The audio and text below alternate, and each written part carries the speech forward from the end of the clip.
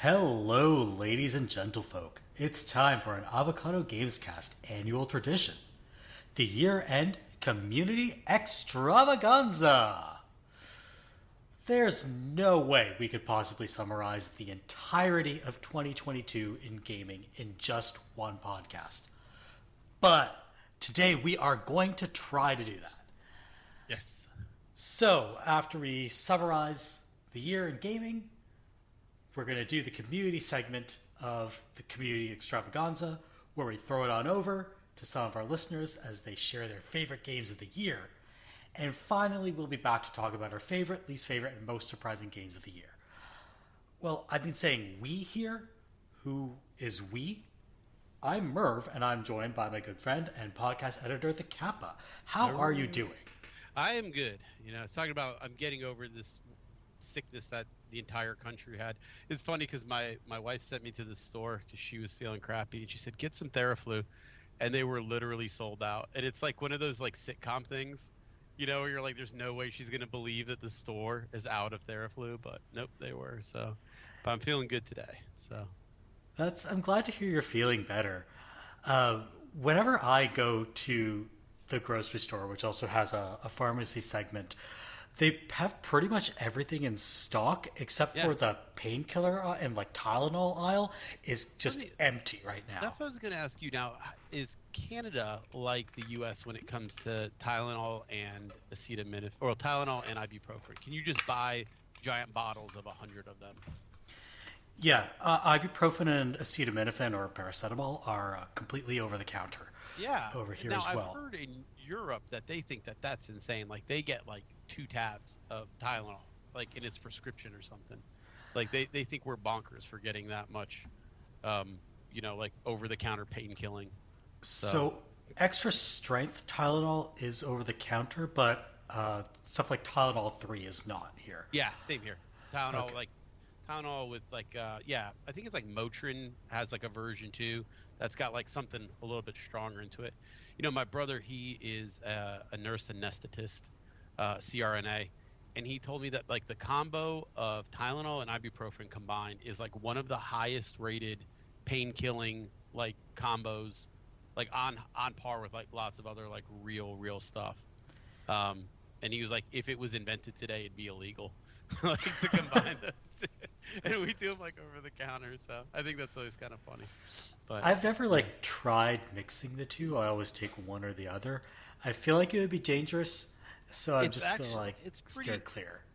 They actually recommend it with kids' fevers. Kids' fevers are a little bit more different than adult fevers. So my oldest, he had a febrile seizure, which is just like, it's super common. It's the scariest shit ever. But your kid just starts having a seizure, and it's because their body hasn't really figured out how to deal with fever yet, and so it just shuts down. So they were like, okay, so you basically get this chart, and it's like every 8 hours you give them, I think it's ibuprofen, and then every 4 hours it's Tylenol, and you just kind of alternate. And so like once every like however that works out math wise, they're getting the double combo, and like that's always the calmest they are. So but that's good that at least it's relatively safe for children. Yeah. The big shortage up here was children's Tylenol. Adult Tylenol we're pretty okay on, but children's Tylenol, which is formulated differently and sometimes has other additives, that stuff was hard to find for the longest time. So thanks for tuning into our medical podcast. Yeah. Like two dorks who don't know anything about, like, our family members work in the medical field. Exactly. Like my sister works as a physician, but like me, God, I don't know anything about medicine. Yeah. I do like math and coding all day long. That's my life. And when I'm not working, I play video games. Yeah, there it is. There's a which is what we're here to talk about today. I do other things other than playing video games. Sometimes I eat food, I cook, I watch TV. I watched the World Cup this morning, but I'm not going to kill my own segue. We're going to talk about video games right now. Specifically, something that we watched last week or the week before. Oh, man, it feels last week, yeah. It feels forever ago now, but it was last week.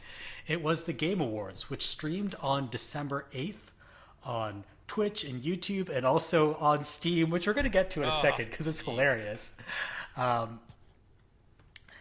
So it's Jeff Keighley's annual festival of awards and new trailer announcements and sometimes anthropomorphic razors. Whatever works. Yeah. Keep the lights on. I agree, actually. Like, yeah. And I don't want to say that Keighley's always gotten it 100% correct. And in particular, I think sometimes the way they just kind of rattle off awards is disrespectful. Yeah. But I will say the reason the Game Awards exist is because nobody else has the money to do this kind of thing on this scale. Like, there's a reason no one talks about the DICE Awards or the GDC Awards or the BAFTAs, and it's not because they're not prestigious, it's because they don't have the money to put on a spectacle. They don't have that financial muscle that, say, the Motion Picture Academy has to put on the Oscars.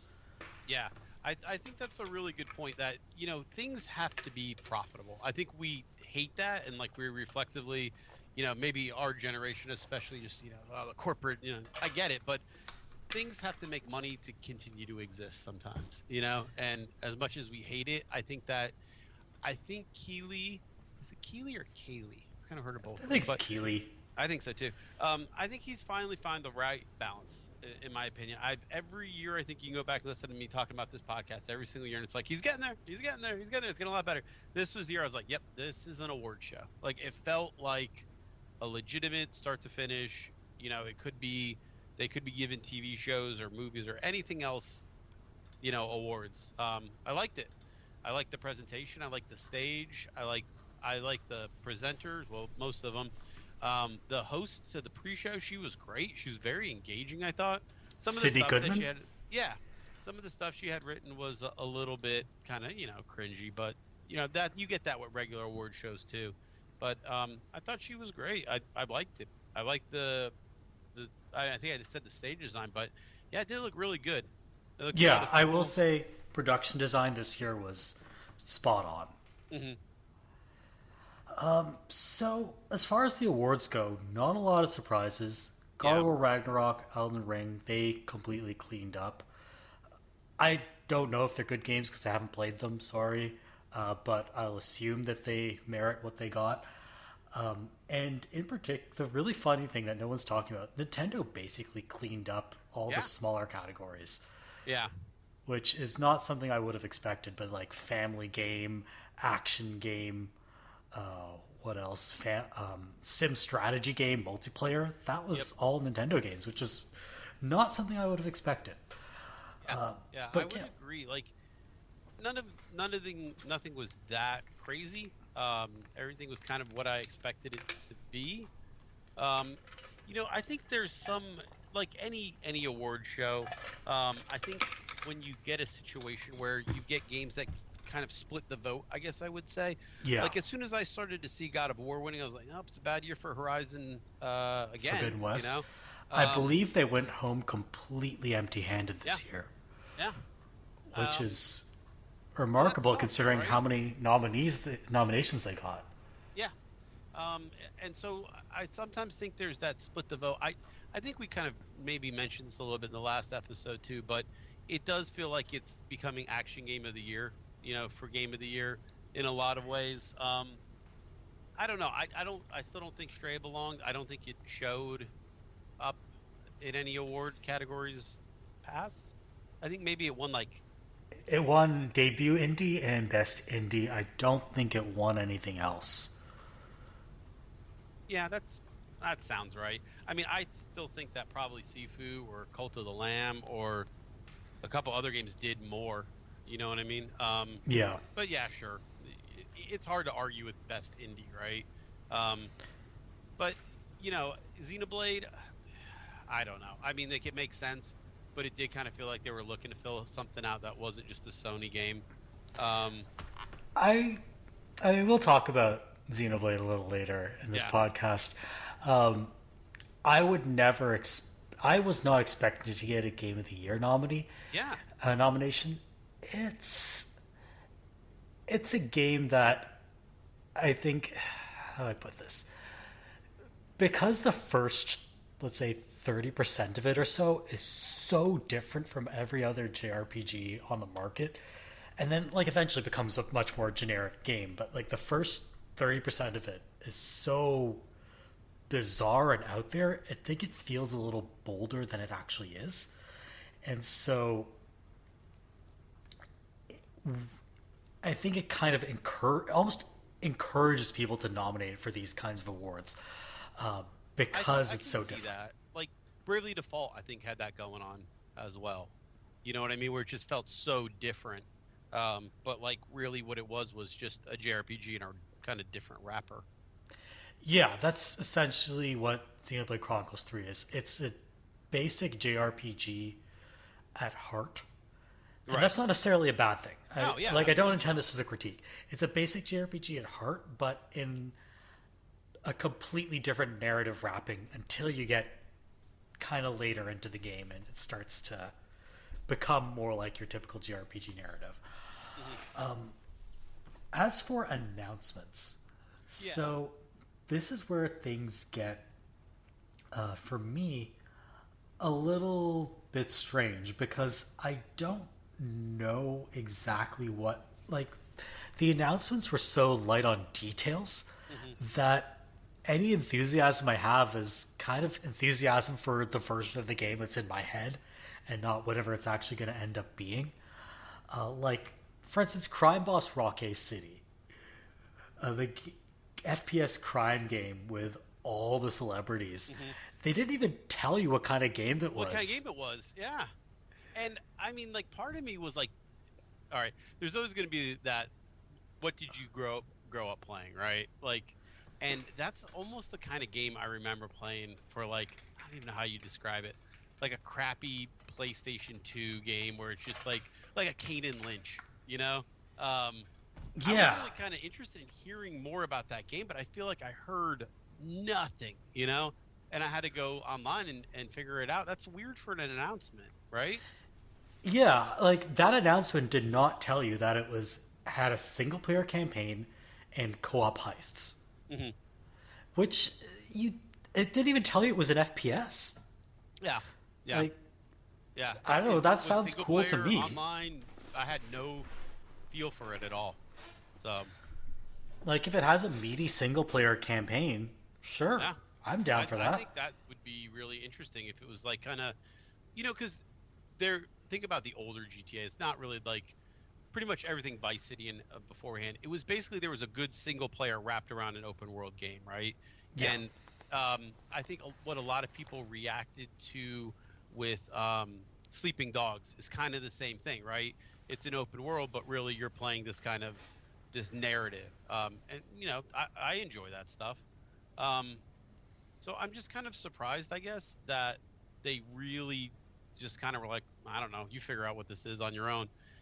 Especially with that level of celebrity involvement. Now, don't get me wrong, these aren't like A listers anymore, but you know, I want to know what Michael Madsen's doing in a video game. I don't think that's weird to want to hear more and then go figure out what Rockay City is, right?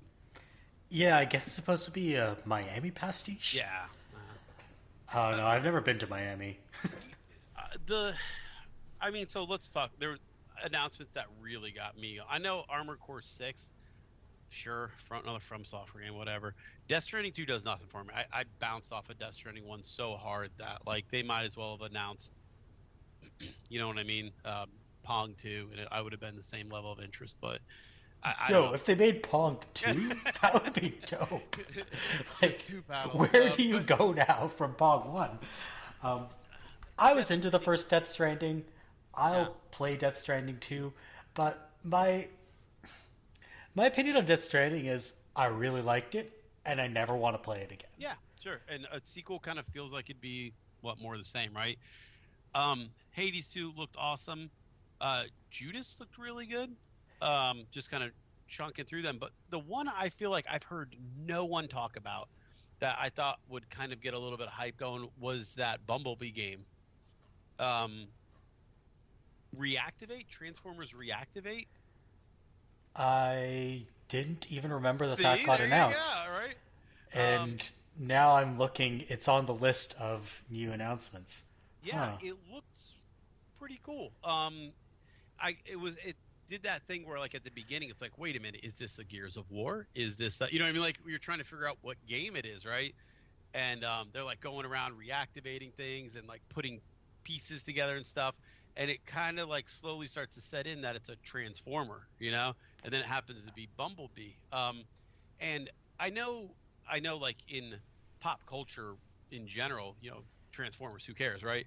But Transformers games have been hits for a while now, right? I feel like it's been a while since we've had a miss on a Transformers game, right? Yeah, all the There's Cybertron games one by were Platinum, the War for Cybertron ones, those were all good. Devastation was well received. Yeah. So I'm kind of surprised that this one slipped completely under the radar.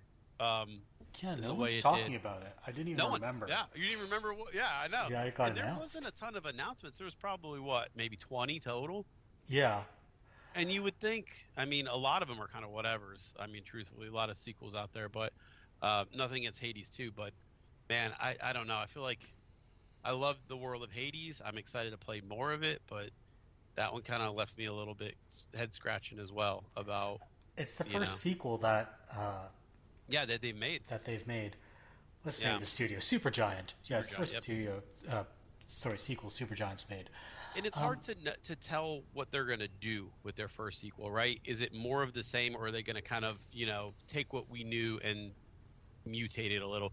Because Transistor was kind of Bastion-y, if you think about it, right? But I'll take your word for it, because I haven't played it yet.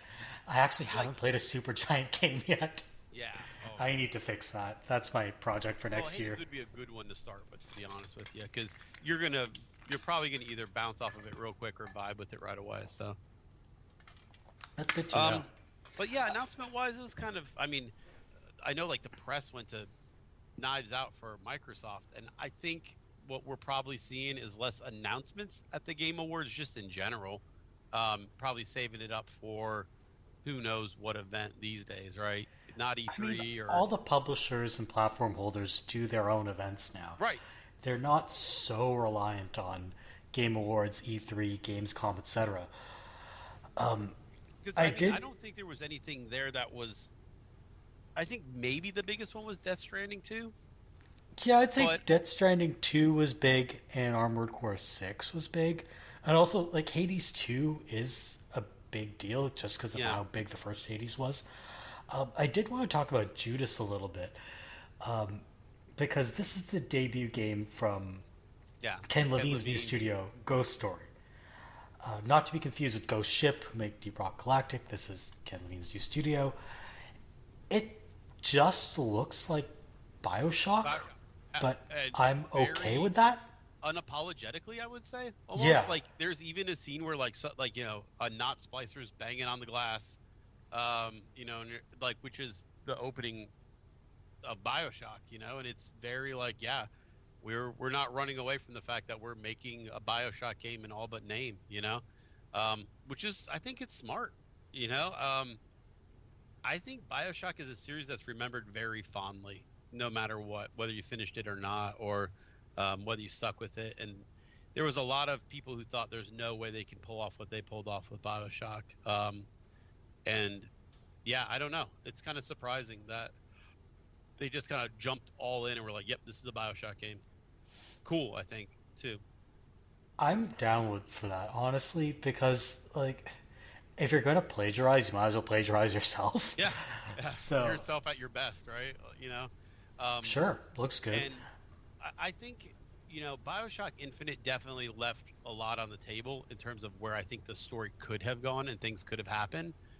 So in a good way, I thought that was really cool that they kind of, you know, there's always a lighthouse, there's always a girl. I can't remember what else it was, you know, but there's a whole list of like, there's always a this, there's always a that.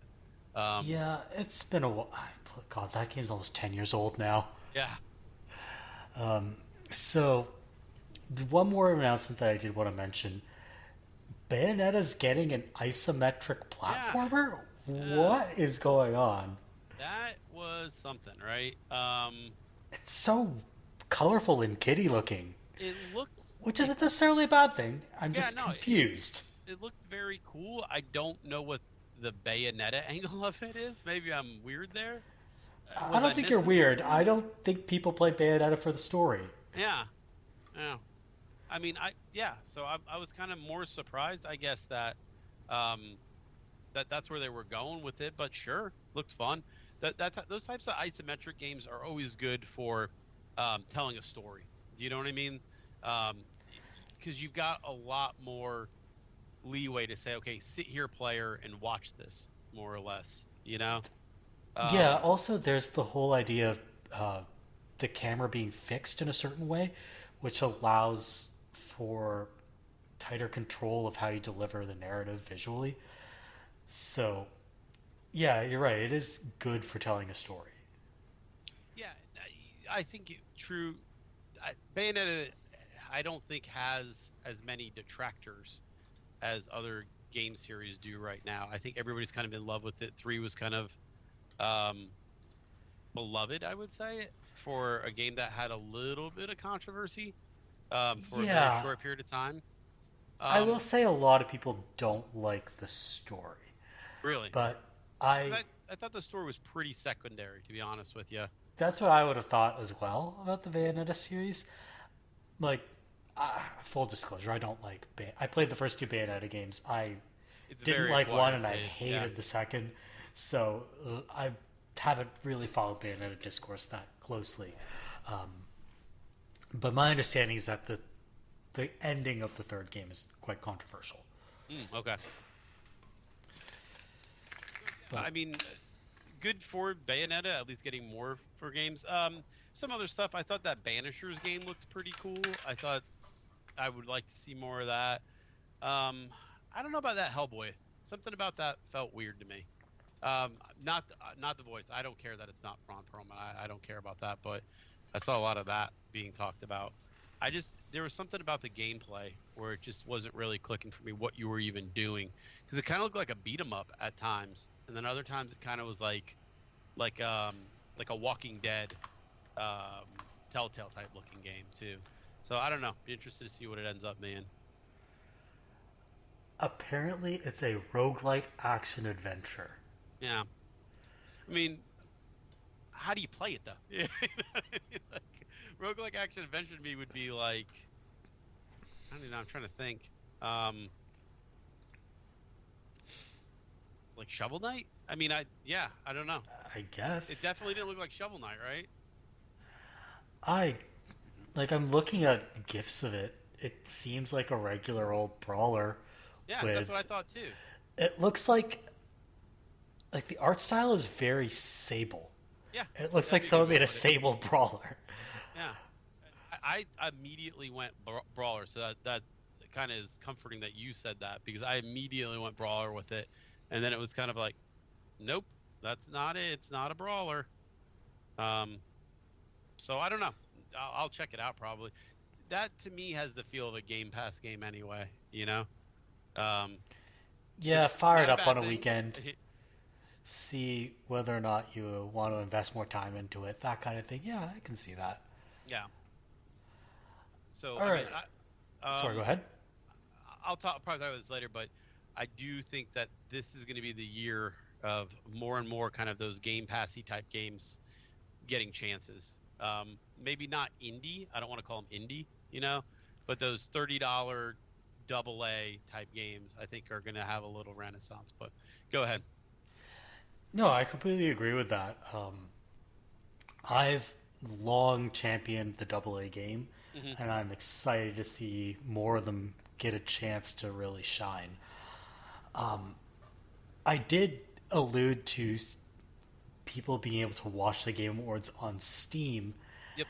and that's because they were running a giveaway during the awards for a free Steam Deck every hour as part of Minute. like a random Every draw minute. Yeah. every minute. Sorry. Um, yeah, It was I part of the problem. don't It was almost know too how well it fast. worked Yeah. It because was like awful. I was seeing it in chat. I had the chat open on the side, and like I think they had some technical difficulties and they weren't actually announcing a new winner every minute, or at No, least the new it was. winner Yeah. wasn't showing up every minute. And also, Steam's video streaming latency is so poor. Not the latency, sorry, the throughput or the bandwidth is so poor that you could only watch it at like 720p, but like really grainy. Yep, and it would weirdly have like little hiccups in it. I kept thinking of Silicon Valley. I don't know if you ever watched that show, but it was kind of like one of those types of moments, I guess, where it was like, hey, we're gonna steal the people from Twitch with this one, and then as soon as it started, you could really see, no, you are not. This was a poor stream, a poor giveaway. I mean, Steam kind of, as much as people love Gavin and stuff, I feel like he kind of overplays his technical abilities sometimes. Not him personally, but his companies, I think Steam sometimes needs to stick at what they do best.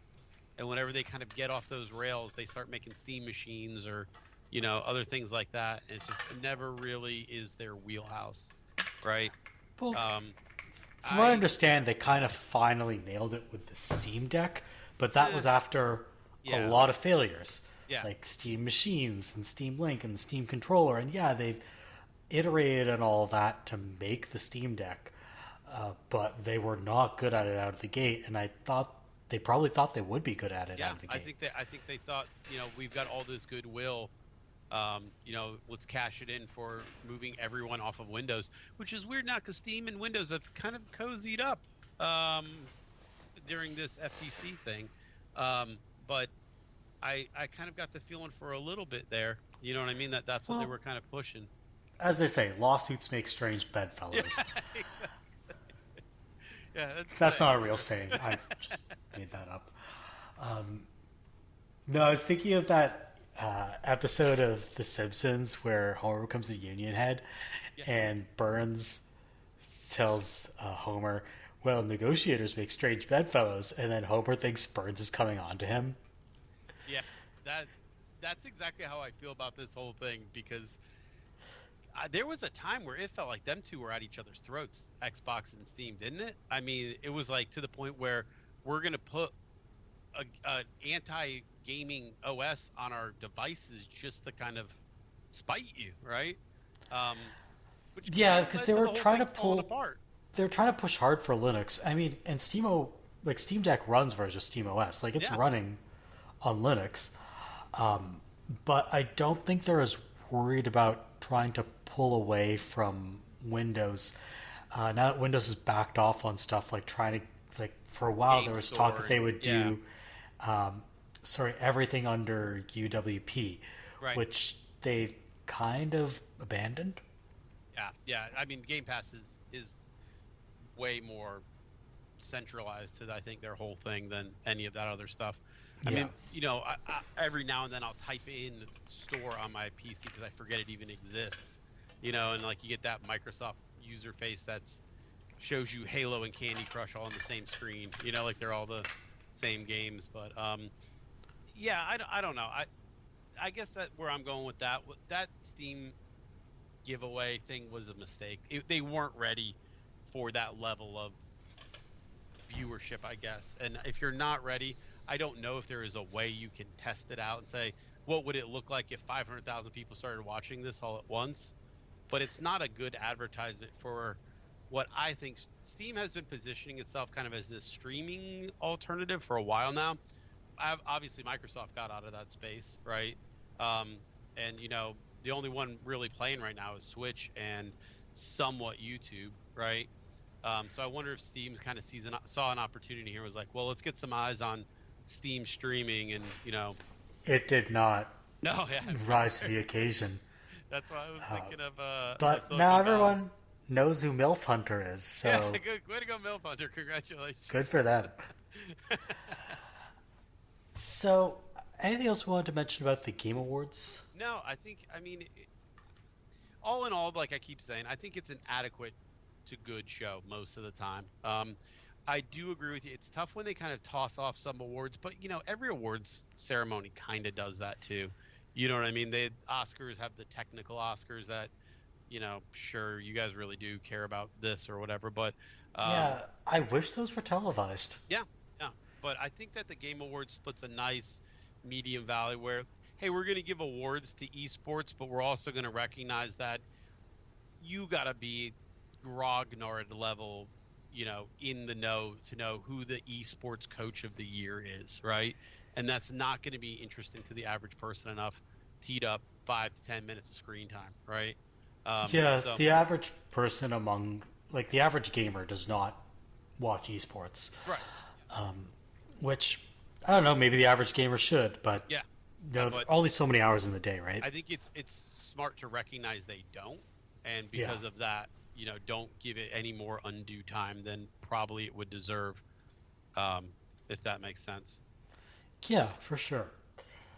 All right, so that was the Game Awards. Now we're going to try to go through some of the biggest gaming trends and stories of the year.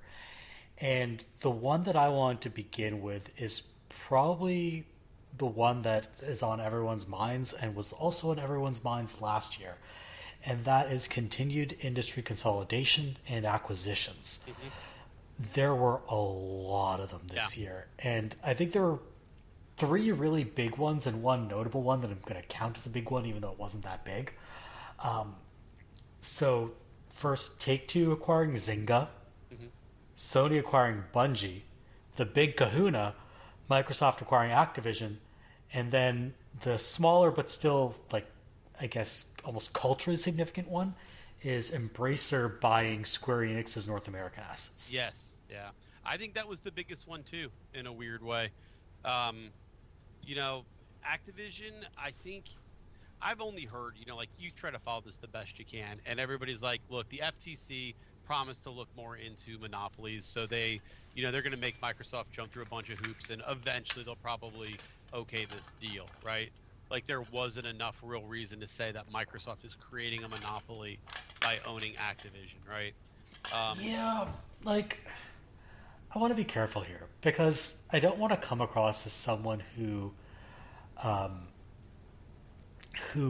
is dismissive of concerns of consolidation, but I also don't think that there's a reasonable monopoly argument here, considering how large Microsoft is relative to its competitors and how dispersed the game industry is in the United States.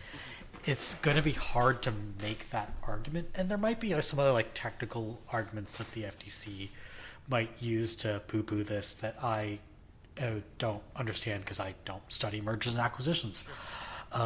But just sheer monopoly power is not really the argument that I would go with here. Same. Bungie as a diehard Destiny player, I don't get it. I don't get why Sony paid what they did for Bungie. If you look at it as a game studio, if you look at it as a group of very smart people who are making a good game and you want to keep that talent and have them teach other studios certain things, sure, I get it. But to this day, I do not get the valuation of Bungie at $3 billion. Makes zero sense to me, honestly. I would guess what they're try to get them to do is use some Bungie staff as contract staff for their other live service experiences. Because when they said, what did they want? 10 live services games by the end of 2024, I think it was. It's something like that. That's a lot of live services. That's too many. There's only so many. You're cannibalizing yourself because you're Sony. You're not, you know what I mean? You're not competing against every other service like a PC would, I mean, even if you were, and even if you are putting these games on PC, if you're expecting to get millions of gamers on each of your 10 live service games, I think you're out to lunch. Yeah, you've already lost, just in terms of your install base. Do you want every single person on your install base playing a live service game? That is almost impossible to pull off. You know what I mean? Yeah, I can understand if they're pushing for 2 or 3 live service games, right. 2 or 3 big titles that are 4 corner games. One, you got Destiny for the space one, and then I don't know, you know what I mean? Some type of fill that gap somewhere in there. Yeah. But, man, would it be hard to put 10 live service games out there? Whew. It depends on what these things are. If they mean they're like small, I don't know, match 3 experiences, sure, maybe you can do it. But like, you can't make a game. You can't make 10 games on the scale of Destiny. No, it's just not doable. Yeah, I mean the level of like persistent commitment to Destiny is insane. And I mean, I know people have mixed feelings and this, that, but I'm just telling you, the fact that they've got teams of people working on the service every single day. There's a patch every week. There's a like that's not what a lot of companies are even like staffed to do really. You know. So I think it's going to be interesting. Sony kind of they've got such a good little niche carved out, but it feels like they don't want it. You know what I mean? They don't want to be the single player house that sells consoles on the strength of what they've got in house, and they're looking for something bigger. And I kind of think they almost do that, like they almost do that to their own detriment, in the sense that they've become so focused on those prestige experiences, and okay, now they're going to branch out to live service games, and they've kind of left everything else on the table. Like, remember when Sony was the destination for indies? Yeah. And now it's on Game Pass. It's on Switch, right? Like, that's where people are playing their indie games. Earlier, but I mean, I'm telling you, the revolution is in AA games. It really is. That is, I mean, I'm not going to call them indies, but those $30 sweet spot games that I never would have given 2 seconds of time before. You know what I mean? That's what I'm playing now. I mean, I'm bouncing from that to the next one. I don't know. And I guess like maybe PSN is just not set up to support that. Like, it surfaces the indies, and then the big AAA games people are going to buy on disc, or they'll download them because they're front and center on the PlayStation Store. But like right now, they've lost all their exclusivity on pretty much everything that's interesting. Not first party. Like, High on Life to me is such a good example, right? Like I'm playing through it. It's good. I like it as just a shooter, and I like the Rick and Morty humor, so I like the game. It's very much tied. Your enjoyment is going to be very much tied into do you like Rick and Morty, right? But it's on Game Pass, so who cares? I download it. If I don't like it, I'll never touch it again. I don't feel like I'm out anything, And I know a lot of times it's like, oh, it's free. It's not free. I'm paying for the service. Don't get me wrong, but there's not been 1 month that I went back and looked at what I was playing for this podcast. There's not been 1 month where I didn't try at least one Game Pass game, and that is value-wise, it is obscene. You know what I mean? Like, to think about what I would be out of pocket if I purchased every one of those games. Oof, oh yeah. But I think it does make you a lot less risk averse to trying new things. Like, I tend to stay in my comfort zone because I don't want to be out $80 Canadian. Oh, Canadian, on, yeah. A game that or like in some cases now they're trying to push $93.50. Like, if Square Enix thinks I'm going to pay $93.50 for Forspoken, they're out of their minds. But I'm not going to do that. Got the opportunity to really grow back in that space because inflation sucks. Markets all over the world right now are tough, and I might buy one or two $90 games a year. Everything else I'm buying is a $30 or $40 game. That's a market. It's a legitimate market these days, I really think that they've kind of screwed themselves over in the sense that, like, their prestige games are great and they're going to garner lots of nominations at Game Awards ceremonies, and they're going to push consoles, but you need to keep people in that ecosystem. You need to keep getting that 30% cut. Yeah. And those games are expensive. I mean, there's no way around it. I'm not going to buy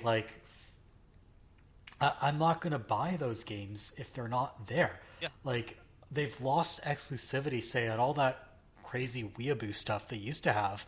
Now I can play that on PC. Mm-hmm. And you can play most PlayStation games on PC if you're just willing to wait. I played God of War on PC. I'll play Ragnarok on PC too. Do you know what I mean? Yeah, I mean, those are still getting the cut. I get that from a financial perspective, but like what they really need is that third-party exclusivity if they want to keep people in that ecosystem.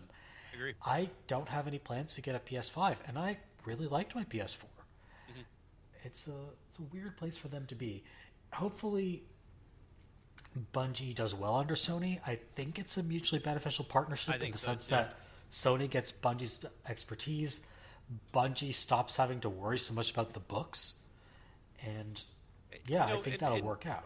Bungie's bought their ways out of problematic contracts multiple times. So you know what I mean? So like to me, this is not anything that they're unfamiliar with. If they start to feel the trap tighten, they know how to get out of it because they've done it 3 times I can think of now, basically. Well, I don't know exactly what happened with Apple back in the day, but I know they got out of it with Microsoft and Activision, which are both very big companies, So it wouldn't surprise me if they, kind of eventually looked at if it got to that, maybe doing the same thing with Sony. But yeah, acquisitions I think are the way of the future. I mean, in a lot of ways, because how many studios can you legitimately open these days? You're kind of, a lot of that talent is spread thin.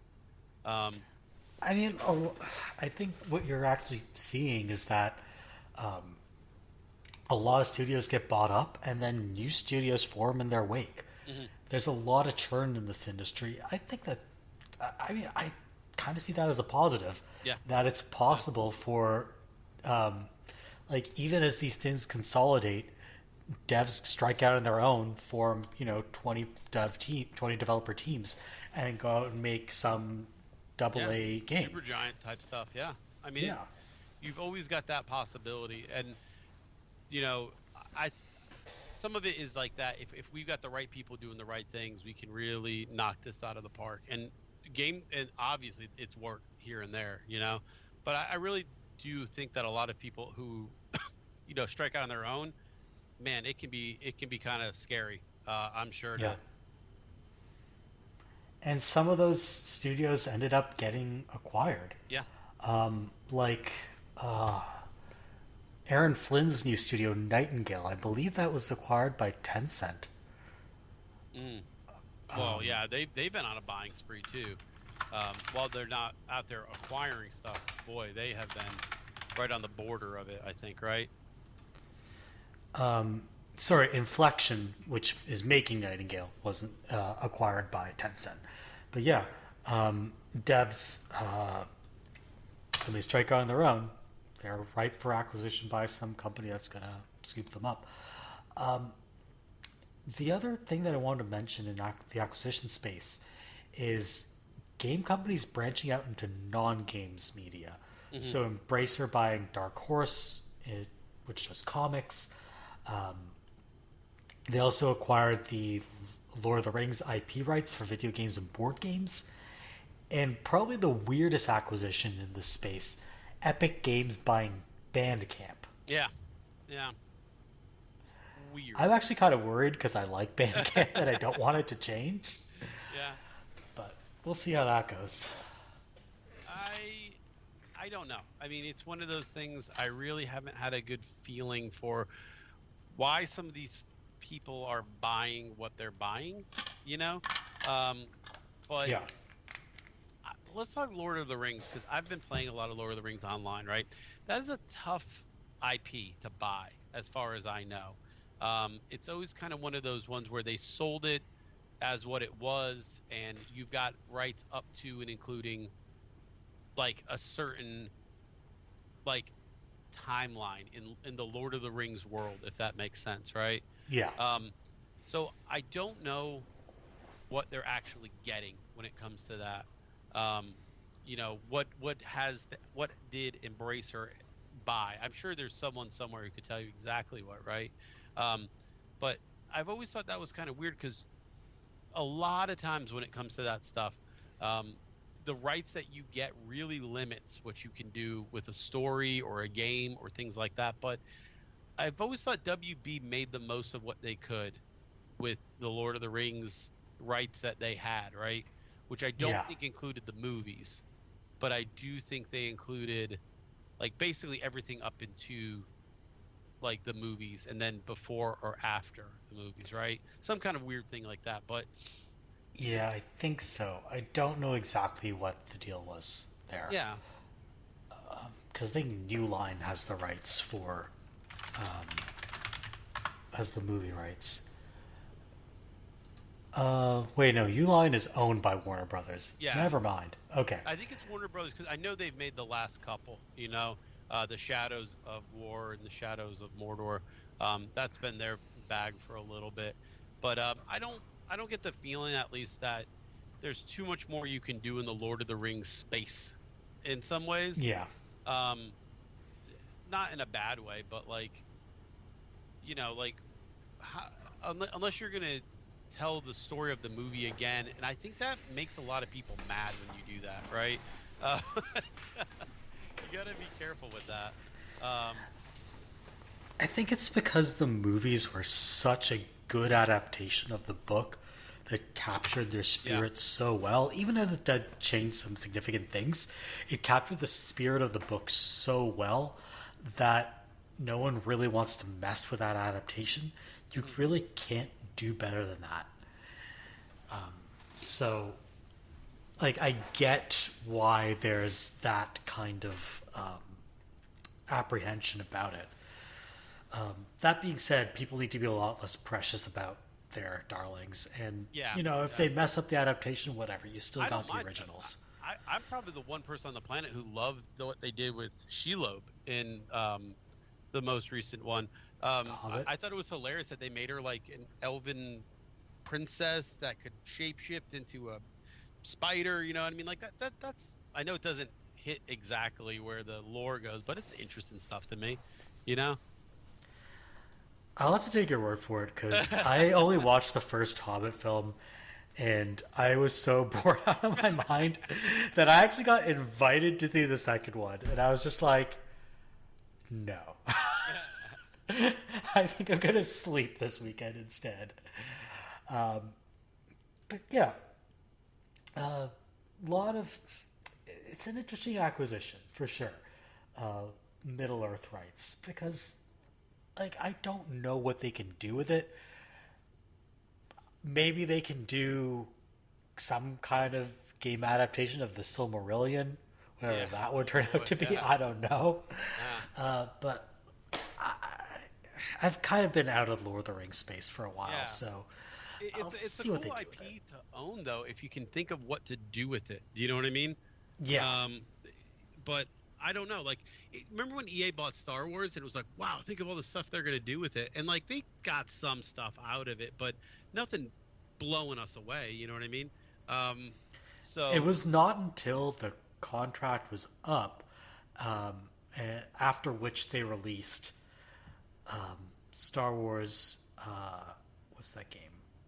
Jedi Fallen Order and Squadrons, that it seemed like they were really making good on the deal. And that was after the deal was effectively axed. Right. So, I don't know, maybe they needed that like a real boot up their ass to kind of get things going. All right. There are some other gaming stories that happened in the industry this year that we should talk about. And the other big trend that we'd be remiss if we didn't mention was unionization, which is really starting to pick up the pace this year. Back in May, QA testers at Raven Software, which is owned by Activision, unionized, followed by that, QA testers at Keyword Studios, which is a contract studio that mostly does work for BioWare and EA, up in Edmonton, unionized. Then this December, Blizzard Albany QA testers unionized. I believe Blizzard Albany is formerly known as Toys for Bob, Vicarious Visions. They do a lot of ports and stuff too, I think. Yeah. And the big one, I think, that not a lot of people some people are talking about it, but I think this is a bigger story than people are making it out to be. Microsoft signed a labor neutrality deal, which essentially commits them to not stop a union from forming if a union forms, which is huge. Yeah. They're essentially saying, you can form a union if we want. We won't stop you. Let's be real. This is mostly to make sure the Activision Blizzard deal goes through. Yeah. I'm sure the people at Activision Blizzard don't care, because that seems like it'd be a pretty good, you know what I mean? I'm sure they'd be happy to be able to unionize if it goes through. So Yeah, good for them. Like, I'll admit I come from, let's say, a fairly pro-union background, so I see this all as good news all around. I think we, sometimes fail to respect the development work that goes into the stuff we enjoy, and I think that the people who make the stuff we enjoy should be fairly compensated. So I see this mostly, almost entirely, as a positive development, and I'm very happy that this is happening. Yeah, I completely agree. I mean, I think that sometimes too, when you can say, well, look, these guys are able to do this, why can't we, or why won't you? It starts to put pressure throughout the whole industry, right? Absolutely, yeah. So I think that overall great idea, because who knows where the traction picks up, but at least it's starting to pick up, it feels like. Yeah, I used to say for the longest time, like if you go back 5 years, I used to think that unionization was a pipe dream in this industry, and I'm so happy that the labor movement is starting to regain steam, and people are just starting to fight for their rights among some pretty crappy conditions. So, good for the workers, good for the devs. Let's hope that this continues. So, there are a few other big gaming stories this year that I think we should talk about. One of them is that E3 was canceled this year. Yeah. And Jeff Keighley's Summer Game Fest kind of stepped in to fill the void, but wasn't really the same thing. E3 is going to be back next year. And I think the ESA has finally realized that whatever they were doing to organize it wasn't working. They've essentially partnered with ReedPop, who is the company that partners with Penny Arcade to put on PAX, and said, yo, ReedPop, you organize this for us. We're taking our hands off the steering wheel. As someone who's been to a lot of PAXs in the founding days of PAX, I just got to tell you how weird this is, right? PAX was stood up to basically be the anti-E3. Do you know what I mean? Yeah. And hearing that is bizarre to me, and it's good in a way, but man, does it feel weird to hear, hey, we're basically handing over this gigantic E3 monster over to the guys who just were like making poop and fart jokes, which cool, I guess, but it is a weird feeling. I don't know. I mean, I have a lot of good memories of PAX, but I've also been around to kind of see it monetized to the hilt and start to kind of fall apart, so I guess mixed feelings would kind of be where I would be on that. It used to be like in the early days of PAX, it was literally like, yeah, go ahead and walk up to the developer and ask him about why he did this and, things like that. And then it started to slowly replace E3, and you started to see a lot of lines. And you started to see a lot of, I have this blog, so I would like, front of the line access so that I can go up there and promote my blog. I remember getting cut in line by a Destructoid guide once, and I was like, man, I probably have talked to as many people as you do. You know what I mean? But just little things like that. I mean, Destructoid's a pretty big site. Yeah, but I get why it is disappointing when you're waiting in line and then someone's like, "Hey, you guys have E3. This is for us, right?" And but then you started to see it kind of take over E3, and it's not surprising that they're going to formally basically hand it over to them. But yeah, mixed feelings, I guess. I mean, it is the company that puts on PAX, but I don't believe that Holkins and Krahulik have any stake in ReedPop. No, they've gotten out of that game a long time ago. I know they had like different fingers in that pie, but no, they. I mean, they still own Penny Arcade. Right. What I mean to say is that they don't. I don't think they've ever owned any part of ReedPop. So ReedPop does a bunch of these conventions. They're like the convention guys. Yeah. So I don't know. Does this mean that E3 becomes more of like a regular convention? I know they're having separate press and business days now, or separate from the fan days, I should say.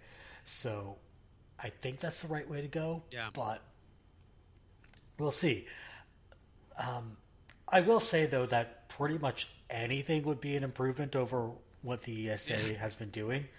Like, if you've alienated their partners so much that they can't even get the major platform holders to show up, they must be doing something wrong. Because, like, I think there is to, okay, well, we can have our own thing and we can announce what we want when we announce. That's cool. But at the same time, it's expensive. You know what I mean? Is. So I'm sure they would love for E3 to be its own thing, and they're basically just, sending the videos or whatever over. But I don't know if what's the pros and cons of being a PR person right now and wanting it to be E3 again, or wanting to have your own. We can control the message. Nobody's going to compete with us. There's not going to be a million articles about who won.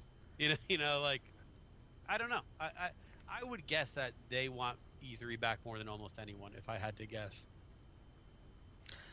Yeah, how do I put this? I think sometimes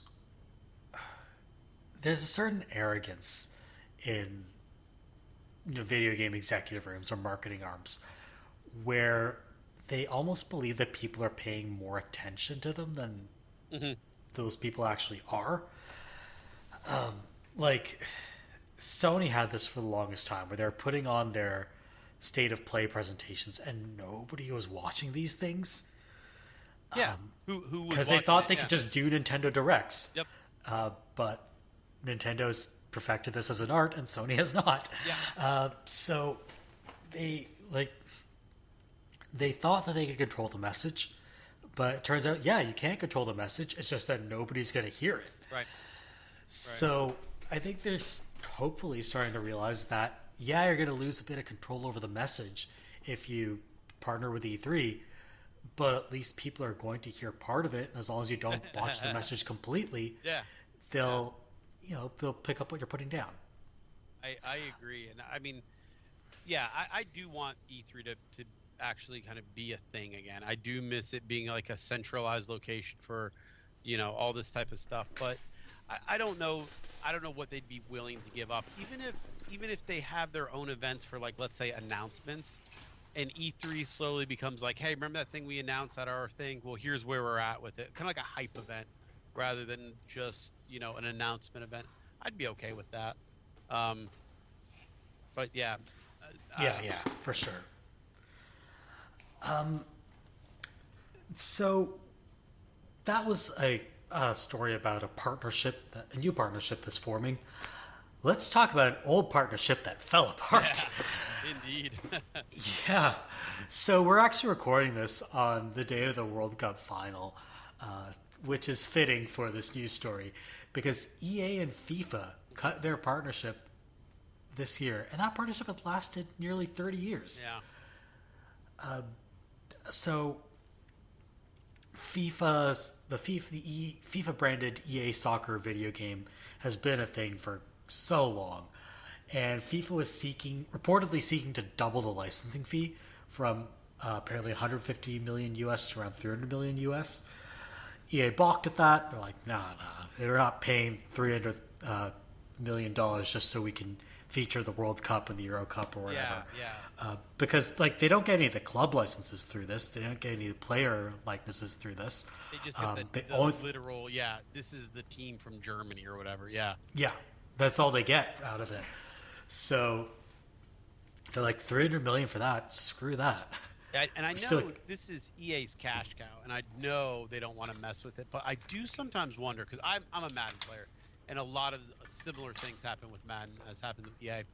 I wonder how much money these games really bring in outside of the weird ultimate teams that they do, right? Like, how many people are just buying the whatchamacallit, like the base game, and that's it, and never kind of messing with it again.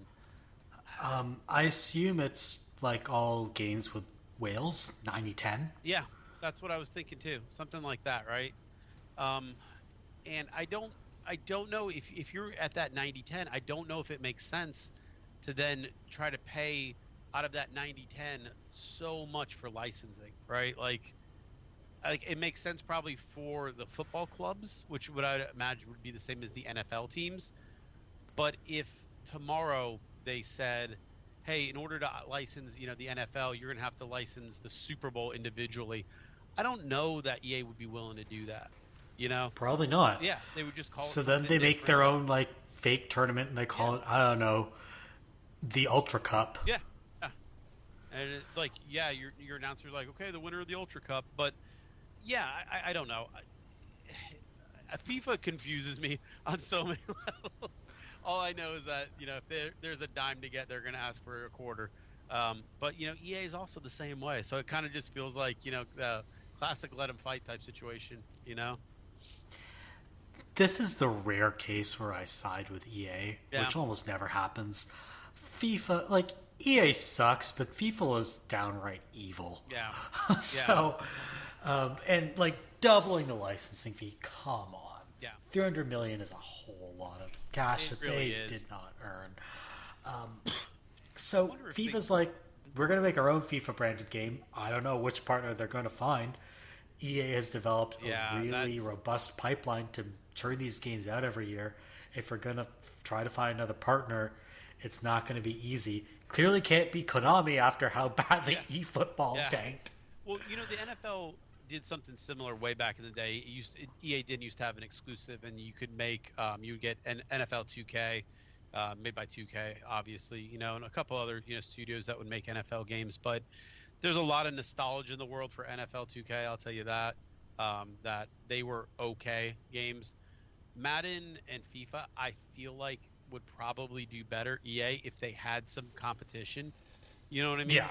I feel like that would be something that could push them, but I don't know who the hell FIFA's going to find that can equal the polish and the quality when on the other end EA is just going to still have the same deals with the football clubs, which I don't know a ton about soccer, but I got to imagine those are more popular than the country teams. They are. I mean, people are there for the players. Yeah. And the thing is, up until a few years ago, Konami was still producing Pro Evolution Soccer, which was a legit competitor to the FIFA series. And, Konami kind of dropped out of video game development for a few years, then tried to come back. We'll see. They're trying to come back now. This is apparently the Konami Renaissance. But if eFootball is the first step in that renaissance, it is not off to a good start. I think it's like legitimately a disaster across the board. Yeah. But yeah, I'm really surprised. I think that so many people think it's easy to make a sports game. It is not. It really isn't. And I think that more often than not, you can pay a lot of money for a license and totally screw the game up. So yeah, we'll see what happens. But I think FIFA might be counting their checks before they're cashed if they think that anybody's going to do the job that EA did.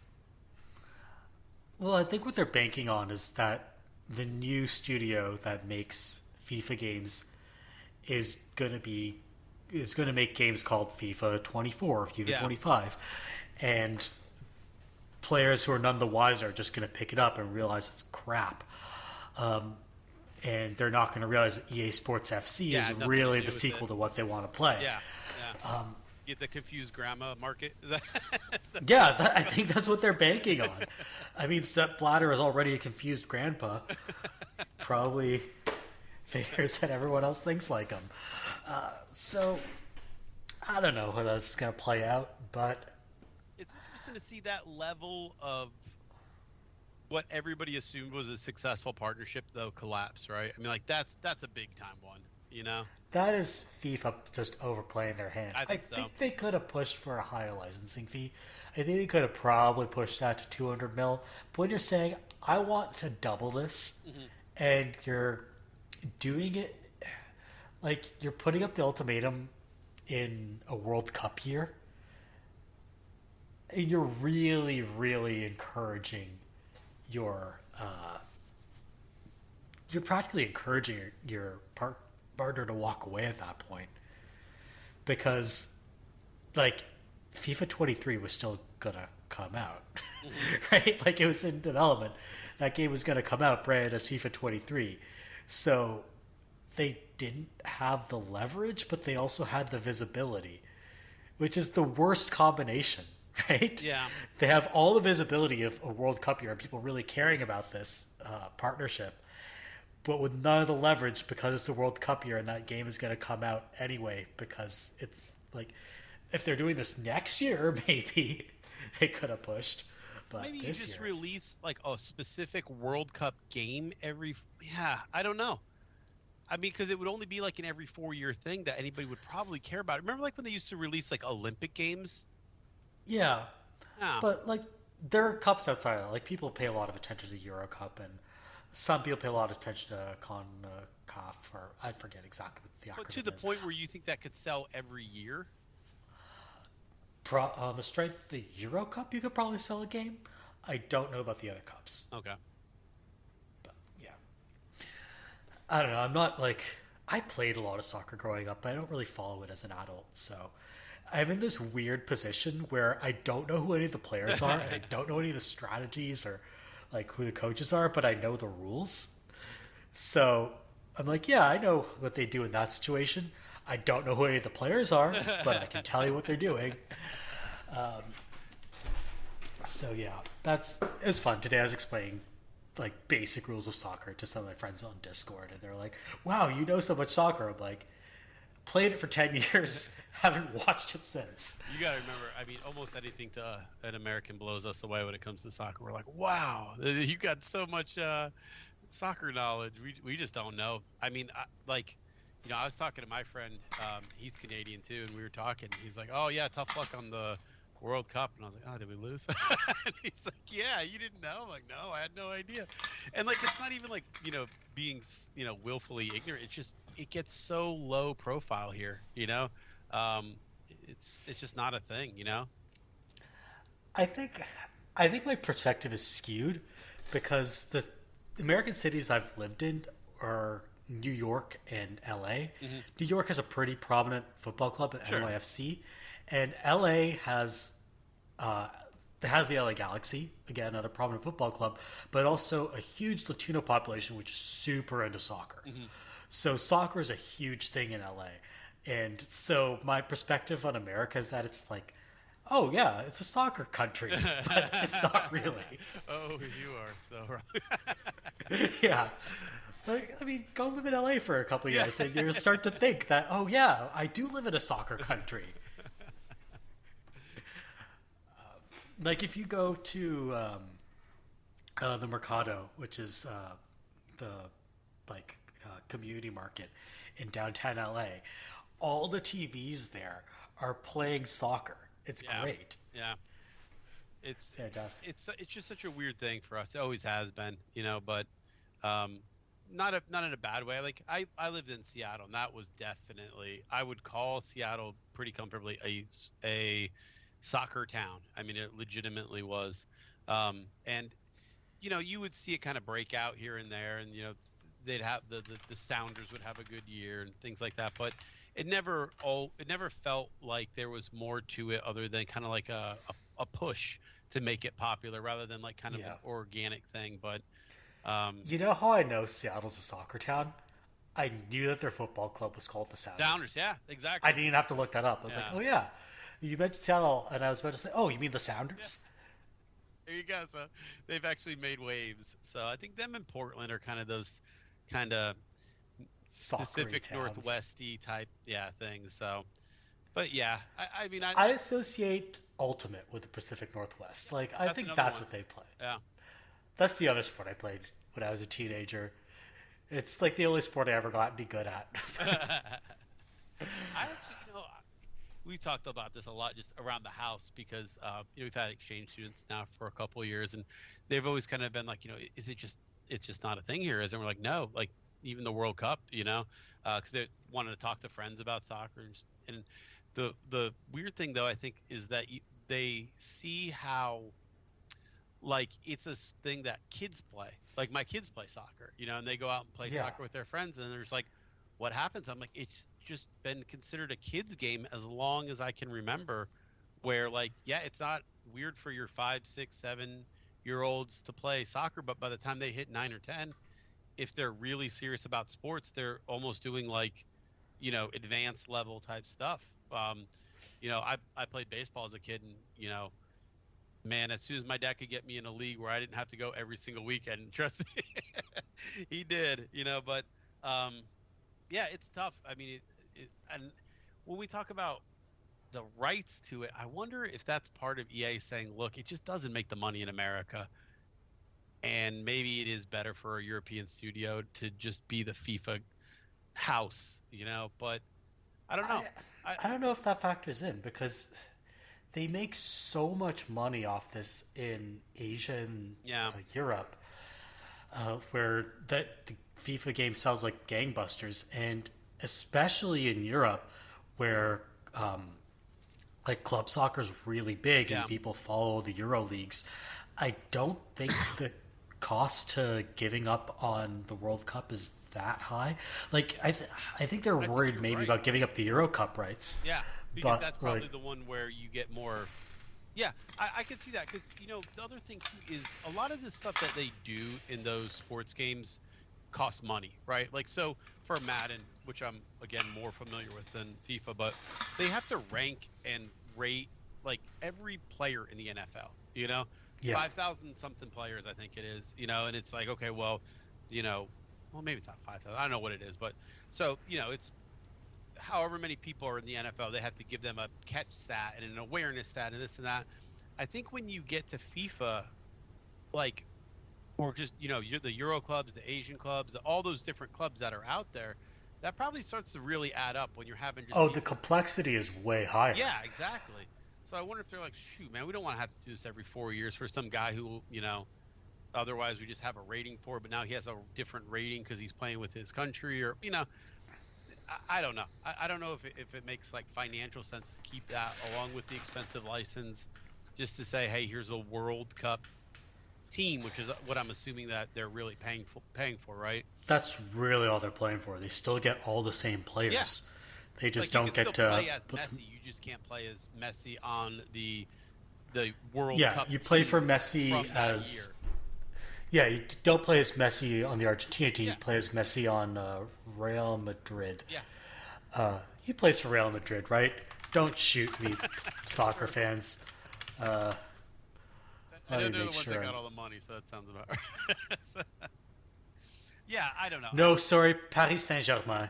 I apologize. Don't kill me, please. You would have got a lot closer than I would have. I was in the right continent. But not even the correct league. Yeah, Paris Saint-Germain. Which I believe is the same club that Kylian Mbappe plays for.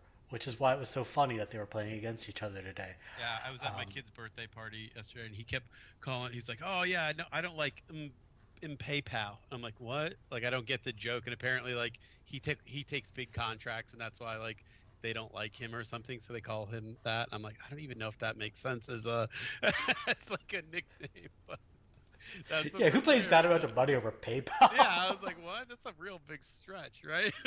Like,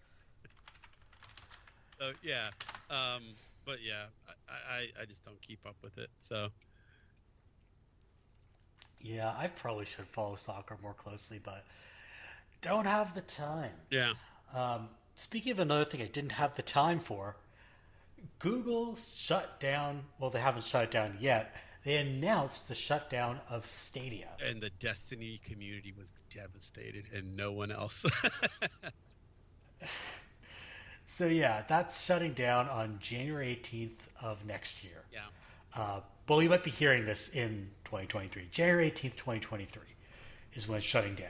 This is a sign more of a rejection of the Google model, in my mind, of the Stadia model, I think. Oh, absolutely. Right? I mean, I don't know. Like, the argument I've always made is, if I'm not going to actually own the games I bought, you have to make the value proposition good. Right.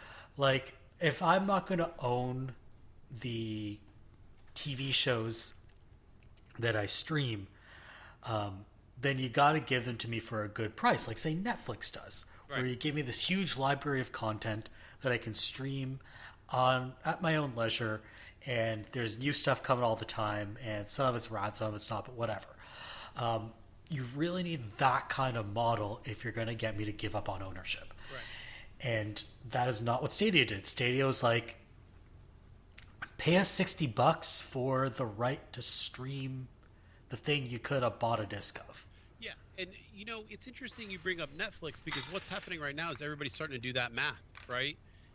Every time you're seeing Netflix go up 10, 15, whatever dollars, people are starting to sit there and go, you know what? Do I need this?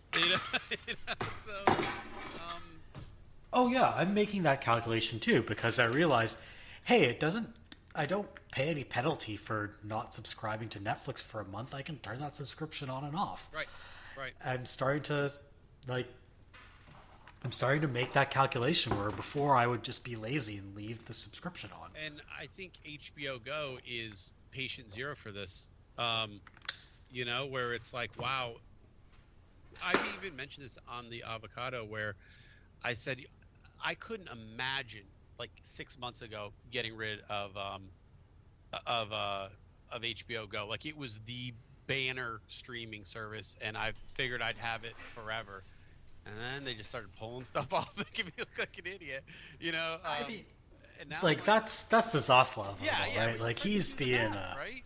And I think that's what happened with Stadia. People started to do it, and you're not owning it. I know NVIDIA's shutting down Game Stream for NVIDIA TV devices, which kind of has a different type of service. But I'm wondering, with them just doing it specifically for the TV services, if they just thought, look, this isn't, making the money we thought it would. But Stadia shutting down, only kind of half kidding. It was hurtful for the Destiny community, because there was something about Stadia where you were able to hold open instances, and people would do that and pass checkpoints along on Stadia. And so that kind of died out. I think Stadia had the potential, but it was kind of like a first to the market type thing, where a lot of other companies, I think, were willing to let them sit back and learn the lessons, that now everybody else can go, okay, well, this is what doesn't work. And then I think you're even seeing something like Amazon's Luna still exists. They're going to keep it going. Yeah.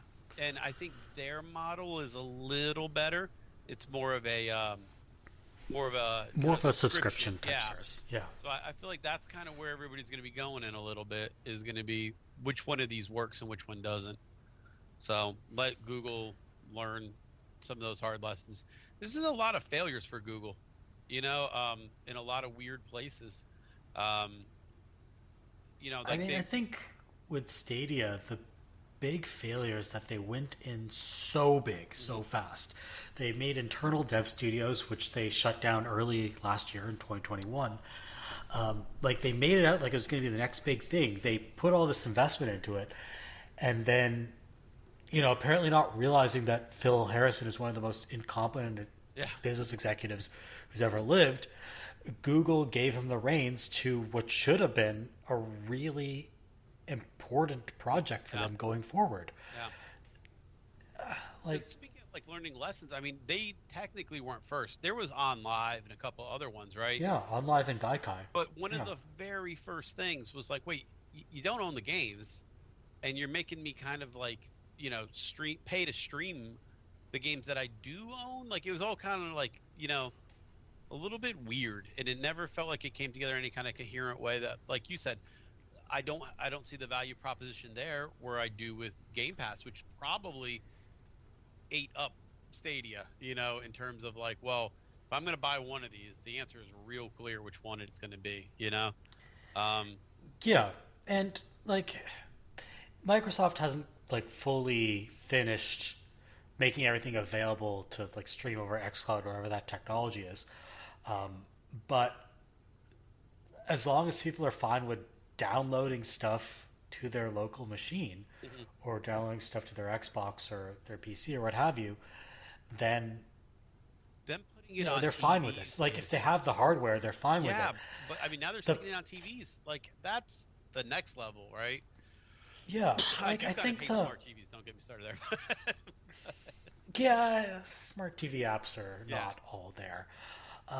No, like the point I was trying to make is the set of people who don't have a game PC or an Xbox or some kind of gaming capable device, but who do have access to really fast internet is a fairly small set of people. Yeah.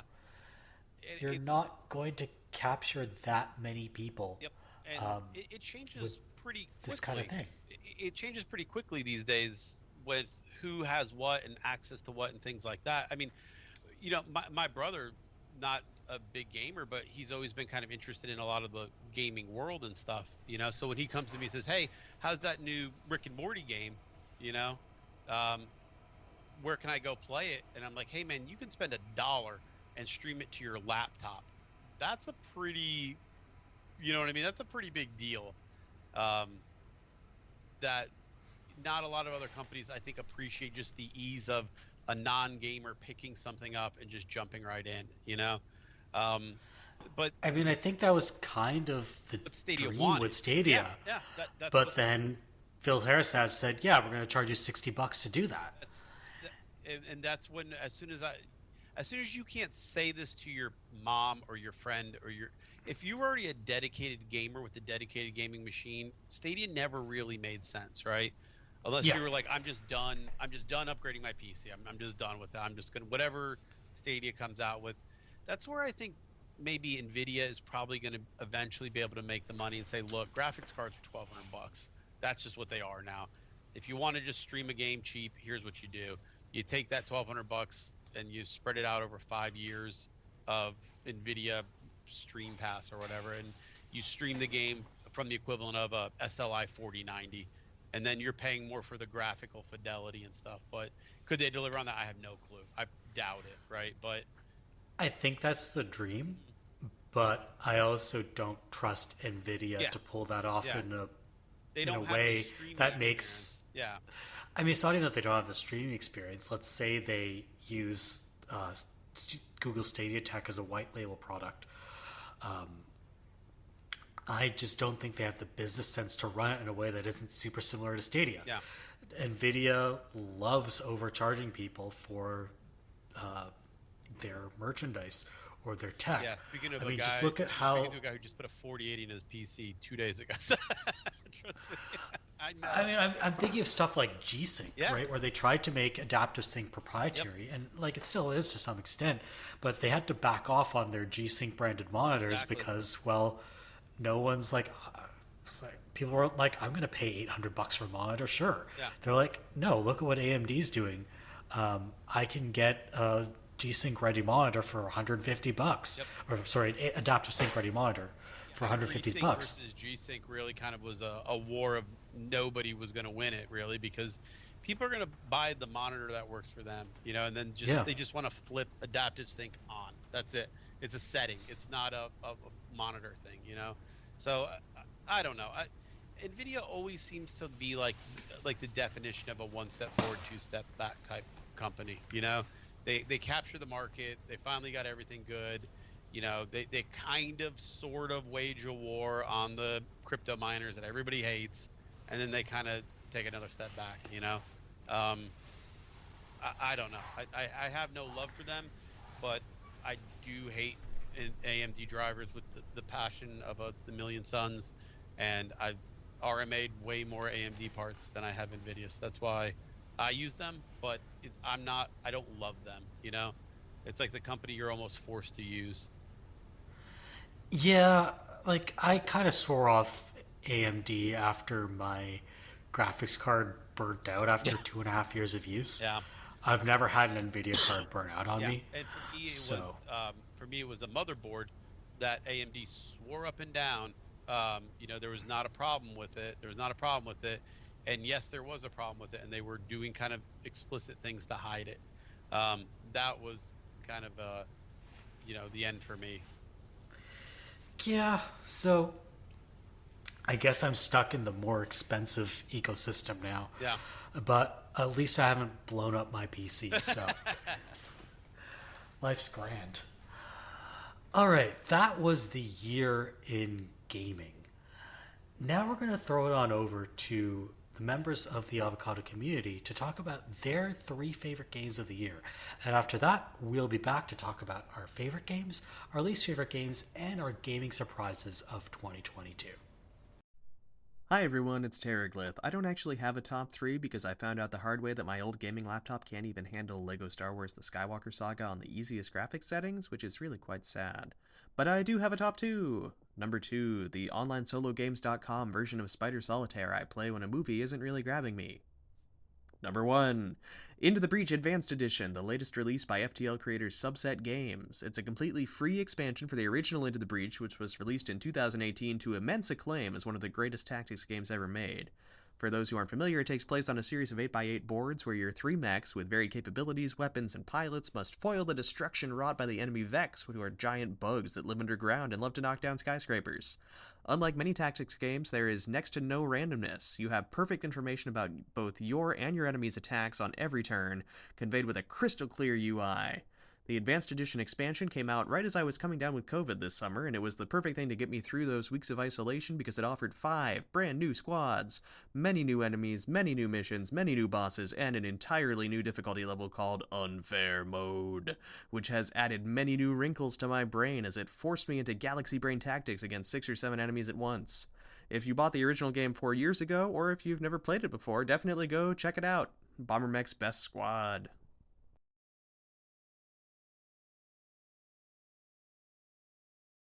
Hi, this is Science, and these are my top 3 games of 2022. Number 3, Elden Ring. Now, you probably heard about this one before. It's a Souls-like game. It's by the Dark Souls developers FromSoft, and fantastic game. Really amazing when it comes to art direction, when it comes to combat. Of course, it's an animation priority combat as all of their games. It's all about memorization, but there's quite a bit of skill required too, and it is known for its difficulty, and well, this isn't really an exception to the rule of Dark Souls games, but there's a lot more opportunity to level up beyond those hurdles because there's an open world this time, and you can explore to your heart's content and power up before you go and tackle that boss again. So it has a little bit of that very precise and diligent design when it comes to area design. When you go into an area that's kind of like a dungeon, it's very meticulously made, and there's a lot of that old Dark Souls vibe in these ruined castles and other big areas that you explore. But there's also this amazing open world that has all kinds of enemy encounters and a lot of little nooks and crannies to explore and catacombs to see, and everything is so varied and interesting, and a lot of the things that you see on the map and you explore give you all kinds of incredible little power-ups that make the game way easier. So the exploration is warranted and it's advised, and it's just a fantastic game to play, I think, and it's incredibly long, but it's worth it all the way through. Number 2 is NORCO. Now this is more of a visual novel game. It's a bit of an adventure game, I suppose, but there's a lot more talking than actually solving any kind of puzzles. And gosh darn, it's an amazing game. It's beautiful to look at. The pixel art is stunning, but the writing is just the star of the show here. The world itself is like a noir world, near future, but also combined with like a gothic kind of tone to everything, and it's really feels like a personal story or a personal perspective on NORCO, the town NORCO, the city NORCO, and the area surrounding it of the our author. So it does seem very personal. Each character is very memorable. The story is off the wall, very strange, and goes into stranger places. It starts pretty weird, and it just gets weirder from there. And a lot of what it does with visual novel concepts, it kind of remixes them, and there's a lot of playing with the medium, I think, when it comes to presentation, and I would definitely advise everyone to check this one out because it's so different in tone than a lot of other video games out there, and it seems very authentic in what it wants to do, how it presents itself to the player, and it's I would definitely advise playing it because it's just so interesting and fun and funny sometimes, but yeah, I don't want to spoil anything, so I didn't tell you anything about the actual story, but the setting and the characters are pretty amazing. Now, number one game of the year for me is Signalis. Now, this is a very subjective take because the game objectively isn't the best game on the list. It has some shortcomings, and it has a very specific kind of vibe to it that won't agree with everyone. It's a survival horror game in kind of the style of survival horror games from PS1. So a lot of those trappings are still there, limited inventory management, and just specific save point places. You cannot just save wherever you want. A lot of backtracking, but everything that it does, it refines. So the puzzles that are in the game are not in any way frustrating. They are fun to solve. They're organically made and they make sense, and you want to solve them. And the combat is not tank controls, so it's basically dual stick combat, which is quite enjoyable. And I think everything works in this game very well. It takes this classic game design and really refines it. I also very much appreciate the tone of the game, and it is a creepy survival horror game in space. You're an android, and you are exploring this derelict mining station on a planet, looking for someone that you care about. But I think overall, it's just the presentation of the story, which is very simple, and how it integrates parts of like Silent Hill and not actual Silent Hill the games, but the vibe of Silent Hill, and also a little bit of Lovecraft if you're into it, and there's quite a bit of campiness to it, but in a fun and interesting way. And it's a vague story, but it also feels quite grounded in a way that you can follow through when it comes to main characters. So those are my top 3 games of the year. That's it. Thanks.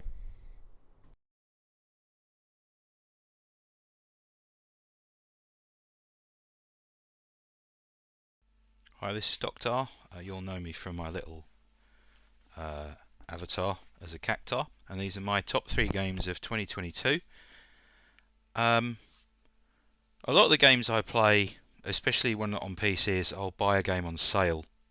So I tend to play older games later on. Like, for instance, this year I finally completed Red Dead Redemption 2, which came out on PC a fair while after it came out on the consoles, but so I only got around to playing that this year. So I actually struggled to pick 3 games from 2022 that I liked, but I have got 3. One of them significantly more than the others, but here are my top 3 in reverse order. So at number 3 is The Excavation of Hobbs Barrow, which is a point-and-click adventure, I would call it. I don't know if that's the modern term. And it's published by Wadjet Games. Wadjet. And they specialise in making these RPG adventure games with very retro graphics. They're very pixelated. They look like they could have come out in the DOS era. The Excavation of Hosbarrow, was a one and done for me. I completed it in, I would say, an evening, and then I uninstalled it. I had no real reason to go back and play it again. But it had a great look. It was a very sort of gothic vibe. It was set in northern England in the, I want to say, sort of 1920s, perhaps. It's that sort of turn of the century kind of feel. And it's a mystery. Like you play a character who has gone to investigate a barrow, Hobbs Barrow, for an archaeological reasons, and events transpire. Yeah, I really enjoyed that. Which leads to my second game of 2022, which was another point-and-click adventure, funnily enough, and I actually finished it the same week, was Return to Monkey Island, which was a sort of much hyped official sequel to the Monkey Island game made by some of the original team. And it was great fun. It had these very sort of stylized graphics. They kind of looked like puppets, I thought, like sort of marionette figurines, and that was funny. It made me laugh. It had quite a sweet ending. The puzzles, it actually had a hard mode and an easy mode. I recommend the hard mode if you've ever played one of these type of games before. Nothing was really too challenging, and the game actually has a very handy in-game guide which has levels of clues.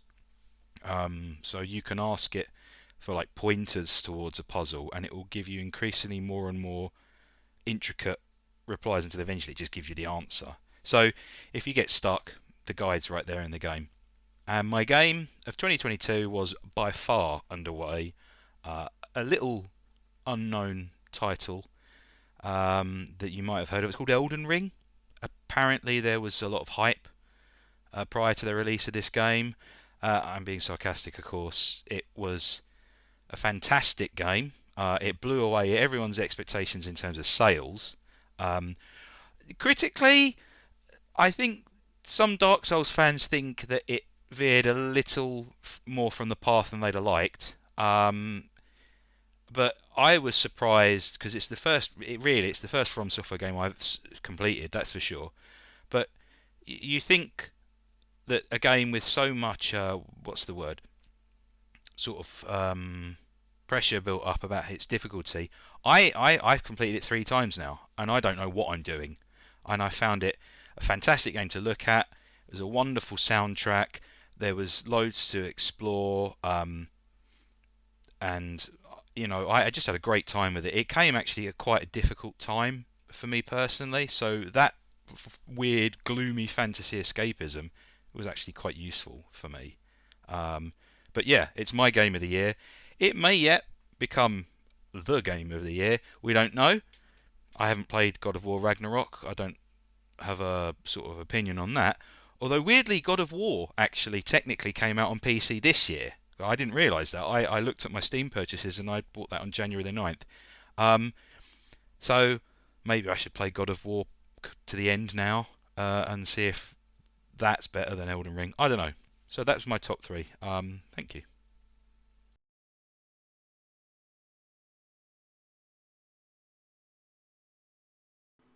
Hello, fellow avocados and video game enthusiasts. Third String Hero here with another end-of-the-year voiced appearance.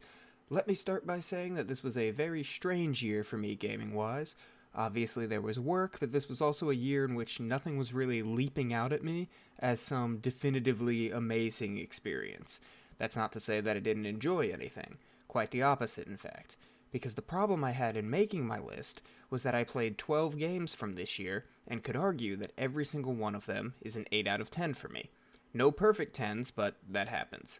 I also happened to skip a lot of games this year that I really thought I was going to play, and then they came out and I just wasn't feeling it. So without further ado, I'll jump right in with number 3 and we'll count our way up. So number 3, Neon White. Neon White is taking my number 3 spot, but honestly my 2 to 5 spots were all pretty interchangeable. Neon White gets the nod here for making me play a style of game I would not have tried or enjoyed otherwise. It probably stays at third, ironically, for the same reason, because it's just not a genre that I'm going to match up with naturally, and there's an upper limit for how high that's going to go for me. It has really smooth and well-designed gameplay, coupled with the fun story and characters that didn't take themselves too seriously. I didn't get into the whole must beat all my friends' times things that other people did, but I did at least try to get the ace medal on every single mission and got 100% of the collectibles and bonus content. Great game. If you're on the fence, try it.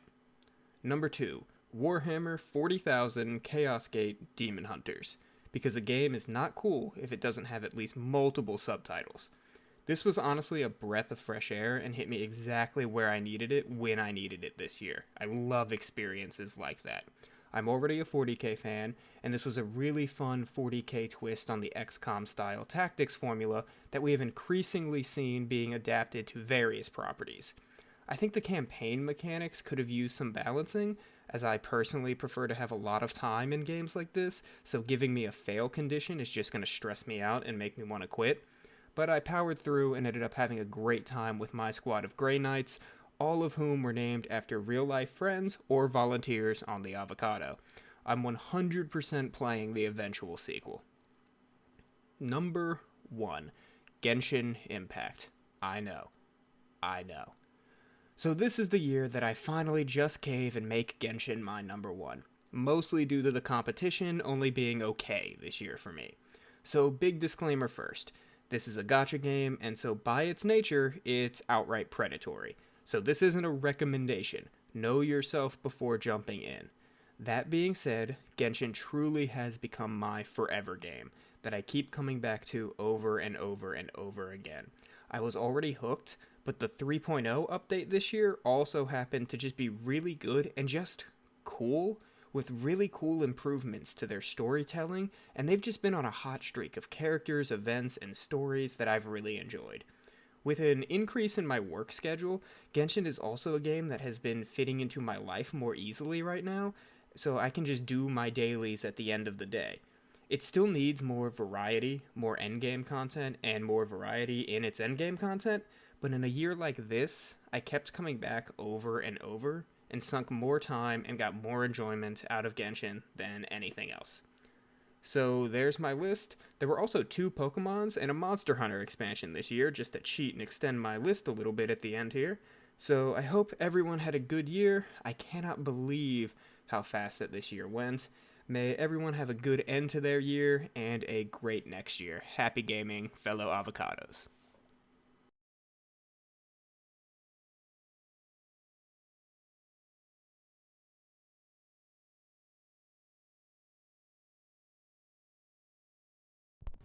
We are back. Thank you so much to our community members who contributed their top 3 lists to our community extravaganza. Always appreciated. We love to hear all these different opinions we have about video games in the community. Now, Cap and I are back to talk about our top 5 games of 2022. We're just going to jump right in. Kappa, what was your number 5 game of 2022? All right. This one I think was a little bit interesting to me, and that I didn't, considering this a game of 2022, I think was a little bit hard because it did have a bit of an early access thing going on to it. But it is Grounded. I think that counts. Yeah, it came out for real this year. It got its full release this year, so you know, I kind of tend to bounce off of these types of I don't know what you call them, survival-y type games. You know? Yeah, like that whole sandboxy survival, sometimes Rust likes, if you will. Sometimes they don't, right? And this was one I think that very early on, I was like, yep, this is fun. It's gonna be fun, and that's really what kind of had me stick with it. Is just that I feel like the game found a good sense of fun and balanced it with kind of what worked and what doesn't in those types of survival games. A very 90s vibe, of course, you know, that helps a lot. Your kids exploring a yard. It's not, you know, stakes of the world aren't on your shoulders. Spiders are scary as shit, but they give you a slider to play with. So, that helped. I feel like there's almost been, I remember growing up in the 90s, there's that genre of like primetime Saturday teen show. Yeah. That's the kind of vibe I'm getting like, from this. Kids are tougher than you think. Like, we can do this Yeah. if we work together and stuff. And I'm sure there's still lots of that out there, but like for me, that's really where I was kind of like, oh man, this reminds me of watching a lot of this stuff, as a kid, and just where is this story going to go? And it does a good job of just like what the dangers being common stuff you'd find in your backyard. The crafting always felt cool to me. Like the crafting tiers kind of going from leaf stuff to bug parts to, sci-fi-ish type stuff. It always felt like it was a little more patterned than like some of these survival games where it's like, oh, I found a new tree to chop down that's stronger than the old tree I could chop down. And I think that like the game really kind of almost showing the science as like magic, really does a good job of kind of the whimsical nature of it. Like very Honey, I Shrunk the Kids. Yeah. And sometimes some of these games are hard to stick with because you get to that level where you feel like you can survive anything, and then the game's just kind of on autopilot, right? But this has enough of a story sitting behind it that even though I did feel like that at times, I still wanted to get to the next area or do the next thing, that I feel like a lot of those survival games miss, where it's like, okay, I built a fort, now what, So I really like the story.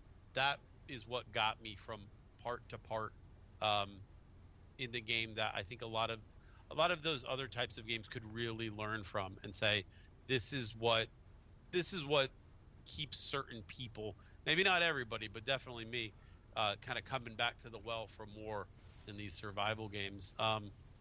And it was good to look at. It was a fun game, funny writing, kind of everything else you'd expect. So I enjoyed it. And I wouldn't say it was a surprise because I played the early access enough to know that I was like, okay, this is kind of fun. But I had to do this thing. I'll do this a lot with early access, while I'll just basically, okay, that's enough. I'm going to step away, from this, because I kind of know where it's going and I know what it's doing and I do like it, but I don't need to experience this anymore, because it's just going to ruin the game for me when it finally does come out, right? Yeah.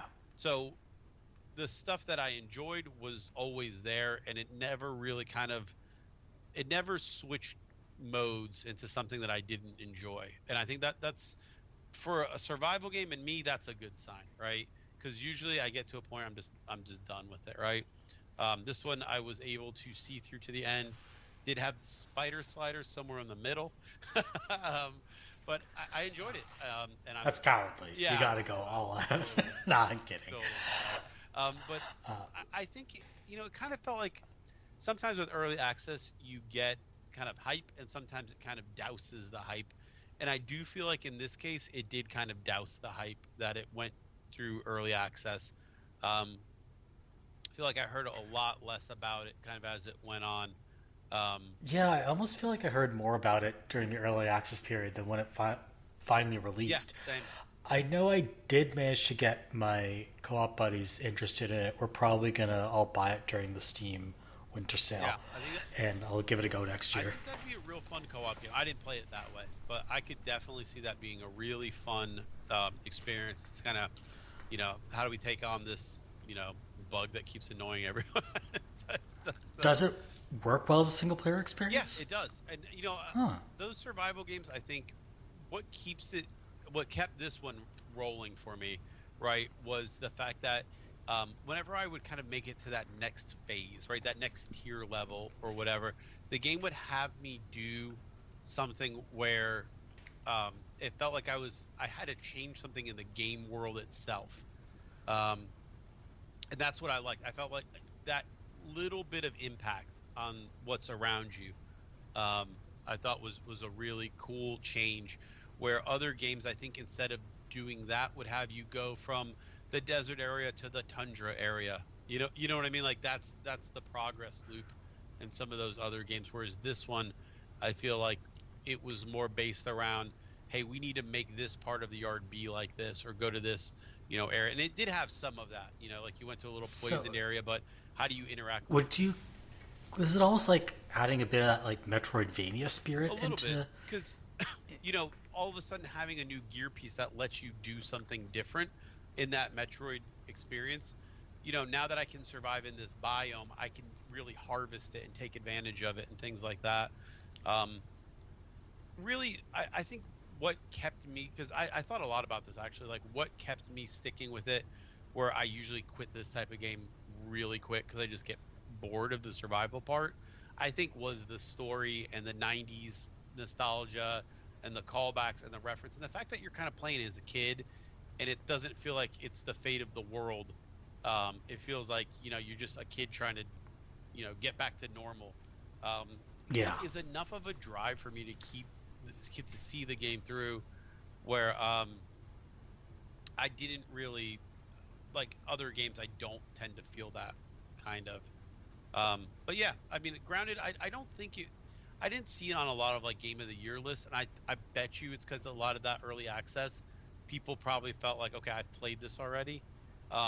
But surprisingly to me, like it was a game where I kind of feel like it had the most like start to finish, like enjoying beginning, middle, and end to me that I played this year. But I feel like I played the beginning a year ago almost, so that hurt it rather than helped it. That's why it's like in a 5 instead of like a 2 or 3. Yeah, it kind of makes sense to me, especially like these kinds of games. If you play them over a long period of time, they can get a little draining. Yeah. So I can see why that wouldn't hit as hard as it maybe could have, as if everyone was just playing at the same time and talking about it simultaneously. So my number 5 game of 2022 will come as no surprise to most people I've talked to, which is Kirby and the Forgotten Land. Yeah.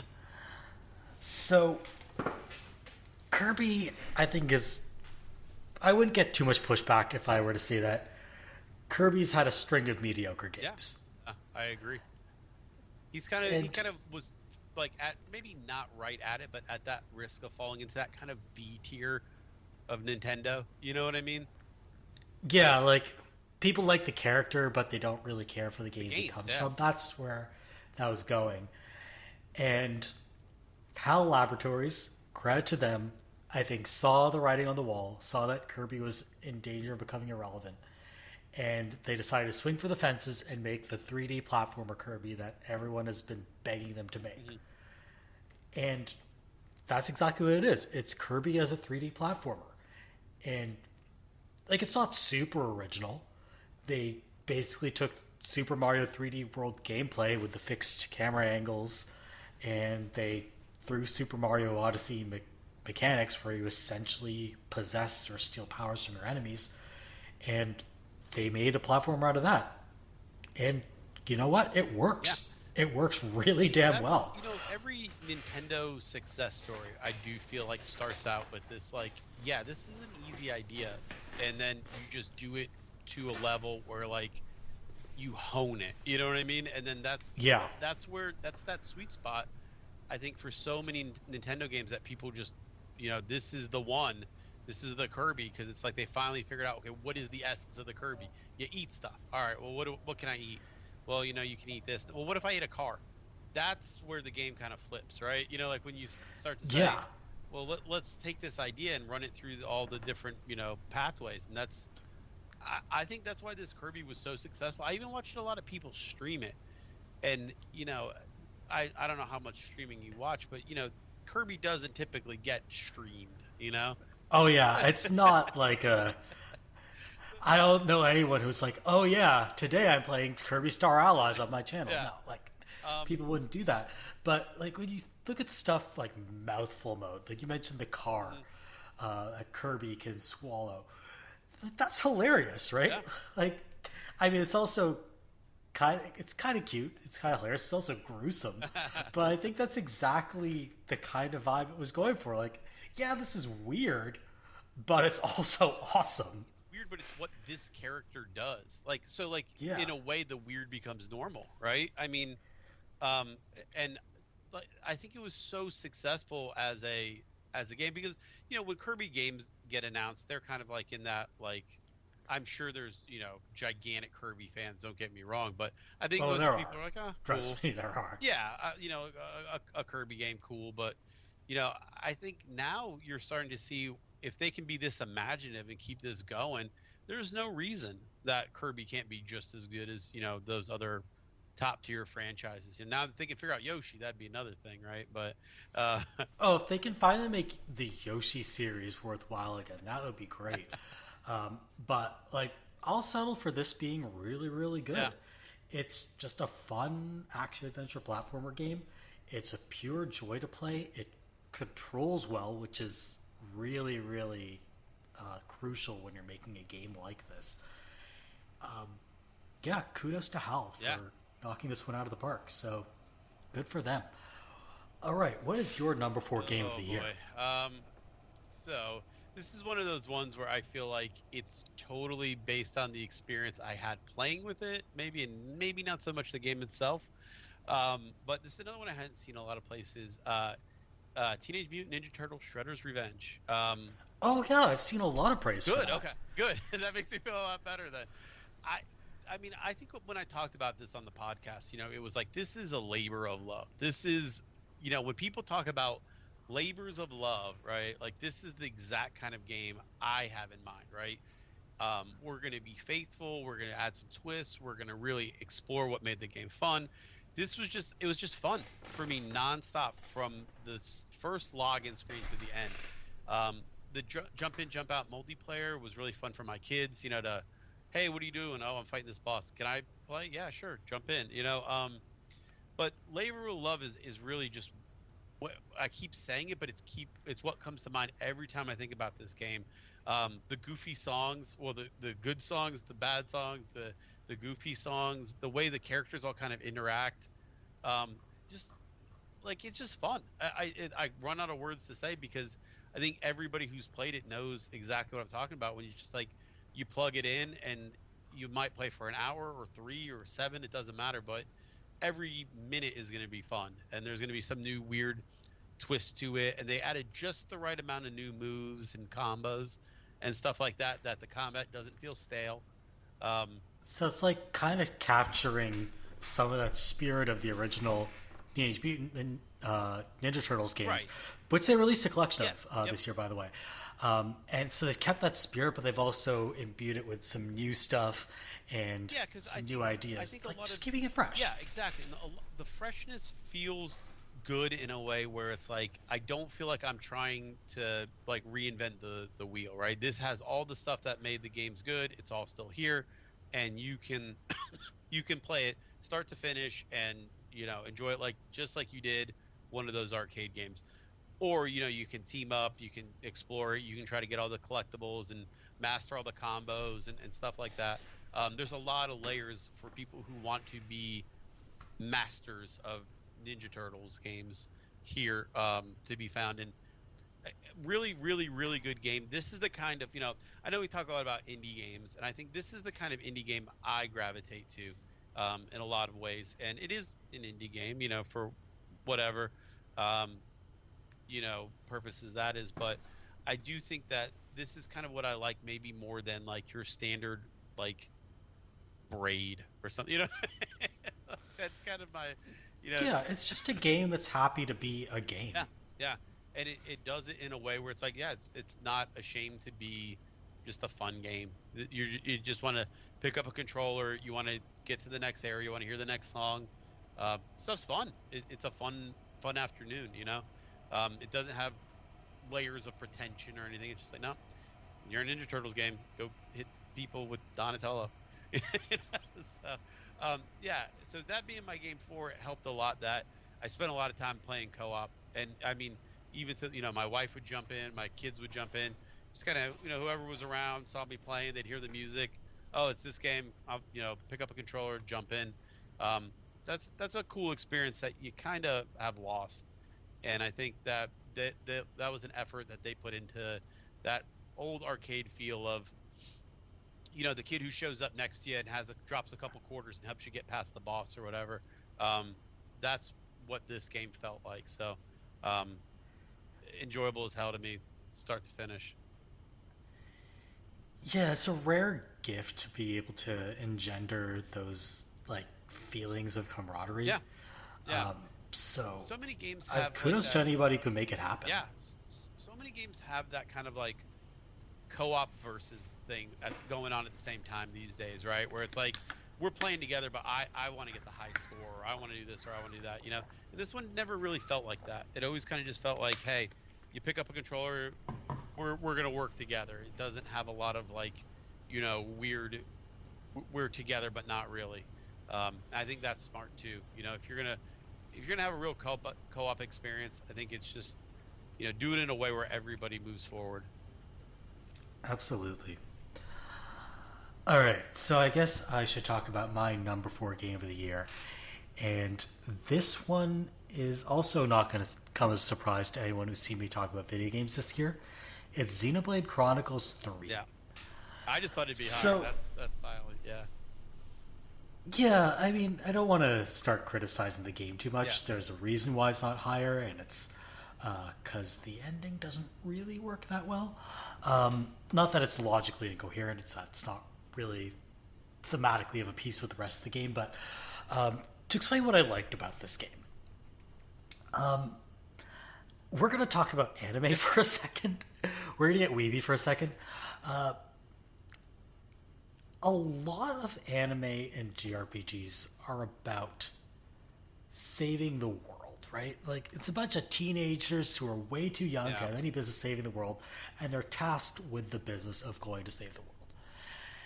And what this game does is it takes a look at the entire, like, corpus of, like, otaku media, if you will, and says, hey, that's kind of messed up. It's messed up to have teenagers saving the world. And, like, yeah, this is, again, another game where teenagers save the world. They're coded, like, 19, 20-ish, right? Yeah, it's a game where young people save the world. But it's also interested in the consequence of having people of that age saving the world. Like, it's a game that's about the fact that it's messed up that teenagers have to save the world. And so, yeah, it is a game that is kind of deconstructing a lot of typical anime and JRPG narratives, but it's also doing it in a way that deconstruction isn't, like, the point. There's a lot more to what the game is trying to say. So, yeah, it's not like deconstruction isn't really central to it. Yeah, it just happens as the game proceeds. Really, it's more like a metaphor for the exploitation of labor and how we're selling out the future of the youth to maintain the lives of the older privileged few. Like, this is a game that goes places, let's say. That hits kind of hard, yeah. It hits hard. Like, I know there's kind of this, I would say, unjustified reputation that a lot of anime and Japanese video games are apolitical, and this is anything but. It's, in fact, a game that is shockingly explicitly political for something that was published by Nintendo. So it definitely has a lot of meat on the bones as far as what it's trying to do and where the story goes. As far as what you do in this game, I think this is among the most striking JRPG worlds I can explore. Like, yeah, they have kind of your generic plain areas and your vistas. You have deserts, and you have, of course, the snow area that every video game has to have for some reason. But there's also just a lot of alien-looking worlds that look nothing like any biome you would see on planet Earth. There's a lot of imagination in how these worlds are laid out, how there are nooks and crannies to explore and secrets to uncover around every corner. And the world is absolutely massive. Yeah. Like, this is a world you can get lost in for hours and hours and hours. And it took me over 200 to, like, get through the game doing 200 hours, a pretty gigantic completionist world. Do you think that helps or hurts, like, if you're going for a really heady, specific narrative like that? Like, is it almost like stretching out the story among too much? Do you know what I mean? Okay, so let's actually get into it a little bit. And minor spoilers for Xenoblade. Yes and no. Well, so if you're thinking that you're just going to be doing a bunch of like dumb fetch quests in between, and there are like hundreds of them in between the major story beats, that's actually not how this is set up. And the game kind of underplays its hand because that's how it initially feels like it's set up. But then you realize that all of these side quests are part of larger narrative chains, and these narrative chains start to intertwine.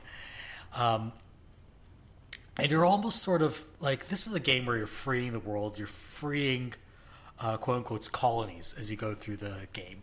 Like every colony is kind of under the thumb of the villain's oppressive force, and as you free them, as you go through the game, you can do side quests for them. And those side quest chains start to intertwine, and you almost build up this world as you go through it. You kind of like make these colonies that now have to fend for themselves, cooperate with each other, and develop trade routes and all sorts of protocols and other fun stuff. And you can visually see this as represented in something a feature the game includes called an affinity chart, which shows all the interpersonal relationships of all the NPCs you meet. And at first, you're just fostering relations between NPCs within each colony, but then as you go through the game, links start to form between NPCs across colonies. And like you can visually see you building those intertwining story threads. Like it's really neat that they've, like, if you go back and play Xenoblade Chronicles 1, it's just fetch quests and they all suck. That's what I was kind of thinking, yeah.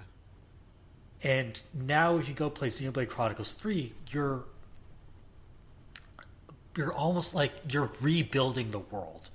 And you're rebuilding the world in this really cool way that like has a dozen plot threads that kind of go in and out of each other and converge. That's really cool you pointed out, because I think in my mind what I was thinking, right, was kind of what you were, I think, hinting at, like, hey, this sucks that teenagers have to save the world, right? Well, let's go take this, thingamabob across the map to Bill's house because that's what we're going to have to do to, but boy, isn't this silly that we have to do it? Sometimes, you can almost be a little too like glib, I guess, with trying to deconstruct the story while you're still making someone do the story. But yeah, what you've described sounds a lot cooler, I think, than what kind of I thought it was conceptually. Yeah, it is.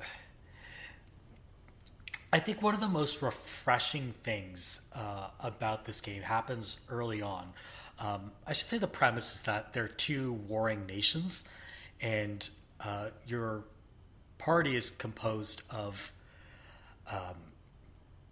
characters from both warring nations who come together and are given a special superpower that they then have to kind of unpack, and they're branded as traitors. It's like that's how the story gets going.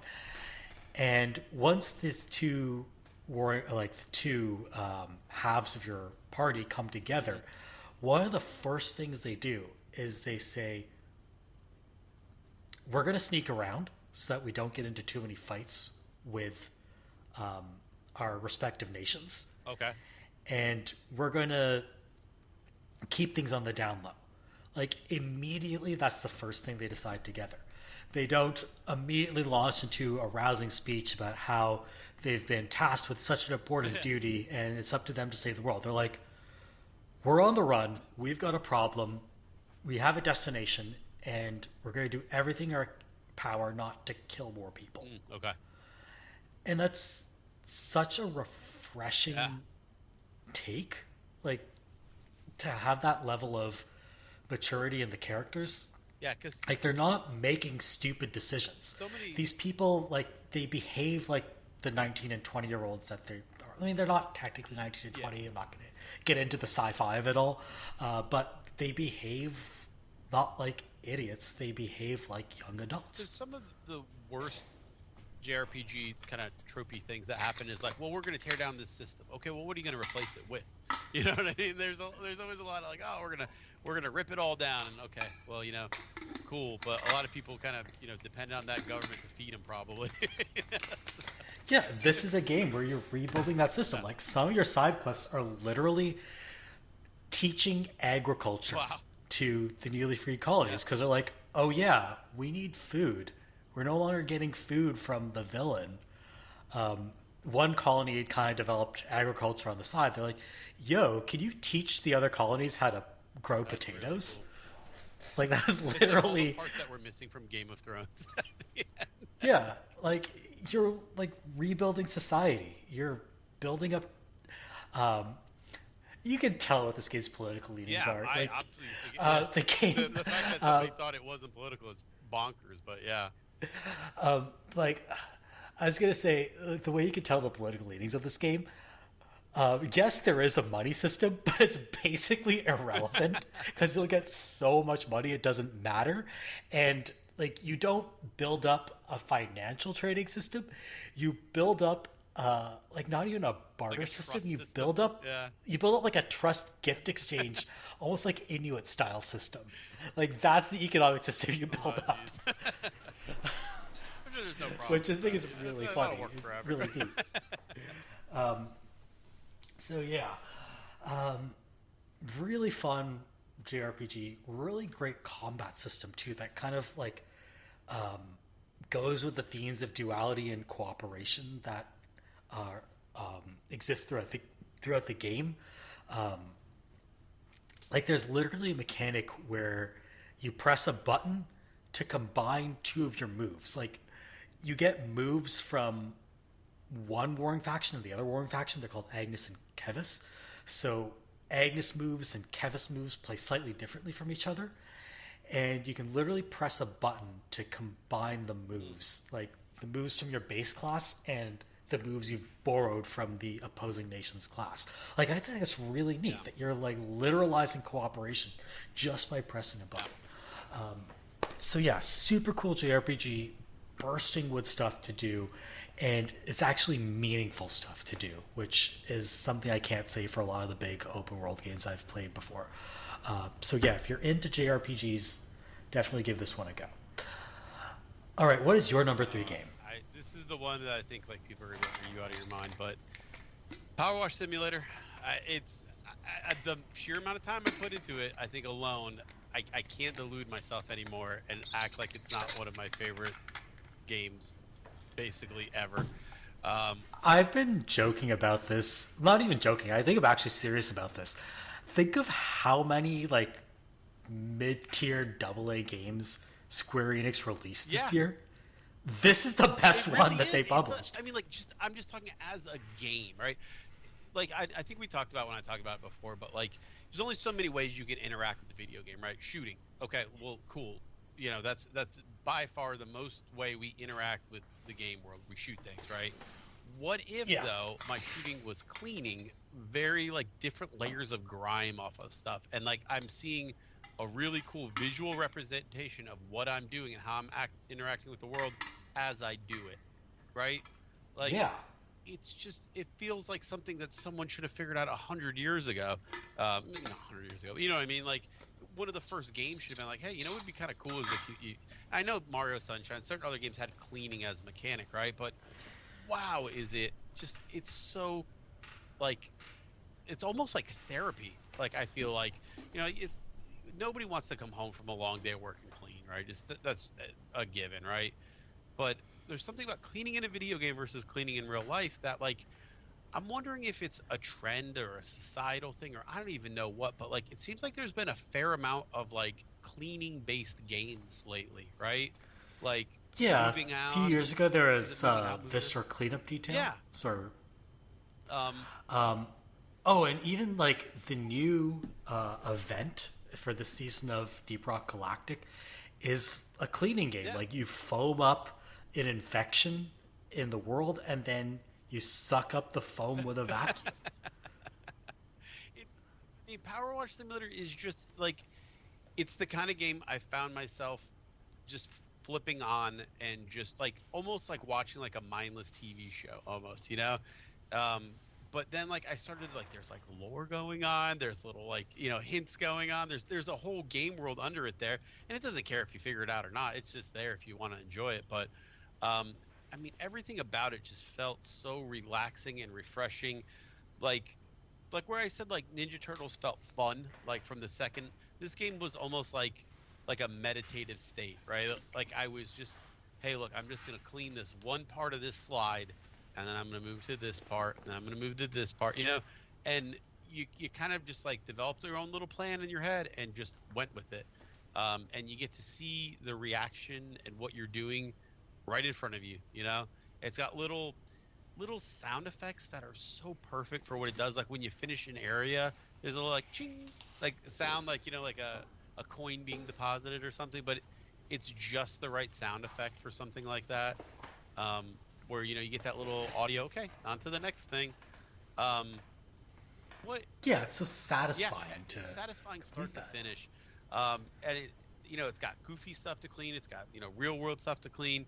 It's got a story that involves a mayor and cats and aliens and every other weird thing you can think of. But I wasn't. I mean, this is another. I don't even double A. I mean, I think it's safe to say. Yeah, I'd call it that. Yeah. Picked it up and okay, well, this looks kind of cool. Let's check it out. And ended up, being a game I played nonstop for a month, and that's weird to me because like I used to feel like I was so on top of games, and here's what I'm going to be playing, January through November. Then there'll be some surprises at the end of the year, but I know what I'm playing. I'm going to like these games. I'm not going to like these other games, but I like to be surprised now, and this game was the definition of like, hey, you think you're going to walk away from this Square developed power washing game? No, it's amazing. It's so much fun. And I liked it. I think it was just a testament of time played. It might be like one of my top like longest played games. But just because it was just like it was so easy to flip it on and do it for an hour or two, it didn't feel like anything really to just get it done. And then by the time I was moving on to the next stage or the next whatever, 2-3 hours had passed and it didn't even feel like it. And that's always that sign of like a game that like the one. Yeah, you're not even glancing at the clock. Yeah, and then I don't even look. It's 2 hours later, and you're like, shit, all I I did haven't was eaten virtually lunch. clean a slide. Yeah. But yeah, I mean, this doesn't feel like the kind of game I would bet is going to make a lot of like, game of the year type lists. But it's also not. Like, I haven't seen it as anyone's game of the year, but I have seen it on some year-end lists. Yeah.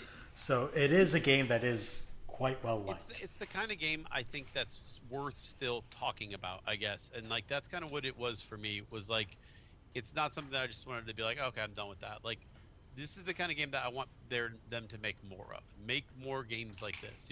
Satisfying, fun, kind of, start to finish, enjoyable games. Do more of this game industry. And I think it got enough praise that I'm hoping that gets some notice. And I'm not exactly wanting them to franchise it or whatever, but it would be nice if this was the kind of thing that we started to see more releases of people taking a simple enjoyable task almost and making a game of it. I know it's a big thing in Germany. I think they love driving buses and stuff like that, but I could definitely do with more power washing simulator type games in my life. Absolutely. I actually had my eye on this. I didn't have time to play it this year, but all the praise has made me really it got interested. Really solid reviews and stuff. I mean, I think it was a lot of 8s and 9s, and I think every single one of them was like, I was not expecting this. I wasn't expecting to enjoy power washing this much. I have a power washer. It sucks. I don't like doing it at all in real life, so at least I can enjoy it in a video game. Speaking of things I was not expecting to enjoy, my number 3 game of 2022 is NORCO. That just came out on Game Pass. Oh, it did. I did not know that. I played it on PC on Nice. Steam. Visually, it is something. I'll tell you that. I just watched the trailer not too long ago, and wow. Yeah, it is like this is a lot of things I don't normally like mixed together. I'm not that big on point and click adventures, not really my genre. I normally kind of hate pixel art because I think it's, I don't want to say lazy, because you do save a lot of time, but it feels like it's sometimes artistically not really what a game needs. Yeah, like pixel to me isn't always an art style, right? Like sometimes it's just, this is visually, I'm going to convey to you this, but it doesn't always feel like it has a lot of style to it, if that makes sense. Yeah. Here the pixel art seems like a deliberate artistic choice in a way that actually benefits the game quite well. So to explain what this is, NORCO is a point-and-click, mostly narrative adventure with some light puzzling. And the genre mix is this really interesting amalgam of cyberpunk, magical realism, and Southern Gothic. So it feels, and it really nails the Southern Gothic. Like this, playing this game feels like you're drowning. I don't know how else to explain it. Like, it's the sensation of drowning, but in a good way. So it's set in the New Orleans suburb of NORCO, which is an actual real place. It stands for, I believe, New Orleans Refinery Corporation, a refining company. I'll have to look that up. So yeah, it's named after a major refinery facility. And it tells of the urban blight and devastation, like the economic and environmental devastation left behind by this refinery and how it's affected the community of NORCO. And you'd think that that's a deathly serious topic. And it is, to some extent. It is deathly serious. But the game, in addition to being deathly serious for parts of it, is not like this really dour experience. It starts getting, as you kind of get like midway into the game, it's no longer just this emotional, I would say political experience. It starts getting really weird and also very absurdist. And I'm not going to explain how absurdist it gets because that would spoil the surprise. But this game gets like, you're not sure whether you should be laughing or not, almost. Yeah, even in the trailers, it doesn't shy away from the fact that, like, yeah, this is going to be a weird game. They definitely throw a lot of, like, is that a giant owl head telling me to go into the desert or whatever? You know, there's a lot of weirdness that I saw in there. Oh, that is not even the surface, really? My friend. It gets strange. But it gets strange in a way that doesn't compromise the game's genre mix. Like, it's still a mixture of cyberpunk and Southern Gothic, even when it's getting really, really weird. It never stops feeling like that. But it also adds all these other tonal layers of humor and, like, absurdism and almost discomfort, but again in a good way. Like, this is not a comfortable game to play. It always feels like there's something wrong, but again in a good way. I'm drowning, there's something wrong, but the fun kind. It's the fun kind of drowning. I mean, there are parts of it where you like literally go swamp diving. Wow. And it's the visual representation of that is, have you ever played the game In Other Waters? No, okay. But you just see it from like a top-down view of the map of the bayou. You don't actually see underwater at all. And just with sound effects and narration, like just text narration, there's no like recorded voice dialogue in this game. Just with those, it just so beautifully evokes the sensation of being underwater and like that mixture of serenity and l'appel du vide, like almost like you could drown peacefully and it would be okay to just like sink into the murk and become part of the history of Louisiana almost. I don't know, it's so bizarre but so evocative. I normally don't recommend narrative adventures to you, but I really think you would enjoy this game. Well, it's on Game Pass, so I might give it a shot, because I just finished up and enjoyed a narrative adventure, speaking of, and I was like, yeah, I could probably do another one of these. Is that your number 2 game? Is my number 2. I wasn't sure if you were done, but damn Pentiment.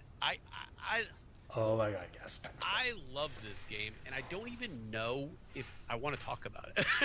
Like, it's so bizarre. Like, I feel like people are either gonna love this game or hate it, right? And it's interesting, I think, in a year that basically has like pretty much only 2 games being discussed as game of the year pretty much anywhere else, right? That this game is like counter programming almost. Like, it's like the Puppy Bowl versus the Super Bowl. You know what I mean?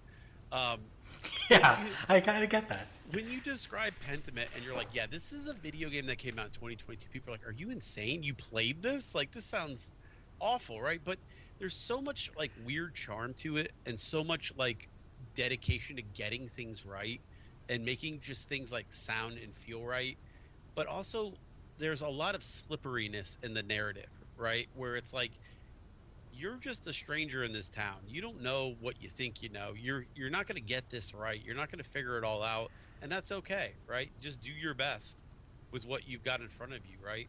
And it gets the history layered into a game world where you don't feel like you're reading a book after a while, right? Don't get me wrong. There's a lot of reading in this game. What's so striking about it is, I mean, it's just all told with dialogue, which is such a high degree of difficulty for a game like this.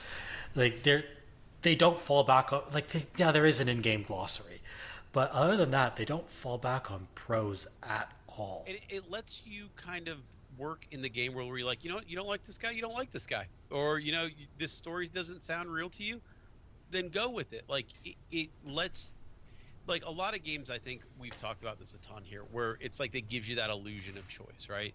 This game is like, nope. Where did you go on vacation in your gap year? Okay, well, that's gonna play into the story, but, you know, there's not a right or wrong answer. It's just what would your character do? You know, so now all of a sudden you went to Venice. Well, you get to talk to this guy about all kinds of weird Venice stuff that nobody else knows about. Or what did you study? You're a cultist, and you did all these little weird things in the library. Sure, let's talk about that. Do you have like that? Do you want some like broken Polish knowledge? Sure, go ahead, grab that. I think we should mention this is a game that's set in 16th century Bavaria, where I don't think any other video game has ever been set, in a small fictional town of Tassing.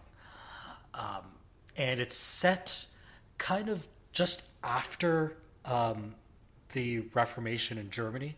So this is kind of like the start of Lutheranism and the start of the decline of Catholicism's dominance in that region of Europe. You're also still getting it intertwined with a little bit of like the last gasps of paganism. And the game does a very good job of being like, yeah, this stuff still existed.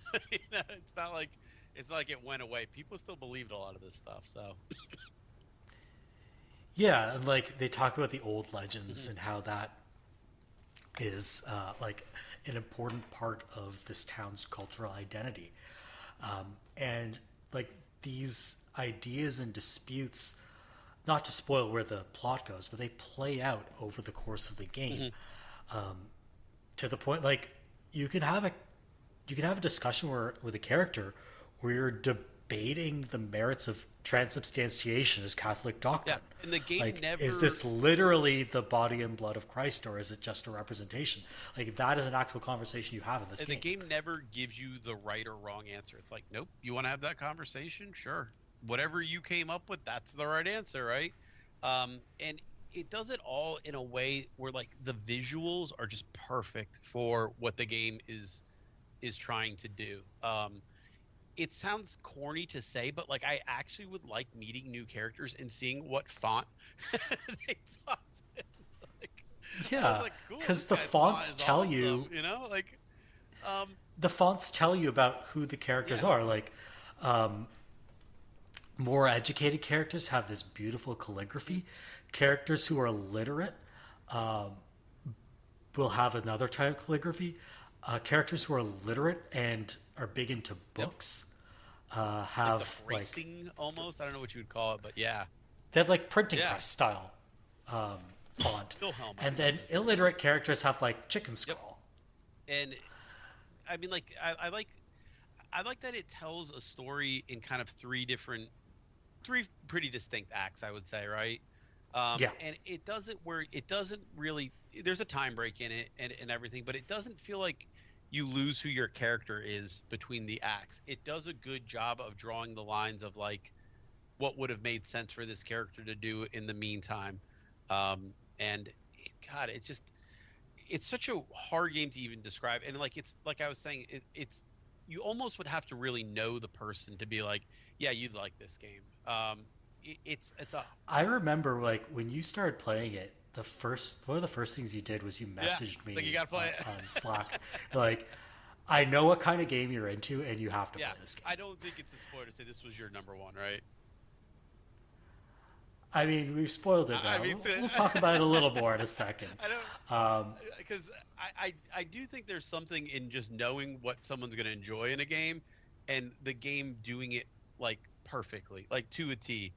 And I remember, like, I think I posted on the Avocado kind of like when this was they posted the bookshelf of like just the books that they referenced for this when they were coming up with the story and stuff. And I don't know if it was specifically just the game designer or the writing team or what, but like the shelf was so full, it was like literally like collapsing on itself. There were so many books that they referenced, and it shows. Like it really feels like something that's like.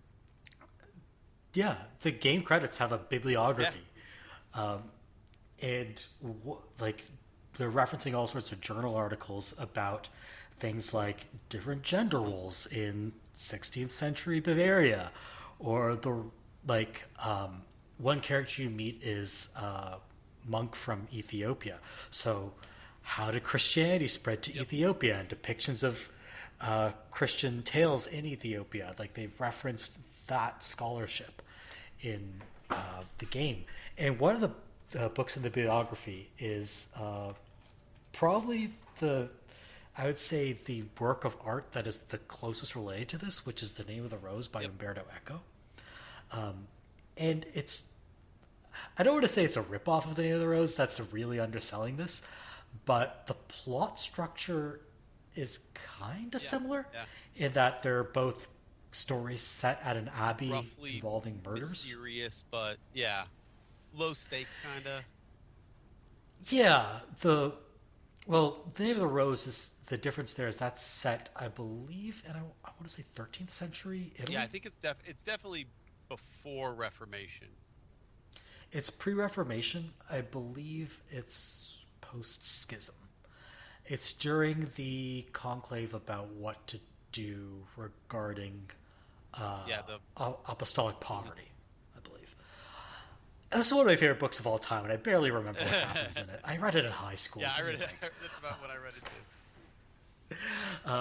But it's basically the closest thing we're going to get to a video game adaptation of The Name of the Rose. Which is wild that we're talking about getting a video game adaptation. But yeah.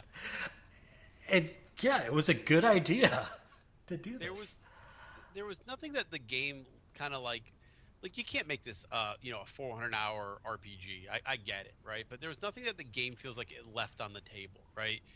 And it's one of those games where, like, to me, like a real good sign of the quality is to finish the game and be like, I want to start it over right now.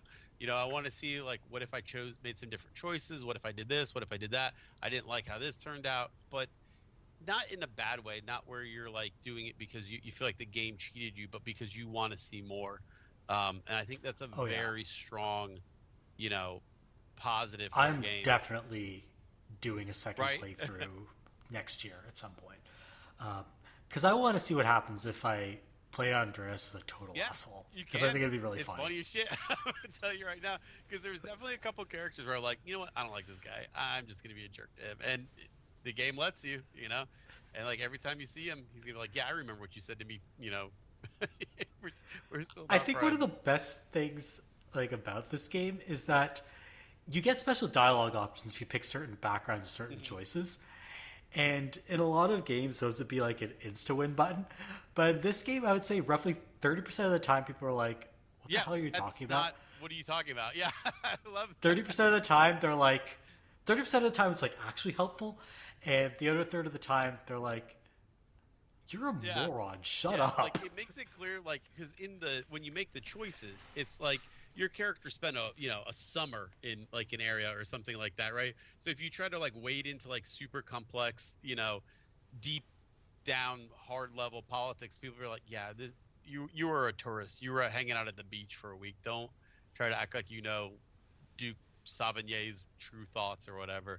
And the game is so smart with just how it gives you an option and then kind of plays it out 10 different ways. Because you think it's just going to be, like you said, like, okay, here's the I win button. Oh, yeah, cool. I went to Venice. I remember. They're like, yeah, no, that doesn't mean anything.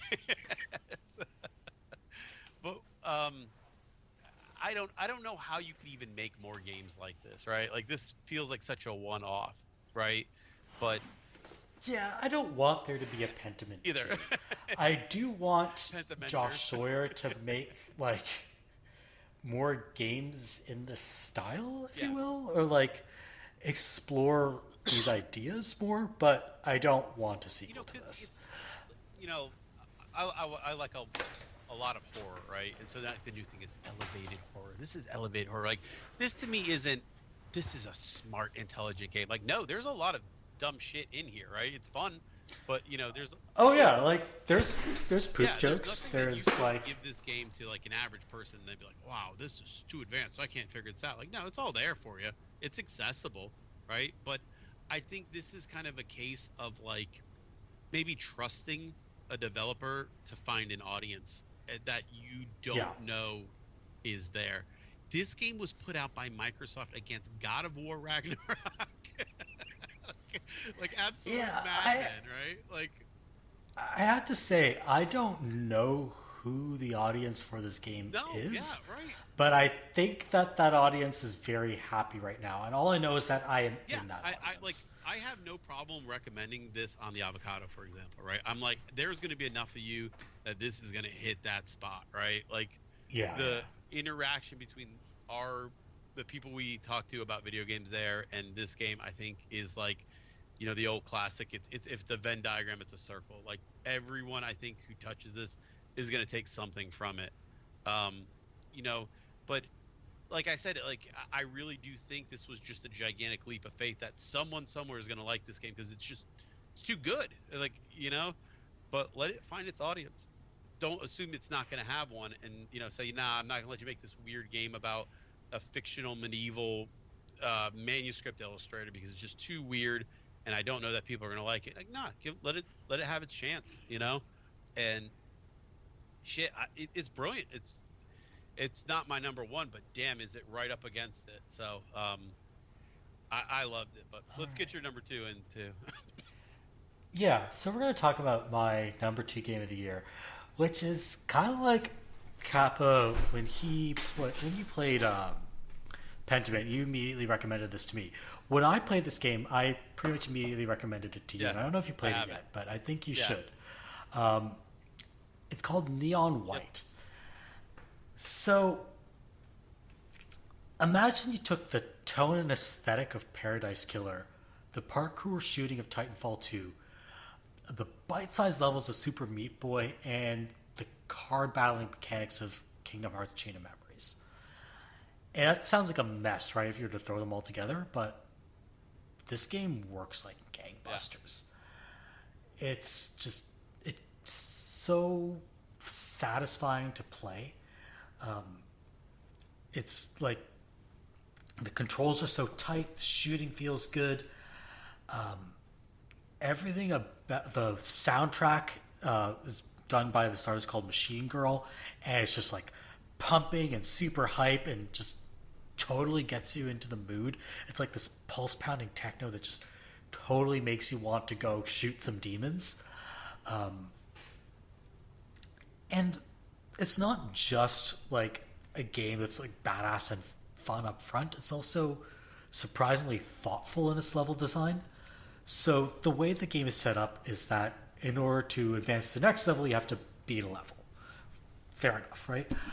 But in order to unlock the next chapter, you have to beat a certain level, a number of levels with a good enough score.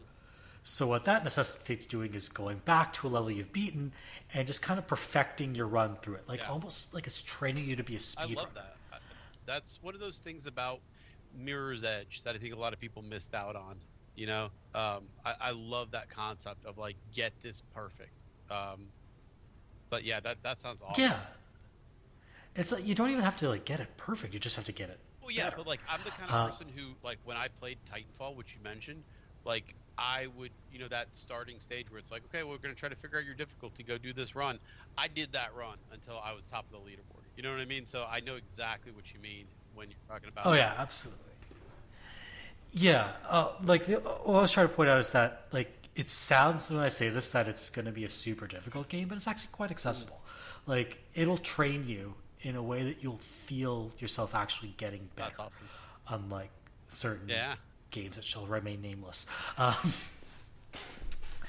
But like on top of that, if you want to unlock the side content, you have to find the secret collectible in every level, and that is not timed. So now all of a sudden it's changed. It's taken these levels and turned them almost into a puzzle platform where we have to figure out how to strategically use your abilities to get to the collectible. So it's reusing these levels in clever ways. First is like your initial parkour shooter, then as like a speedrun game, and then as a puzzle platformer. That's cool. And yeah, so it builds out a lot of content from less content in a way that feels meaningful. There's really, really nothing else like it out on the market. Yeah, it's taking bits and bobs and thematic ideas and aesthetic ideas and gameplay ideas from other games, but nothing mixes it quite like Neon White. So this game didn't really it's start a really to click unique for experience. me as something I'd be interested in until I started seeing gameplay.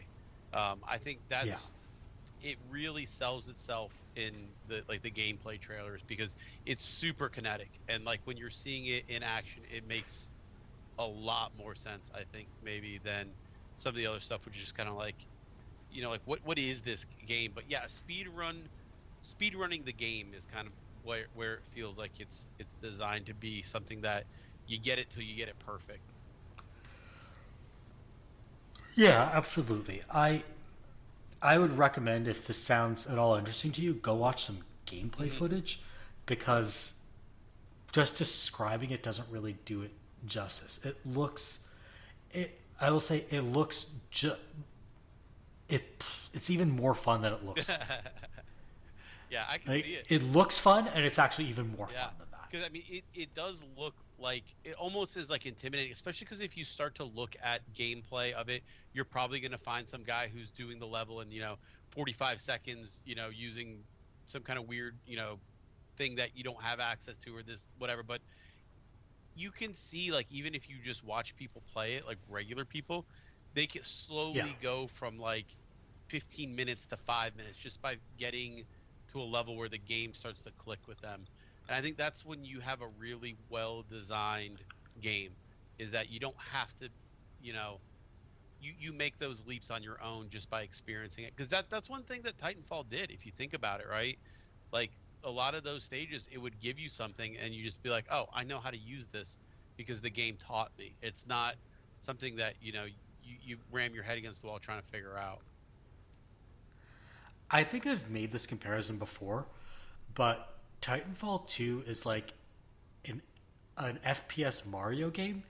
It takes the Nintendo school of like introducing you to a mechanic, then teaching you how to use that mechanic, then combine that mechanic cleverly with something else, and then kind of letting you loose in its level design. So yeah, at first you don't know exactly how to do something, but by the end of a level, you've completely engaged with the new mechanic, and you've started to use it in clever ways, and you're like, it almost becomes second nature. Yeah. And Neon White has that as well. Like, every new ability it introduces, it tutorializes it, but then it lets you loose to start combining it with other abilities to like reach faraway places or kind of break the level design to beat levels in super fast times. It's so fun to do that in games though, and so many games have like resisted that like part where you can get so good that the game, like, you bend the game to your will almost. I love that, right? And the best games still let you do that, but a lot of other games kind of resist that for some reason, and it can be kind of frustrating because you're like, you know what, just let me be good, you know, let me do what I can. But yeah, this game is 100% on my want to play list. Yeah, I would recommend, if you do ever get around to it, play it on PC. I've heard that the gyro aiming works for this quite well on Switch, but unless you're super into gyro, just like players with a mouse and keyboard. This is a mouse and keyboard game.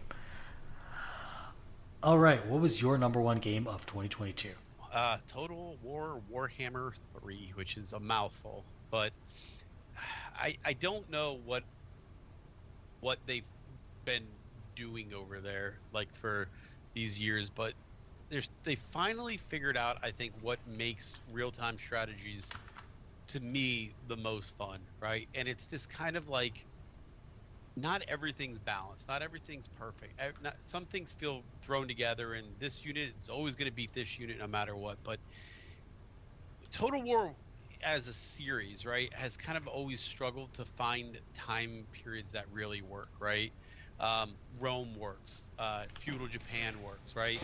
And then they started like to kind of dabble with Napoleon, and it didn't work, right? Because all of a sudden you got riflemen and cannons and stuff like that, and these weird formations that you could set up just got bowled over, right?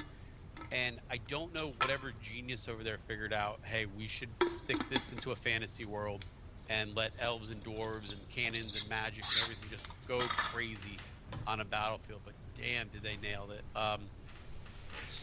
Yeah, because then you almost have like more control over what the mechanics would be when you don't have to worry about historical realism. But the more chaotic and the more like just, wow, I can't believe this is happening, or this unit exists, or whatever, the more you can kind of plan for it and make sure that you've got counters. And but the Immortal Realms to me is where like the game really shines, right? They just plop you down in a world and say, go out there and do your best, you know, little rat men with your one city, or you know, whatever you're playing as.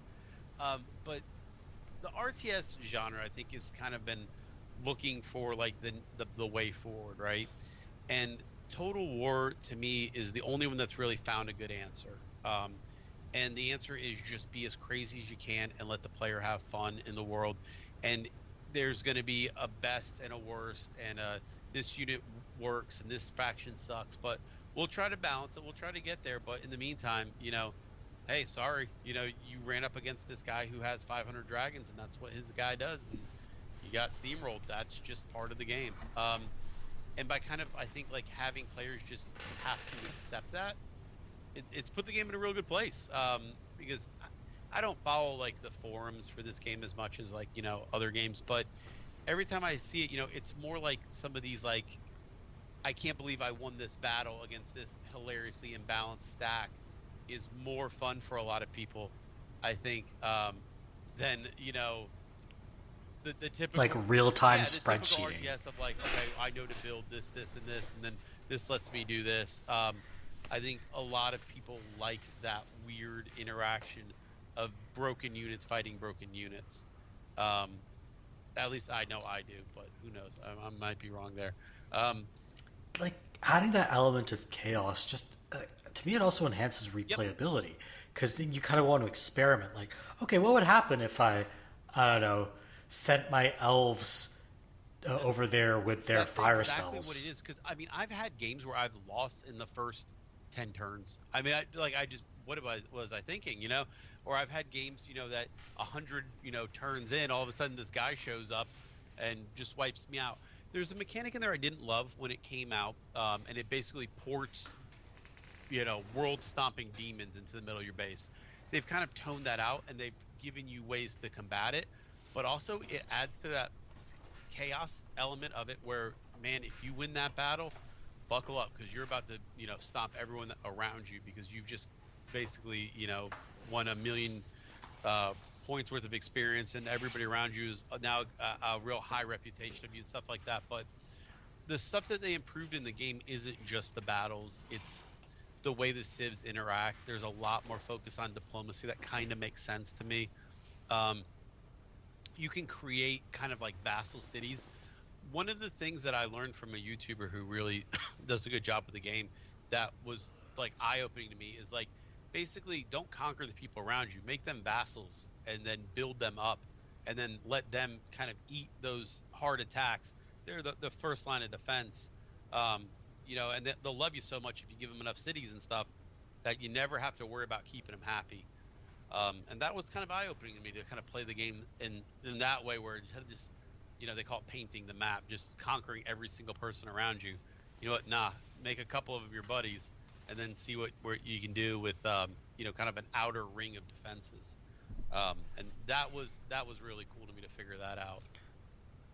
Yeah, it's almost like you're building an alliance instead of colonizing everywhere. And so playing the game, kind of like, I think like you were talking about maybe a bit with Xeno, is building up an alliance and playing it in a way where like we're going to be buddies and we're going to be mutually beneficial and I'll keep you alive, is a style of RTS play that I don't think anybody else has really touched on except for the Total War guys.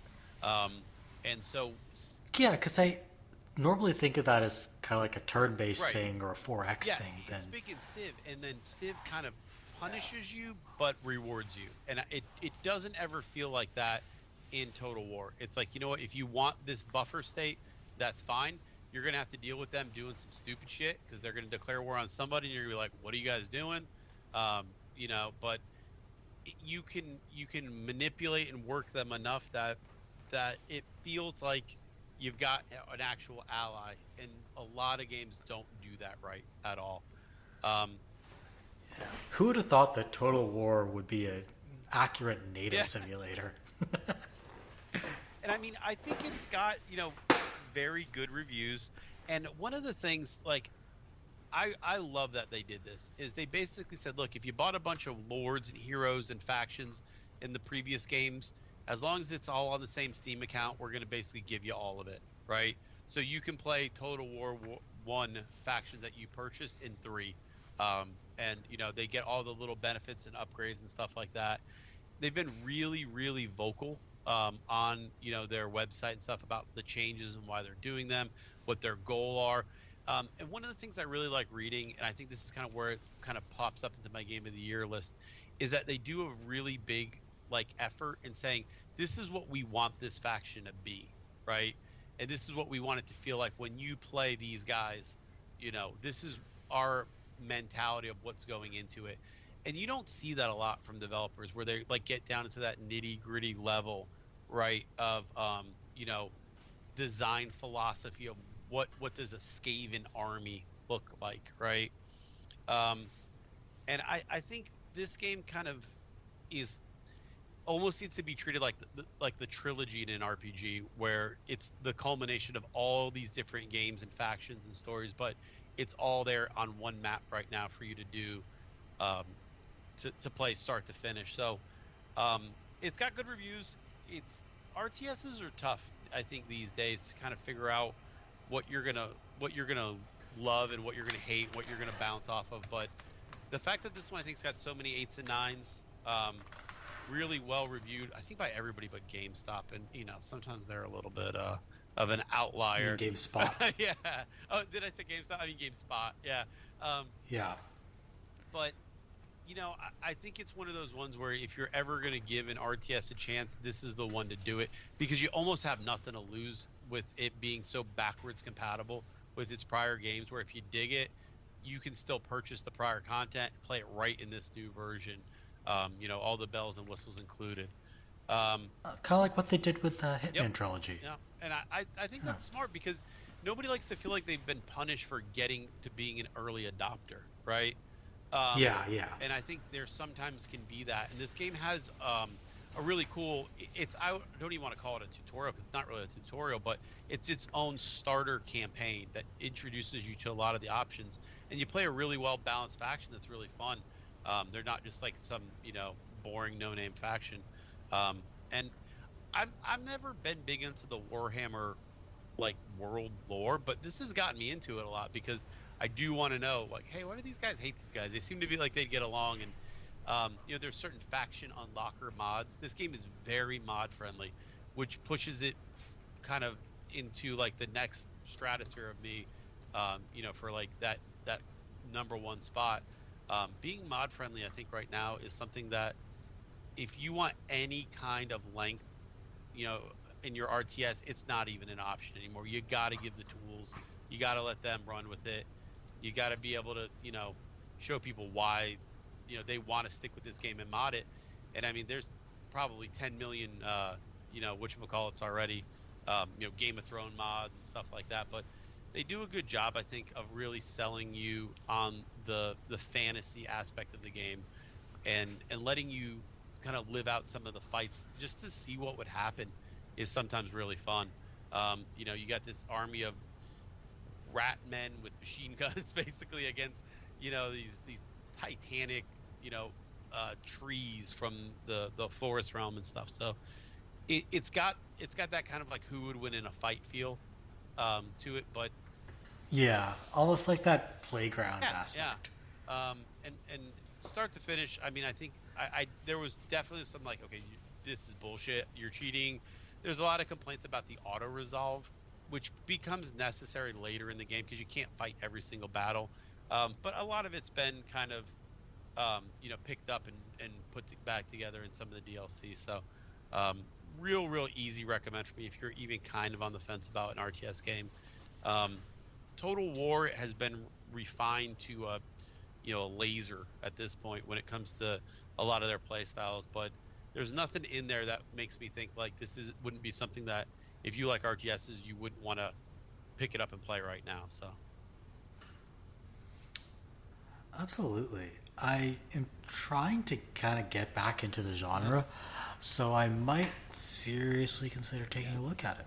One thing I think that you'd pick up on too, I think, is the core of the game or whatever is chaos, right? Chaos is spreading and blah blah blah, right?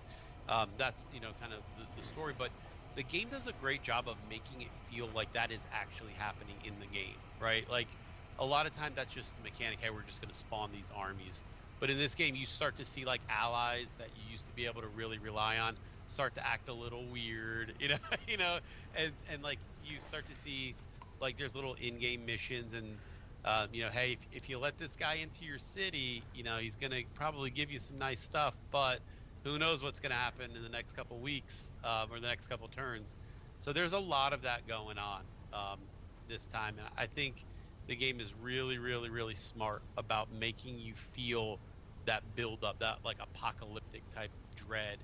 I think one of the reviews compared it to Frostpunk, but a more active Frostpunk. I don't know if you played that, but it's yeah. My understanding is that Frostpunk could get really hard by the game. And Total War, it's manageable as long as you understand the mechanics. But those first couple of turns, you're gonna get your butt whooped, and you're gonna be like, "This is unfair," and then you're gonna slowly realize, like, "Oh well, I could have played this totally differently." Yeah, like it's almost teaching you how to play the game. Yeah. All right, so we spoiled it earlier, but my number one game of 2022 is Pentiment. I can keep talking about it. Yeah, we could talk about it a little more. I actually do intend to talk about it a little more. So I should mention that I was actually really skeptical of this game going in, because I am not a European history buff by any means. I had no real interest in the particular subject matter kind of up front.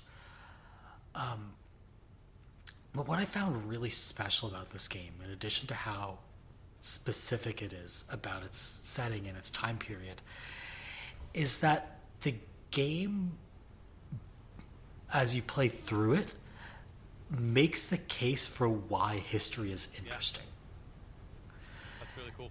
Like, it's ultimately, again, without spoiling where the plot goes, it's ultimately a game kind of about history, right? And what we choose to remember or put down or leave behind. And that's not where you think the game is going to go from the outset. It really does, in at least the first couple of hours, feel like, I'm sitting around this boring old Bavarian town. But as you play through it and you start to uncover more layers of the characters and the setting and understanding what the characters are reacting to in that particular time period and the social and economic pressures they face, you start to understand why this particular game is constructed the way it is. And I think to that, one of the biggest successes that it does, right, is it's giving you that slice of life, just day-to-day type living stuff. But it's also like you're saying, with the history being important, what you choose to do that day feels like the biggest choice you're going to make. But in the grand scheme of things, it's like, okay, well, the world moved on, and you either did something that day or you didn't, but the choice was made either way. The choice was made even by not making a choice, right? So, I think there's a certain inevitability to the game's events. This is a game that does a really good job of reflecting your choices, but you are powerless against the tides of history. The events of Act 2 are going to happen regardless of what you do. There's nothing you can do to stop them. You can tweak a little bit what happens, but you are not going to stop those events. And so, you're right. It does this really good job of showing you how your choices are shaped by the circumstances you're in, while also showing how you're kind of powerless to stop things that are beyond your control. Right. Yeah, because you're not playing, the king. You this stuff is above your level, and you can help out, you can give your opinion, you can do a lot of stuff, but I mean, at the end of the day, it's just kind of like, well, you did the best you could, and that's not a bad lesson. You know what I mean? It's not a bad thing to hear, I guess. There's never a part of the game where I was angry with how something worked out, because I could always kind of see it make sense, I guess. But the game doesn't, like I was saying earlier, it doesn't punish you, but it doesn't necessarily reward you either. It's just saying, this is how things happen, and you were a part of it, and you did something with it, and you were on this side, or you made this choice, but things still kept going, and that's not bad, right? It's kind of like a comforting message, I guess. A lot of games are really push your finger on oh, none of this matters, really, kind of hard hitting and trying to make you feel like something. But I think this game's main draw to me was that if it was saying, hey, there's a reason you made this choice, and that's good enough. It's kind of comforting. Yeah, it's not a nihilistic game by any means. I think, I mean, I rag a lot on prestige drama. I think a lot of prestige drama mistakes gray morality for depth. You're right. Yeah. And here, a lot of the moral choices you have to make aren't choices that are kind of, how do I put this?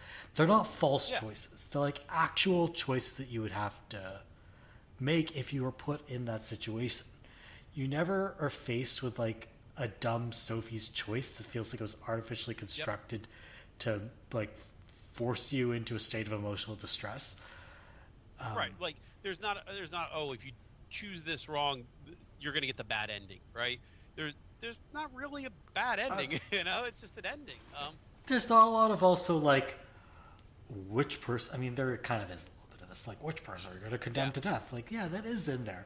But for the most part, you're not making decisions where you're all right, who am I going to piss off in this conversation? You're allowed to remain silent, for instance, in a lot of these instances. The other thing about gray morality that I wanted to say, which is really neat about this game, a lot of games would be tempted to make everyone like kind of a prick, or everyone have some sort of secret that makes them look bad. And there are some people in this game who are just like genuine assholes who have no redeeming qualities, and some people in this game who are like genuinely good people who are like, man, you're a really nice person and I really want to hang out with you. That's how real life is. Some people just suck and some people are really great. That's part of life, and that like having that level of social realism, I think, does wonders for this game. Yeah, and there's never a time when you're playing it where like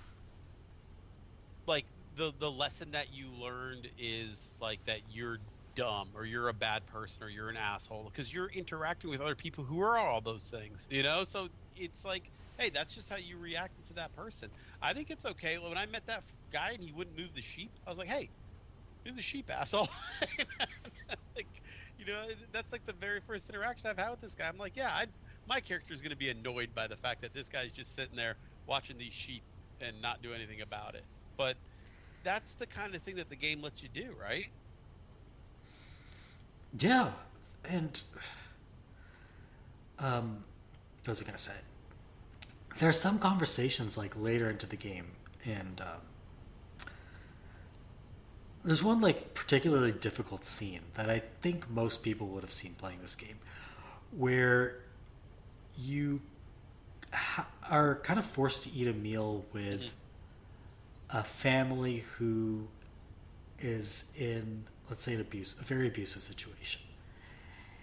And it's a really awkward meal, right? But one thing that's kind of realistic about it is everyone's kind of like, you can't really express support for the guy, right? You can't be like, I like this abuser. But your ranges of reaction, the kind of reactions that are available to you range from, I guess you could say, neutral to kind of approving to like outright, what the hell is wrong with you? But reacting with what the hell is wrong with you might have some pretty negative consequences down the line. And like, you know that you kind of want to like get up and scream what the hell's wrong with you, but also you realize you could make things worse for the people involved. You're going to be leaving at the end of this dinner, and they're going to have to live with your consequences. And I think that's pretty real life stuff. You know what I mean? If you're not going to solve something, if you're just there to point it out to the people who already know that there's a problem, you very well could make that problem worse, you know? And I think that I know this thing you're talking about and everything, and it's just, I think they play it right, is what I would say. Yeah, because I think that there would be a temptation almost to make the other characters of the town like side with the abuser. And I think they do something a little more emotionally honest, which is, we all know that guy's an asshole, but there's nothing we can really do about it. It has like nobody likes it. It has a couple of those moments where it's like, you can be the person who's like, you know, I'm gonna be the truth teller. I'm gonna tell everybody what's wrong and what's going on and how they're so dumb for missing all this. But then like, the game's also like, well, what do you gain from doing that sometimes? You know, if people are kind of living a little, you know, and not in that abusive scenario, but in other scenarios, if people are living a little happy, you know, life of a little bit of, you know, delusion, you coming in and, you know, pulling the wool from the sheep's eyes or whatever you think you're doing isn't always the greatest thing in the world, you know? Yeah, it does have those kinds of moral trade-offs. One last thing I wanted to mention about this game, and part of the reason I was reluctant to pick it up initially was I almost thought the murder mysteries would be a gimmick. Yeah. I thought that was like, okay, we need something to get the real gamers to play our little medieval talkie game. Well, it's not medieval, it's post-medieval. You know what I mean? Like our 16th century Bavaria talkie game. How are we going to do that? We're going to add murder because gamers love murder. And no, not at all. It's not a gimmick. Like, yes, the murder precipitates the game's events. Like, it sets everything in motion. But it's so crucial to the story that the game is trying to tell. I don't think the game would work as well without the death. I think Walking Dead scarred us all, right? the Telltale series, right? Like, I think there's a lot of like around my thoughts on these types of, I don't even know what you call them, talkie games fits perfect, but you get what I'm saying, right? I think Walking Dead screwed it up for a lot of games to come after, where there's a lot of, oh, this is going to matter and this is going to matter and all your choices are going to be a big deal, and if you make the wrong one, you're going to screw up the game way down the line. And that was a lot of the anxiety I had with the game at the beginning, right? What if I accuse the wrong person, and basically I spend the next however many hours dealing with screwing it up, right? Which could happen, but it doesn't matter because the rest of it all fits together so well that I didn't feel that same thing I did with Walking Dead, where I was like, shit, I don't know, do I tell her to cut her hair or not? I never. Yeah, I had this sense almost of like, yeah, you can fail stuff in this game, but the failure scenario is also interesting. Yeah, and it's not punishing. It's not the wrong answer. It's always just an answer, right? So, but I think that always waiting for that shoe to drop for doing something wrong, it sucks, because I don't think choice games need that. And we talked about a lot of those Telltale games, and a lot of those choices ended up being false choices anyway. They were just presented to you as though they were going to be important, right? Yeah, like, and I know I've made this point before. The Walking Dead Season 1 was very good at disguising, with one notable exception, which is like that, like, choose who lives, right? Yeah, like that's very clearly a false choice. But it does a very good job of making your choices feel like they matter. And if you never replayed the game, you'd be fine with that. But then Season 2, which had a whole slate of different writers, pretty much every single choice is immediately invalidated. Like, every single choice is a Sophie's choice, and it's immediately invalidated like 3 scenes later, and everyone blames you like it's your fault. It just starts to feel ridiculous. Like, I'm a 12-year-old girl? Why are all the decisions falling on me? Like, you're a freaking adult, man. You're like 45. Why are you mad at a 12-year-old girl? Why don't you make decisions for a little bit? And like, so all your decisions are immediately evaluated. There'd be times where you like make a decision and everyone would be like, yeah, we're not doing that. And it got to the point where I started to have contempt for the game, because I 100% agree with you. I was like, it's not like with the first season of The Walking Dead, where, okay, maybe my choices are false, but I don't realize that unless I go digging. It was like, you're making my choices false in real time. Yep. And you're punishing me for making a choice, and I only had 2 choices to make. And then you go look at the walkthrough or the other choice. Every choice is a punishment. You're going to punish me either way, Yeah, it just feels like if everything's a Sophie's choice, it just everything loses. It's like like when they would do like 1800, they would like train kids and stuff, and like, hey, if you say the wrong answer, we're gonna yell at you, and then if you say the right answer wrong, we're gonna yell at you. Like, it's just kind of like that old way of like kind of like raising children, I guess, where like everything they do is wrong, but that's how you teach them. And like, no, like, I felt like the game was constantly chastising me. I didn't feel that at all with Pentiment. Like, not even a little bit. Like, I was like, that's my choice. Deal with it,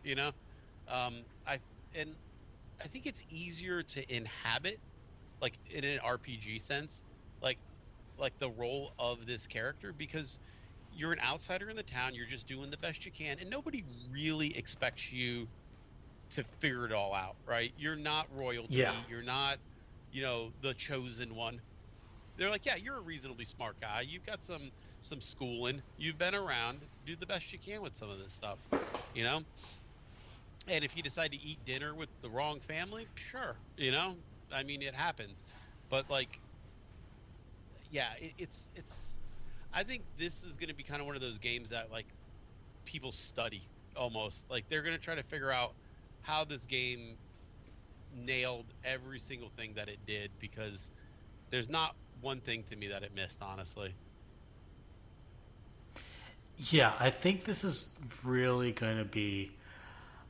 I can't wait to see what kind of stuff this game inspires 5-6 years from now, because like, yeah, it is doing something fairly standard. Choice-based narrative adventures have existed for a while,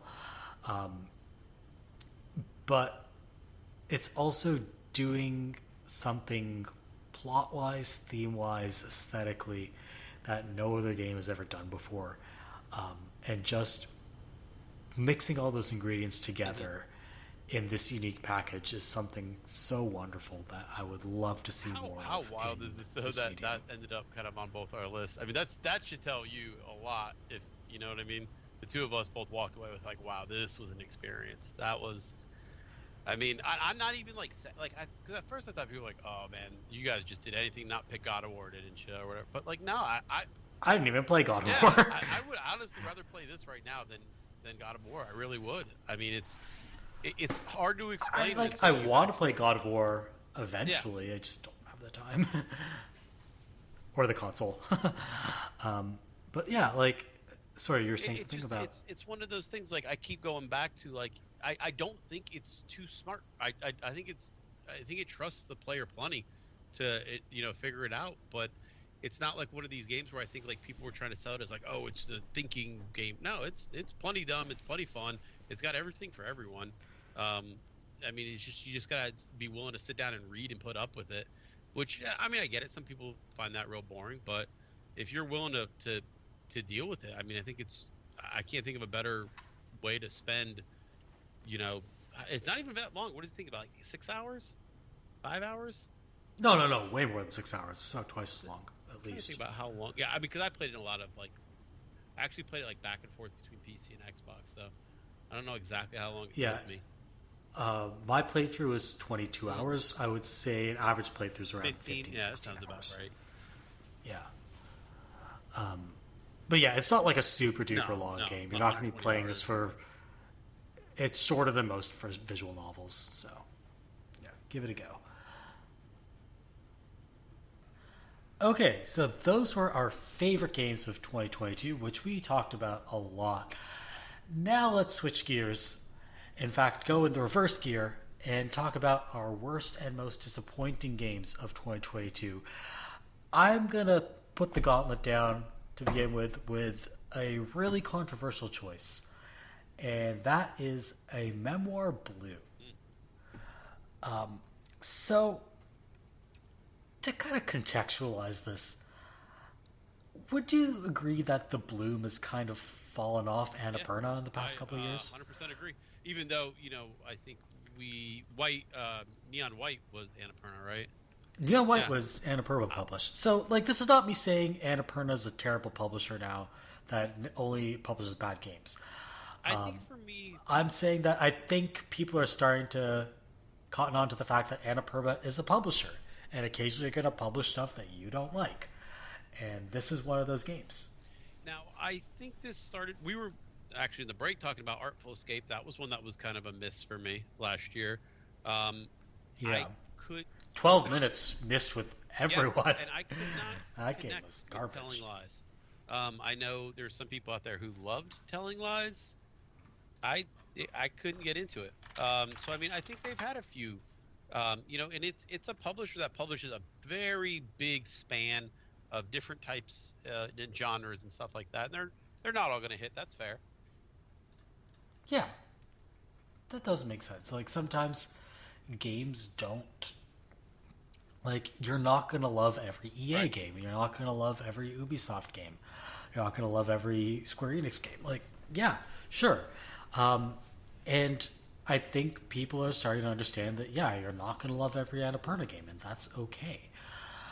But I also, I should also point out Annapurna, a bunch of studios that had publishing deals with Annapurna have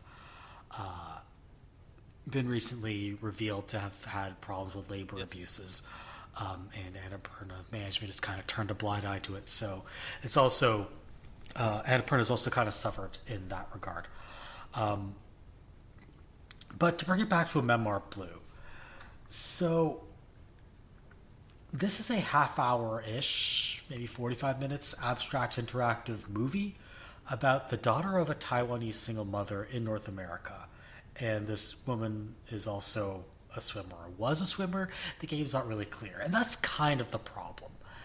It's one of those experiences where they try to illustrate everything through metaphor, but it's so vague that the metaphor doesn't work.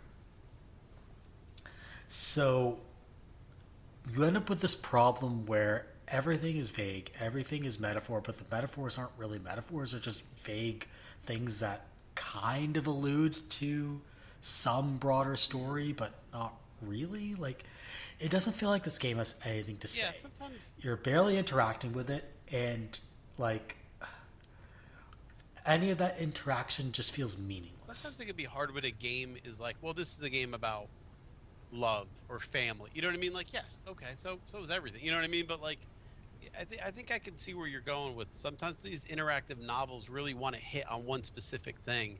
And if it doesn't do it, then the whole game kind of suffers around it. You know? Yeah, and in this case, I don't even know what that specific thing is supposed to be. Like, this is a game about a woman who had an uneasy relationship with her single mom. Sure, but it doesn't do anything with that. Like, okay, it has an uneasy relationship with her, but she raised me and I'm grateful. Like, everybody has had, I shouldn't say everyone, but lots of people have had that kind of relationship with their parents. What are you saying about it? Beyond, yeah, life is difficult as a single parent. There's no depth here. There's no message. There's no point to any of it. And it feels really mean to say that about what is clearly a labor of love that is inspired by the developers' own lives. But I think when something is so close to you, you kind of can't see the forest for the trees. Like, you can't see, like, all you can see is that you've poured your heart and soul into this and it holds a deep meaning for you. But this is also something that you're putting out into the world for people to consume, and they're just not going to get it if they're not on your wavelength. That's a really good point. Like, you can be, like, this happens in movies too. You could be too personal with a story, and people are like, well, I just can't connect with that because that's, you know what I mean? It's, unless you're going to explain to me how this felt universally. If it's just too personal, I can't always make that step with you, you know? It's so personal that I'm not even sure what the game is trying to say. Yeah, that's pretty damn personal. Like, and if I don't understand what the game is trying to say, if I don't understand what the plot even is, then it just feels like the game is trying to be emotionally manipulative. Like, oh, here's some stirring music with strings, and here's some symbolism. Isn't that deep? Doesn't that make you feel pathos? Like, yeah. No? Yeah. And one last note to put the nail in this game's coffin. I played it on Switch, and it runs like garbage on Switch. And it's not like the graphics are super duper intensive or it's doing anything graphically really Yeah, it looks pretty 2D to me. interesting. Like, it should be able to run better than it does, and it just doesn't. So, yeah. Indie games, man. This one's a miss, sorry. Well, I'm going to start with maybe the opposite of an indie game. And I know this one technically came out last year, but it got its Xbox release this year, so I'm going to count it. And it's Deathloop. And this game, man, I really wanted to like it. I feel like I've been on this train for so long with wanting to like a game that I think everybody else seems to like. They got pretty good reviews, right? I mean, yeah, like, I don't know how. I think I'm a lot more. I'll say I think I'm a lot more positive on this game than you, but I had major problems with it, and I suspect we're going to share the same major problems. The number one thing for me is the narrative and the gameplay never meet, right? Like, it's trying to do a lot with this idea, this concept of breaking the loop, being the person who sets things right. But then the gameplay itself is like I decide when the loop ends for the most part, right? The combat's not that difficult, So I always feel like this is gonna sound weird. There's a lot of like shooting games, right? Like Call of Duties and stuff like that. And they don't know how to tell a story, right? They don't know how to figure out how to tell a narrative. So what they always do is like your character like is killing millions of guys, right, throughout the mission. And then you go into this room and a guy's sitting behind the door and he knocks you out with the gun, right? And then you get a 10-minute story about, whatever the fuck Call of Duty's trying to do that year, right? Far Cry 5 did this a lot, right? You're killing millions of guys, but then when the game needs to tell you a story, what do? They spray you with that flower stuff, right? And then, okay, now here's a big story dump because we had to knock you out because otherwise your character's just too much of a badass, right? To do any of this. Deathloop, I feel like, kind of did something similar with the loop, right?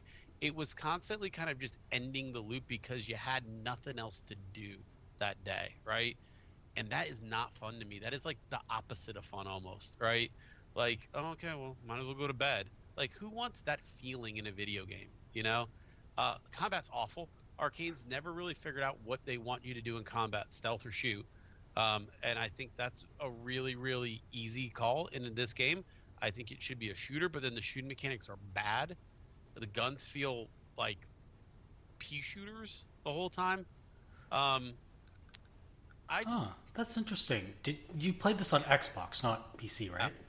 I just never really like the gameplay itself. I never really felt like I was there to do anything other than to hear a couple weird stories and then get to the next night. I agree with that.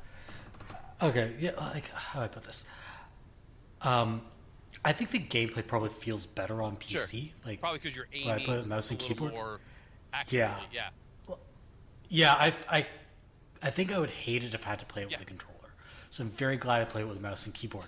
But I totally get what you're saying about how it feels like you're just like doing little tasks until you reach the end of the day. Like it doesn't feel like you're doing anything meaningful to really advance the story. Like the story does advance, but it just feels like, how do I put this? You have the whole plot kind of laid out for you, the whole like how am I going to solve this laid out for you, and then you spend 10 hours doing it. Yeah. And there's no like twist along the way. Yeah. I've talked about this before, but like every now and then video games feel like a chore, right? And whenever I've seen the video game treadmill under my feet, I usually lose my interest in a game, right? It took me forever to quit World of Warcraft, right? But then an expansion came out and we were killing the same boss down to his name that we killed a couple expansions ago.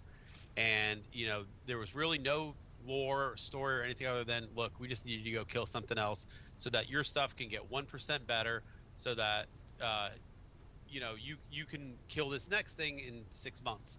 And it was seeing that treadmill that like made me quit WoW. And everybody who quit WoW has a story of quitting WoW, all right? Deathloop, I felt like the treadmill was like, hey, there's a treadmill and you are on it. Like, it didn't even try to hide it from me. It was like, go do your chores and end the day. That's what you do. That's what this game is. And man, that is not fun. Like, I don't know how else to really get into it other than say, like, when I was playing Ninja Turtles, I had the exact opposite feeling. I'm like, this game wants me to keep playing, keep having fun. This game was like, nah, just go do your chores. Yeah. So I think like the perspective I had in this game is I really enjoyed the moment-to-moment gameplay, and that's probably because I was playing it on PC.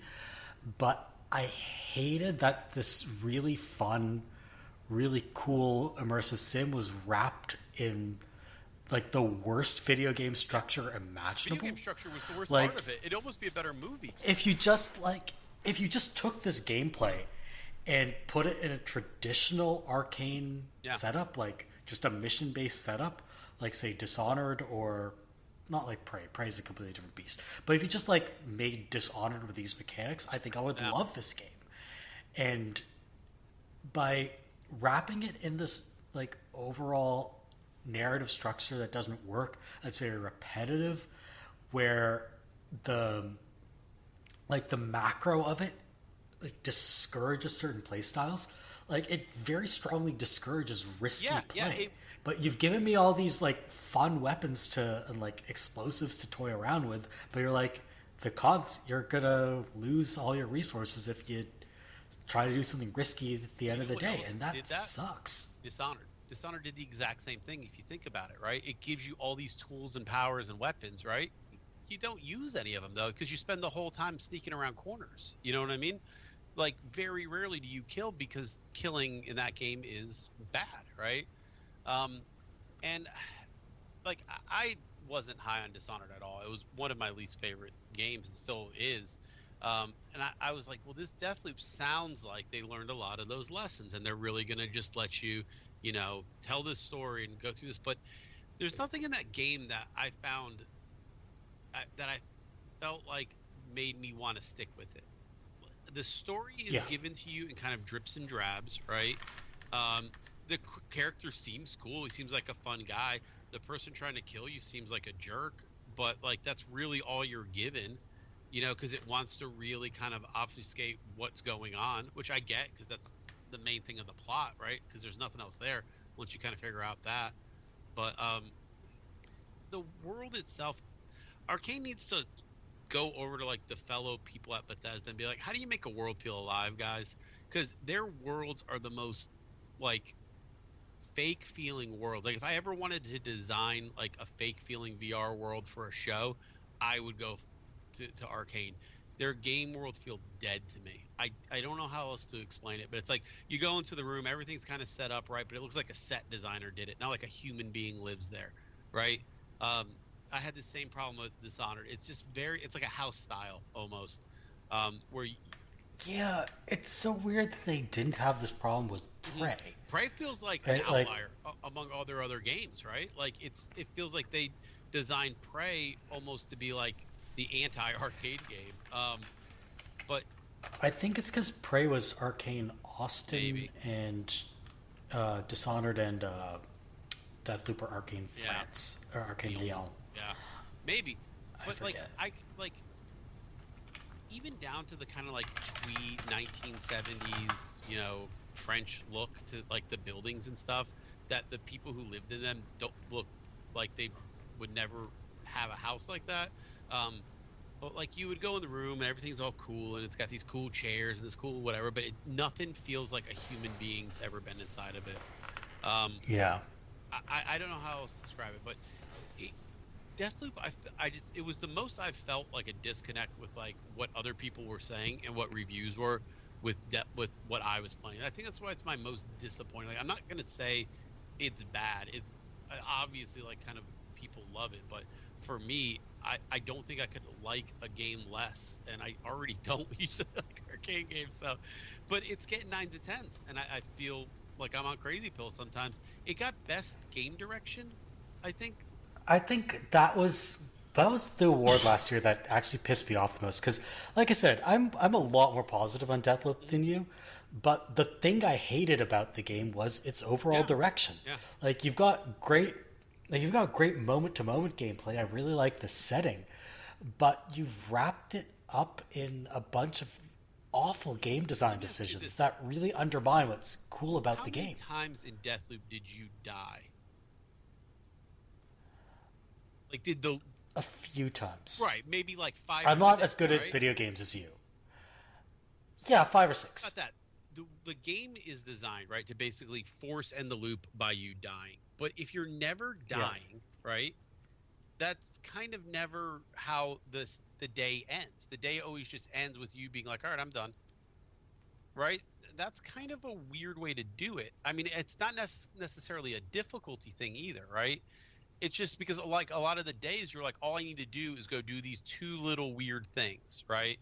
And then go back and go to sleep.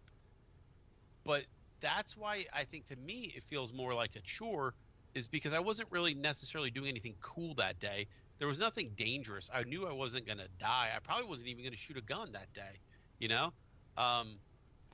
But I'm wondering if the game was more designed to be more difficult, and that way you're dying more, and the loop is ending in suboptimal ways, and that's enhancing some of the stuff that happens in the gameplay. Does that make sense? I think, how do I put this? I think the game is actually harder than, how do I put this? I think the game is actually harder than it might appear, but because the consequences for dying are so severe, like especially if you die in the last segment of the day, it incentivizes you to play cautiously, and you're probably like reacting to having played cautiously to avoid death. See that? Like that's what I felt. Yeah. I didn't do anything weird because I knew it would kill me, so I did everything in the most cautious way possible. The zaniness and that just being in a death loop, right, would be like think about any movie that deals with like weird, like Happy Death Day, right? I don't know if you've ever seen that horror movie, but the zaniness and like, okay, no matter what happens, Groundhog Day, everybody's seen Groundhog Day, is I can do whatever I want this day, and it doesn't matter because when I die, I just end up being right back where I was. So, you know, I'm going to go see if I can jump off this really high thing and nothing happened. Or I'm going to go see, you know what I mean? Like, that would be the opposite of what I think a game about dying not mattering. The death loop, right, would be more about dying on purpose. Go die. Go do this thing, but die. And I hardly ever died in the game. I actually usually just went to sleep. So, to me, it was like sleep loop, I guess, instead of death loop. All right, game. I mean, like, it's got cool dialogue. It's got a lot of style to it and stuff. Not style I enjoyed, but I can see why it'd be a 7 out of 10. But man, when I was seeing it come out with all these 10s out of 10 game of the year stuff, I just felt like I was on crazy pills. Yes, last year wasn't as good as this year either, I think, in terms of. Yeah, I think it ended up actually eventually, like, it was in my top 10 at the end of the year, but it ended up falling out because I played better games this year that came out last year. And again, this is a game that I enjoyed the moment to moment, but really felt sour about the overall experience. I just wish they'd made Dishonored with guns. I mean, Dishonored has guns. Dishonored with lots of guns. That's basically what I wanted out of this, and that's not what it was. I'm going to name a couple more of my least favorite games of the year. And actually, let's talk about my least favorite game of the year. I've talked about it on the podcast before, so I'm not going to talk about this too much, but it's Silt.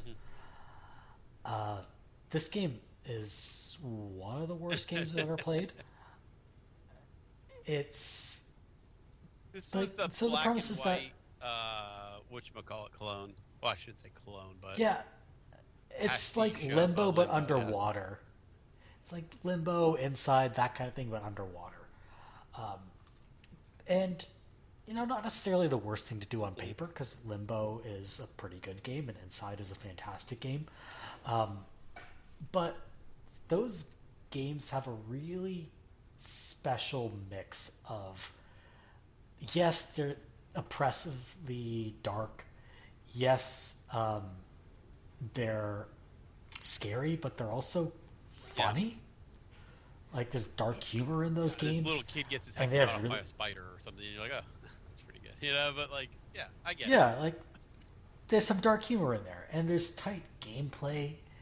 Like, they feel good to control.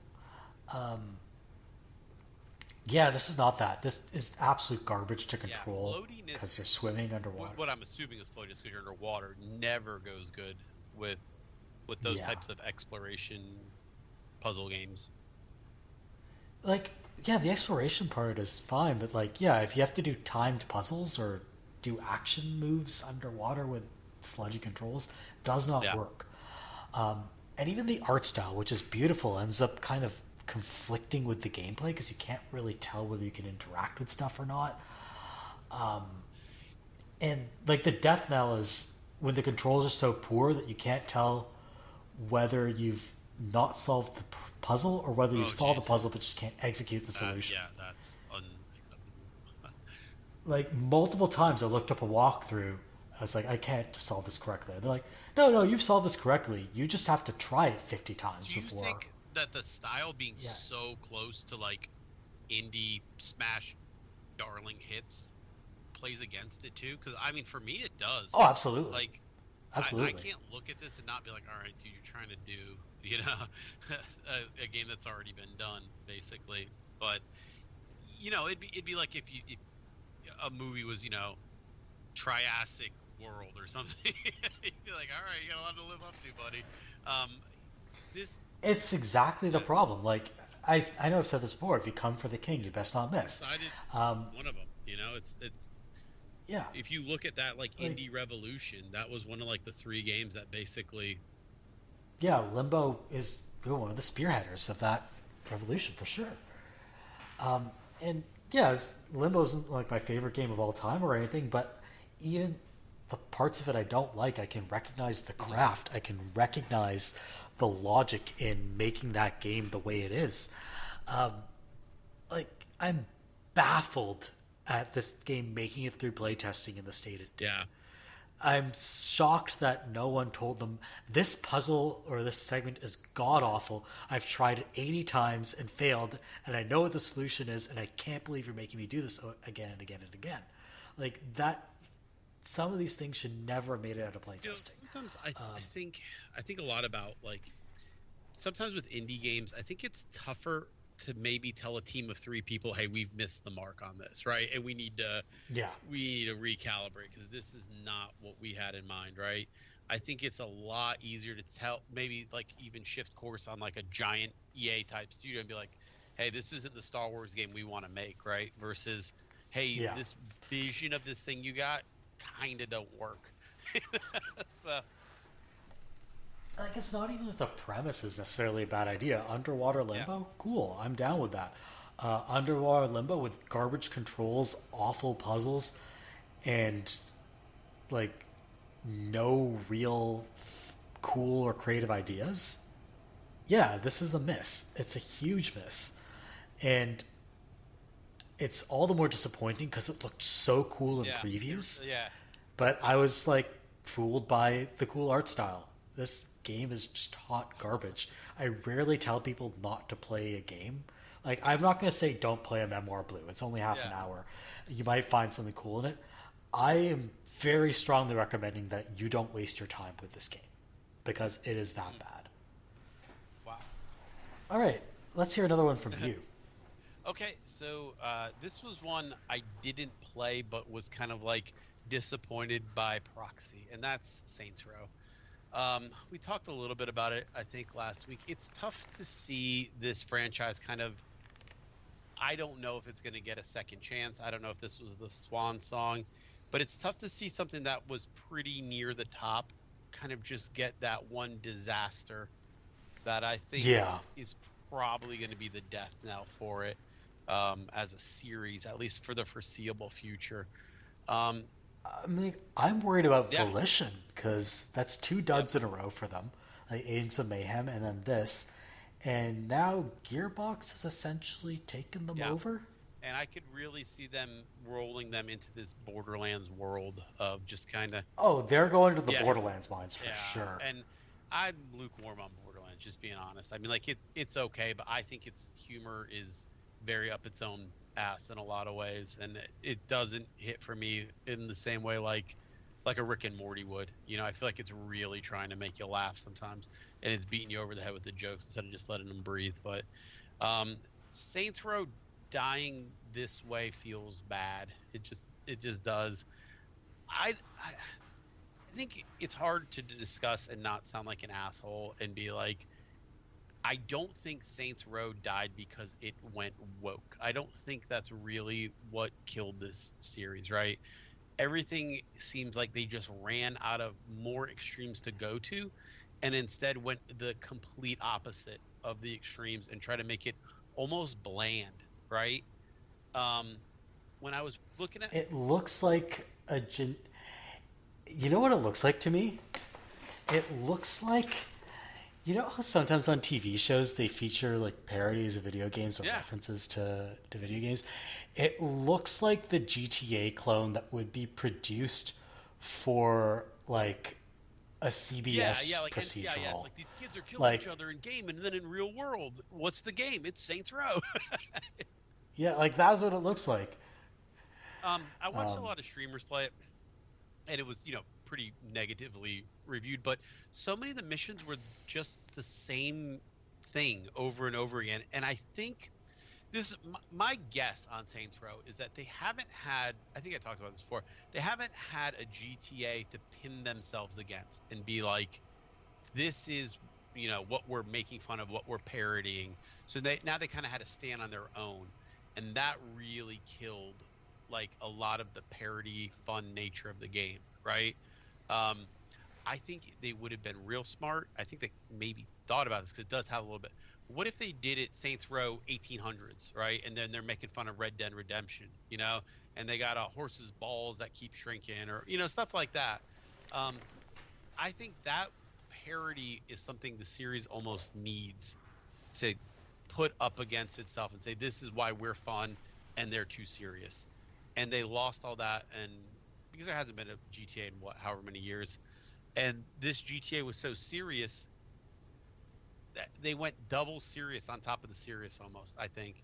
And it really, really, really, like, the missions were so damn cringy, like the stuff they would do and say and stuff like that. It was just really poor writing, and that's what I was thinking. Oh, these guys are going to the Borderlands, because that's the exact thing it reminded me of, was kind of that like real forced Borderlands humor. That's never fun. I don't know. I think this is the end for it, but it kind of sucks because I think that, I don't want to be the old guy telling stories, but I think Saints Row came from a cool place, right? GTA had dominated gaming. It was like Fortnite times 10, right? And it was so self-serious, and yeah, it had goofy moments, but it's also kind of inherently a silly concept in some ways, Yeah. And it was cool to have a parody game that cranked up the ideas of GTA to 10 and let you get real goofy with it and real silly, and had a funnier cast of characters, and you could create your own character and you could look ridiculous. And losing, I think, a lot of that in the game world killed it. But man, I don't know. Like, I would, Saints Row was something that I thought, especially after how 4 was received, I mean, it was going to be a gold mine for years to come. And maybe they pumped them out too quick too. Maybe that's another thing.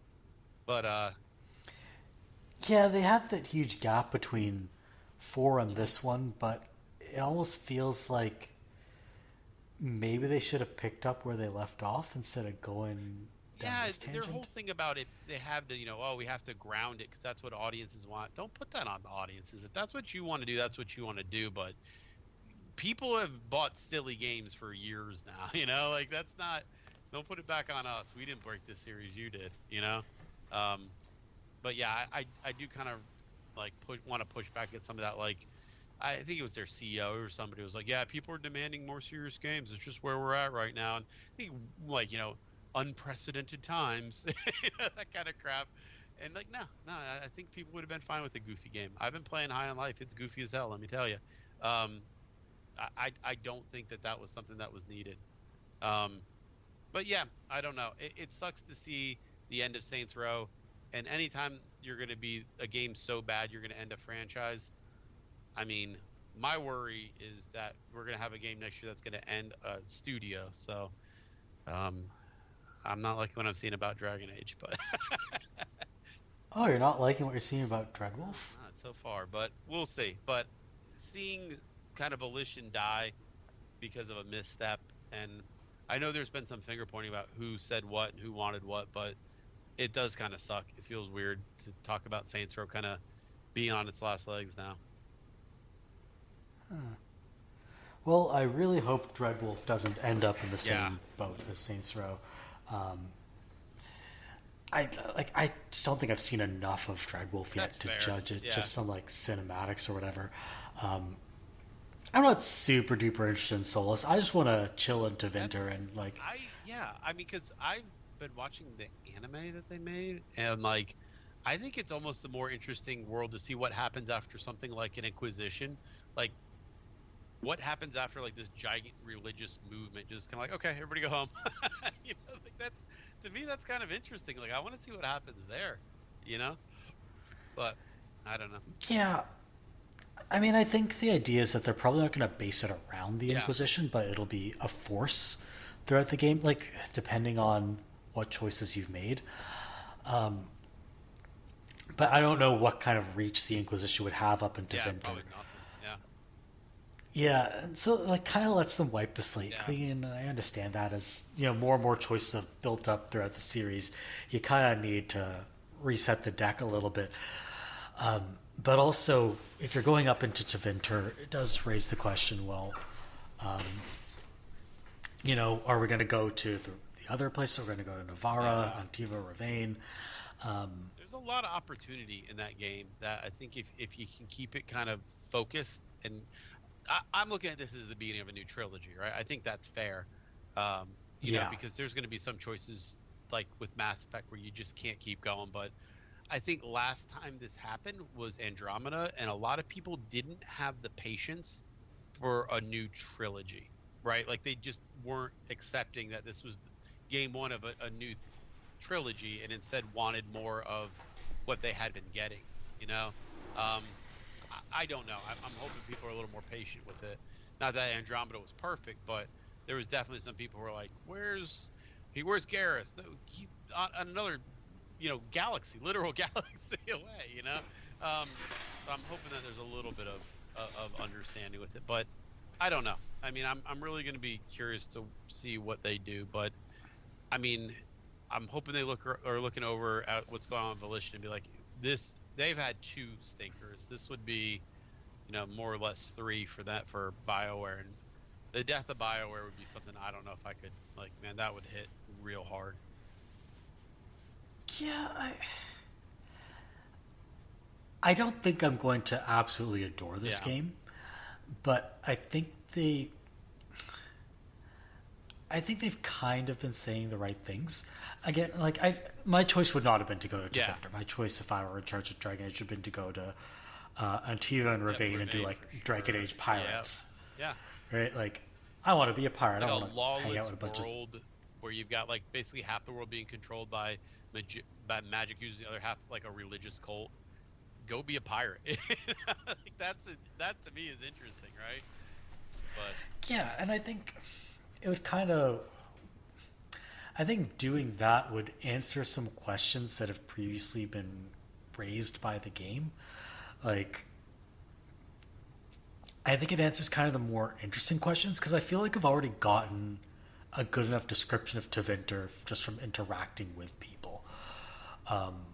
Whereas, Antiva's kind of a blank slate other than Josephine's from there, right? And Ravane, you hang out with Isabelle, she'll tell you a lot about it, and it's also originally where what's her face Vivienne is from. So I think there's a lot of potential in the series still. I love the way that they tell the stories. I mean, it's probably my favorite ongoing RPG series now that Mass Effect seems to have wrapped up. But I don't know, the studio has had some bad choices, some real bad press to go along with the bad choices. You gotta think that the fact that they're not really talking about it other than the barest of minimum stuff, I think they want to keep it in-house and then let us be surprised rather than think about all the stuff we knew about Anthem by now this close to release, right? I mean, but I also worry it's like the Mass Effect Andromeda strategy, where they revealed basically nothing until a few months before, and it just was not ready when it was released. And that's why I'm a little bit apprehensive. But, they've pulled the rabbit out of a hat before. Maybe they'll do it again. They keep thinking they're gonna. Like BioWare Magic. Right? So. Yeah, I would hope they've learned their lesson now that it's been reported in the media. I mean, oh boy, that was some eye-opening stuff. Just kind of push it out the door and then try to fix it. But did you have another disappointing one? I mean, I can mention 2 others very briefly. I did not like COVID Simulator, and it feels kind of trollish to say this because it's made by a solo developer, but there's nothing to it. It's not really a great simulation of COVID in the workplace. There's not much gameplay there. It's not a fun simulation to play around with. Again, for a few dollars made by a solo developer, I'm not going to dump on this too much. The other thing I'm going to dump on a little bit is Ghostwire Tokyo released a prelude visual novel that's supposed to serve as the precursor to the actual game. It holds the dubious distinction of being so bland and pointless that it actually put me off playing the game. Yeah, it's free, again, so I'm not going to complain too much, but, like, why was this even made? It actively makes the game world seem less interesting than it actually is. Opposite experience once where I read a book that basically made me fall in love with the game world and play the game. It was for The Division. I still talk about this stupid book. I think I've got it. And it's like, it's presented as like a guide to New York, but like it was so good. Anyway, I can really understand how if they're trying to get you in with the extended universe stuff and it's pushing you away, that is a real bad sign for a game, you know, because you're a captive audience seeking it out at that point. So, that's not a good sign at all. If you're reading it and being like, nope, not for me. And it wasn't so much that it was like offensive or like cringy. It was just so bland it engendered no feelings. Yeah, I mean, you should and that's walk not away a good pumped sensation. to play it, you know, not like, oh, I really want to see how this plays out or pays off in the game. And instead I was just like, who are any of these characters? Why should I care about them? And why do they all suck? Yeah, that'll do it. So, I mean, what is... Sorry, go ahead. It's such an opportunity because, like, if you want to tell not just like the story and get people excited for the story, but also for the style, right? That's such an easy way to do it in a book, you know, because you've got someone there sitting there reading it, wanting to be told, and if you blow that one, that's like missing a layup. Yeah, for sure. All right, what is your last disappointment? Well, it's not one I played. It is Babylon's Fall. I mean, look, there's you hate to kick them when they're down, right? But like, this at least had all the right buttons for me to be interested in when it was announced. Action role-playing game, right? By Platinum, who's kind of hit more than they've missed lately, right? I mean, they've definitely missed here and there, right?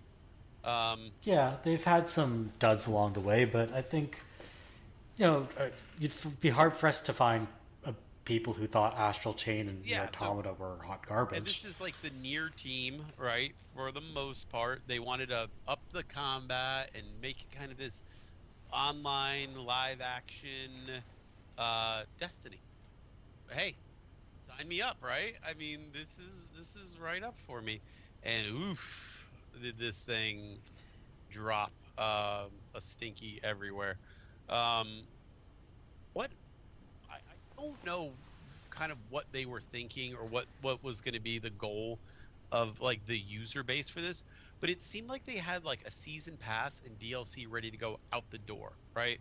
Which is always a little bit tough. And they opened a whole new studio to do this, I think. Is that right?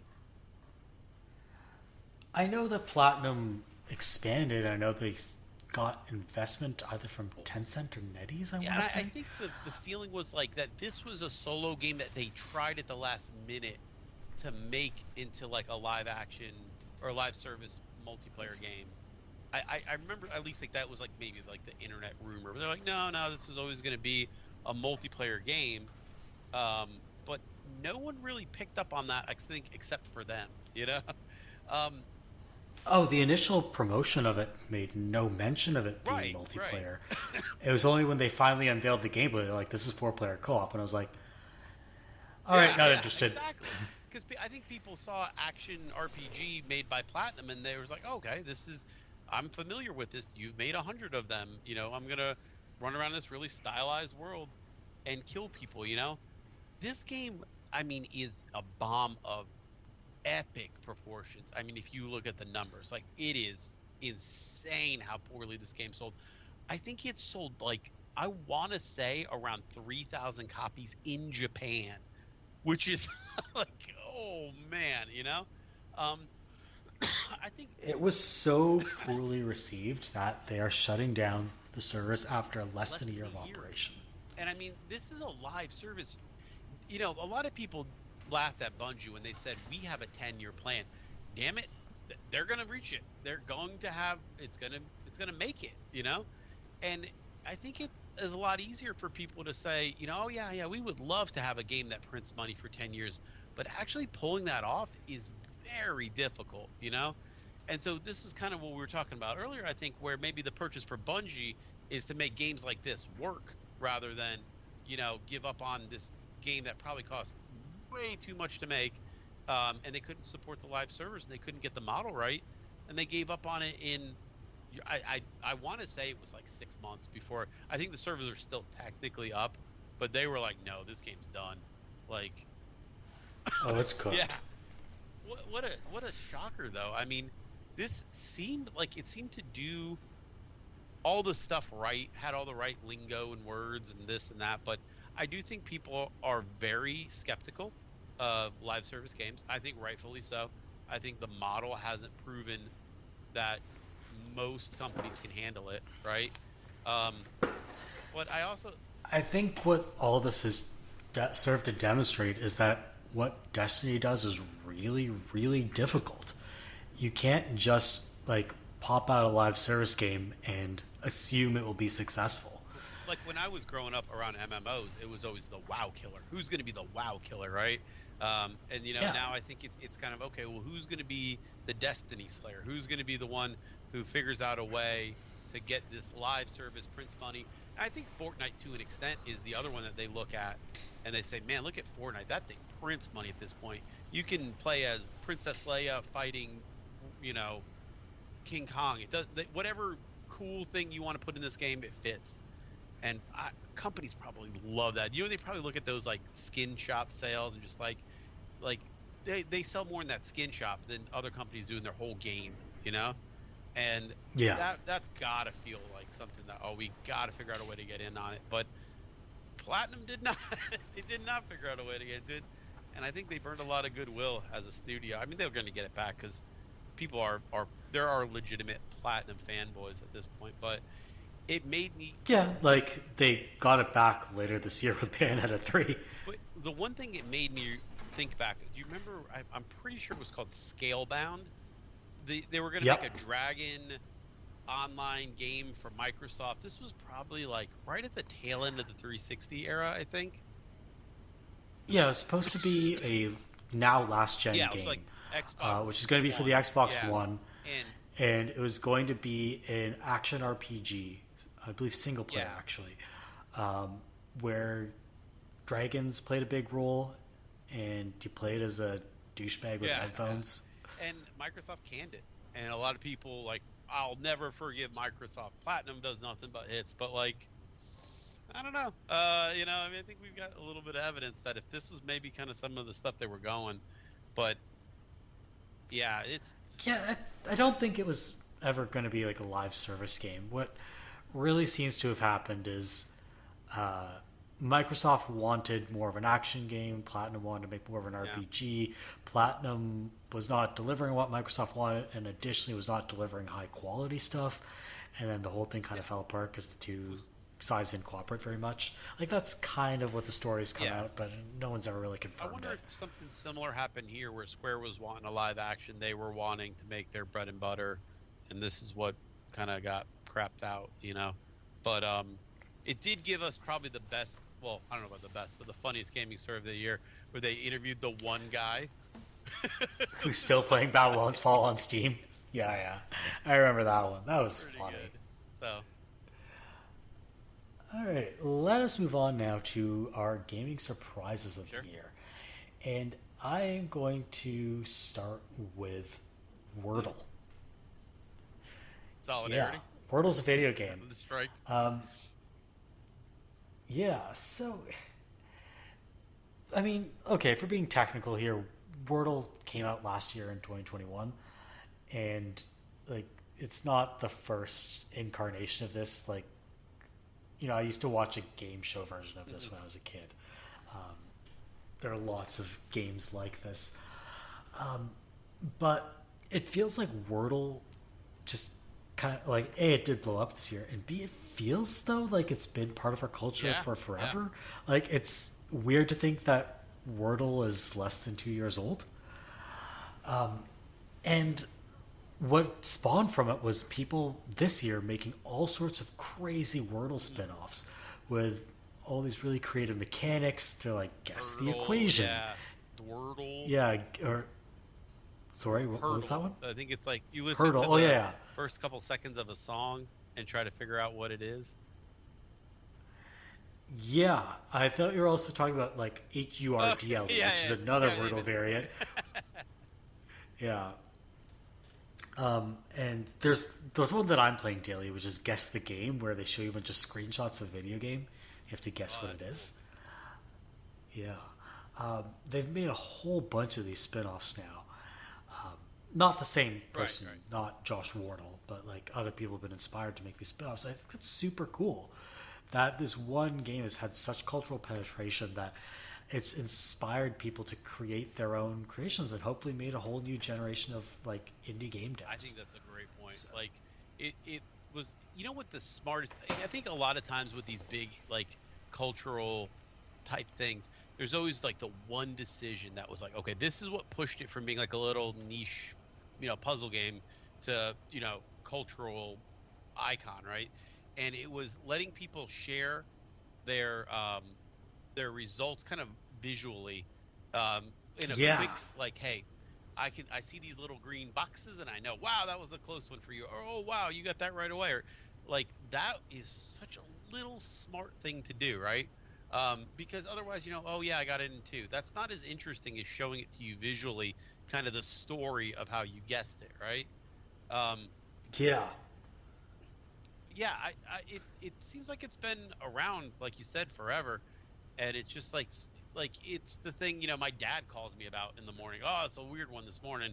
Okay, cool. I'll let you know when I do it in the afternoon, you know. But it definitely has that feeling of that kind of game that, you know, the Candy Crushes or the whatever that kind of transcend just the gaming communities and really, you know, catch on with everyone. Absolutely. One more surprise I'll mention, and then we'll get to your surprises. Sorry, just 1 second. So that surprise is Platformer Toolkit, which was an interactive video essay made by Game Maker's Toolkit. And when I say interactive video essay, it's like essentially like you're clicking. It's, instead of a traditional video essay, you're like clicking through the guy from Game Maker's Toolkit speaking about how platformers are created, and then you kind of get to tweak the mechanics of this 2D platformer, like the gravity and the coyote time and air time and all that, and you get to see how the game feel of a 2D platformer is constructed and how it can be varied to create different game feels. What's really nice about this is that, like, usually this stuff is relegated to GDC talks, and you don't really get to see it in action. And, like, actually getting to hands-on manipulate a 2D platformer and its mechanics is so neat, and it made me, like, think about all the work that goes into making a video game feel a certain way when you play it. Because, you know, like a lot of times me and you will be talking about like a, you know, like your standard platform. It's like the running feels slippery, or, you know, the jumping feels floaty. And I don't really, you know, we understand what we're talking about when we mean that, but I've never really understood the mechanics of like, why does it feel like when I land, I slide? You know, there's games like that, right? Like platformers, you're like, huh, I feel like I landed on that brick, but nope, game's telling me I slid. Or like, you know, I have like that weird acceleration thing in some games where like I don't feel like I'm at running speed at the right amount of time or something like that. But it would be nice to see something like that, just so I have kind of like the language to say like, yeah, this is, you know, this thing is what I don't like about this game. Yeah, this game will give you that vocabulary. Like, one of the things that's really important to tweak in a 2D platformer is exactly what you're talking about, like that momentum when you land. Because if you stop dead when you land, that creates a certain kind of feel that, you know, might feel like it's really clunky. Right, like if you're going to make really multiple awkward jumps in a row, like if you dead stop each time, it feels weird. Exactly. Yeah. Whereas if you tweak that value up too high, suddenly it feels like you've lost control. So, like, these adjustments are made very finely, and they're play tested and refined, and then, you know, it feeds back into how you design the levels, like how wide do I need to make the platforms when I to account for those mechanics. All that is in this video essay, and it takes like what, an hour to go through. Cool. It's really neat. Definitely recommend you play it. It's awesome. All right, what are your surprises? Well, I'm going mobile with my first one, like your Wordle. Marvel Snap. This one I feel like is right on that bubble of where Wordle is now to where it is now. I don't think it's going to have the same type of broad appeal to the same, you know, everyone in the world type feel like Wordle does. But it's Marvel Snap is not really. It's a puzzle game. It's a card game. But really, what it is it's a gambling game, right? Do you want to make the move? Do you want to do the snap? Do you want to be the one who tries to, you know, evenly distribute over your 3 lands, or are you all in on capturing 1?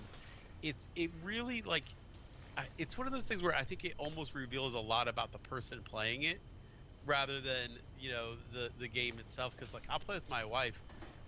You know, I'll watch her play, and she snaps first turn every time. She's like, oh, whatever.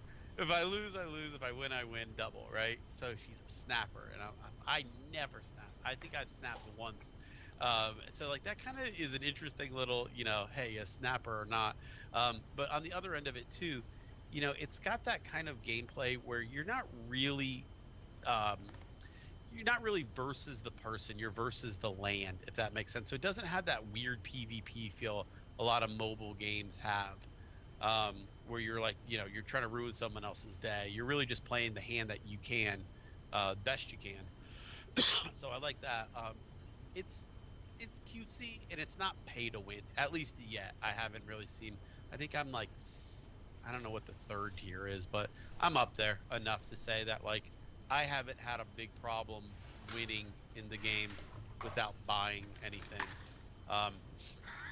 So this is the kind of game that I see in the next year or two that's going to be kind of like the Wordle type feel to it, where a lot of people are just going to be talking about their snap decks, or, you know, are they an on reveal or an ongoing player or whatever. So it's way more fun than you would think one of those Marvel mobile games would be. With the other ones I've played have all been little, you know, money grabs. So enjoying this one a lot, and definitely my surprise there for enjoying any mobile game, honestly. Yeah, I've seen this been popping up on Game of the Year lists, so people are really into I can see it. I haven't put enough time in it yet to really say, like, this is my. I play, you know, 20 minutes before bedtime or something like that, get a couple rounds in or whatever, so I can't really say, like, it's on that level for me yet, but I could easily see it kind of creeping up there with a little bit more time, you know, behind it. So my other surprise I wanted to mention was, I talked a little bit about it, was Fortnite is insane right now. It is maybe the most fun I'm having playing a video game, you know, just currently, because of the easiest tweak you could ever think of, and probably something that was like, I bet like every executive or VP or whatever at Epic was very scared about this, but no build mode is great. But I want to just talk a little about, like, the guts it takes to basically take the one thing from Fortnite that kind of separates it out right now, and just say, yeah, we're gonna have a mode where you don't do the thing that basically Fortnite is known for, right? No build mode could not have been an easy decision to go forward with, right? But man, has it changed the game. I mean, not just for me, lots of people talk about, like, you know, it's when you go in and you play, it's a little less headachy. It's a little less, if I get into a fight, I'm relying on my gun skills, which I have, instead of, being able to build a hotel like I don't have. So I want to just like kind of mention, like, surprising wise, it's not just that Fortnite is still fun. Fortnite's always been fun, but that a gaming company in this day and age would make that call feels to me kind of like Epic deserves a little bit of credit for doing that, because it seems like something that couldn't have been easy to be like, oh yeah, sure, go ahead and take out building in Fortnite for a couple months. Let's see what people say. Yeah, like the fundamental premise is just exactly. gone. And you're not, if it's not building a fort, it's a night. But I think that's cool though. I don't know how that happened. I would love to have been like a fly on the wall in like the meetings when they're like, yeah, we're gonna just take that out. So is it a separate mode or is it gone for now, all modes? But I think there was like 2 months. I want to say like maybe it was a whole season where it was just zero build was the default. I think some of that was by design. They wanted to get enough people playing it to get the feedback, but it took off. I mean, all of a sudden you're seeing like the streamers who used to play Fortnite. They're back and they're getting the 10,000 viewers they used to get back in Fortnite's prime, and it's because the game fundamentally changed that much, right?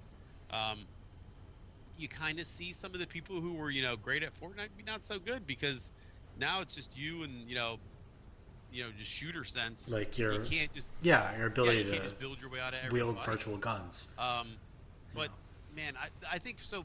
While it doesn't surprise me that it worked, because sure, maybe shakeups are like, this are what you need. It's just the guts to go through with it. Just feels like something so at opposite of what so many like video game decisions these days are, where it's always just the safest path, right? So yeah, good on Epic for going for that, because I can't imagine that was an easy decision to do. My last one was Vampire Survivors. Didn't really like it enough, I guess I would say, to put it on like my Game of the Year list. But I think what surprised me about this was that this is a really like a throwback to the kind of game that we would play on like a Nintendo, right? Like almost NES-ish. Yeah, not even like a generation ago. This, because a lot of people say, oh, this is a PlayStation game. Like, no, this is a Nintendo game. And man, I think there's a level of like nostalgia and retro and all the other stuff to it, but it's just captured that feel, I think. There's a lot of like indie games, I think, that try to get like the retro aesthetic, but then put new game elements on top of it. And Vampire Survivors kind of does that, right? But it's just taking bullet hell and flipping it. You are the bullet hell now, and I think it's a cool idea. I'm surprised. I was trying to think of like historically, like, has there been anything else that's really done that? I couldn't think of anything, so it seems like something that would have been so easy, and there'd been 10 million games that did that, but I just can't think of any. So I mean, good on them for finding a way to be retro and creative. That can't be easy, in these days. Yeah, especially when a lot of the obvious ideas are no longer on the table. Like, there's no low-hanging fruit in video games. You gotta like put in the work to come up with something creative. Yeah, and they managed to do it in like a retro game, which is crazy, because almost every retro game says, oh, well, you've played this before, but what about this? But this one, a new genre in a retro feeling game, like, how does that work, right? Like, my brain is telling me I've played this game before, but like I literally haven't. That's a really weird feeling, right? So Vampire Survivors, I think, is kind of something that's like, hey, there's always new tricks to teach, that even that old feeling dog, I guess. For sure. All right.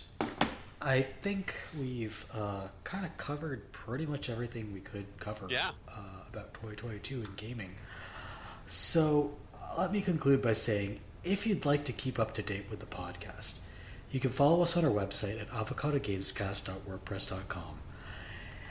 On that website, we post each episode, and we also post a link dump that contains links to some of the stuff we discussed, some fact checks on occasion, on other occasions, lots and lots of fact checks.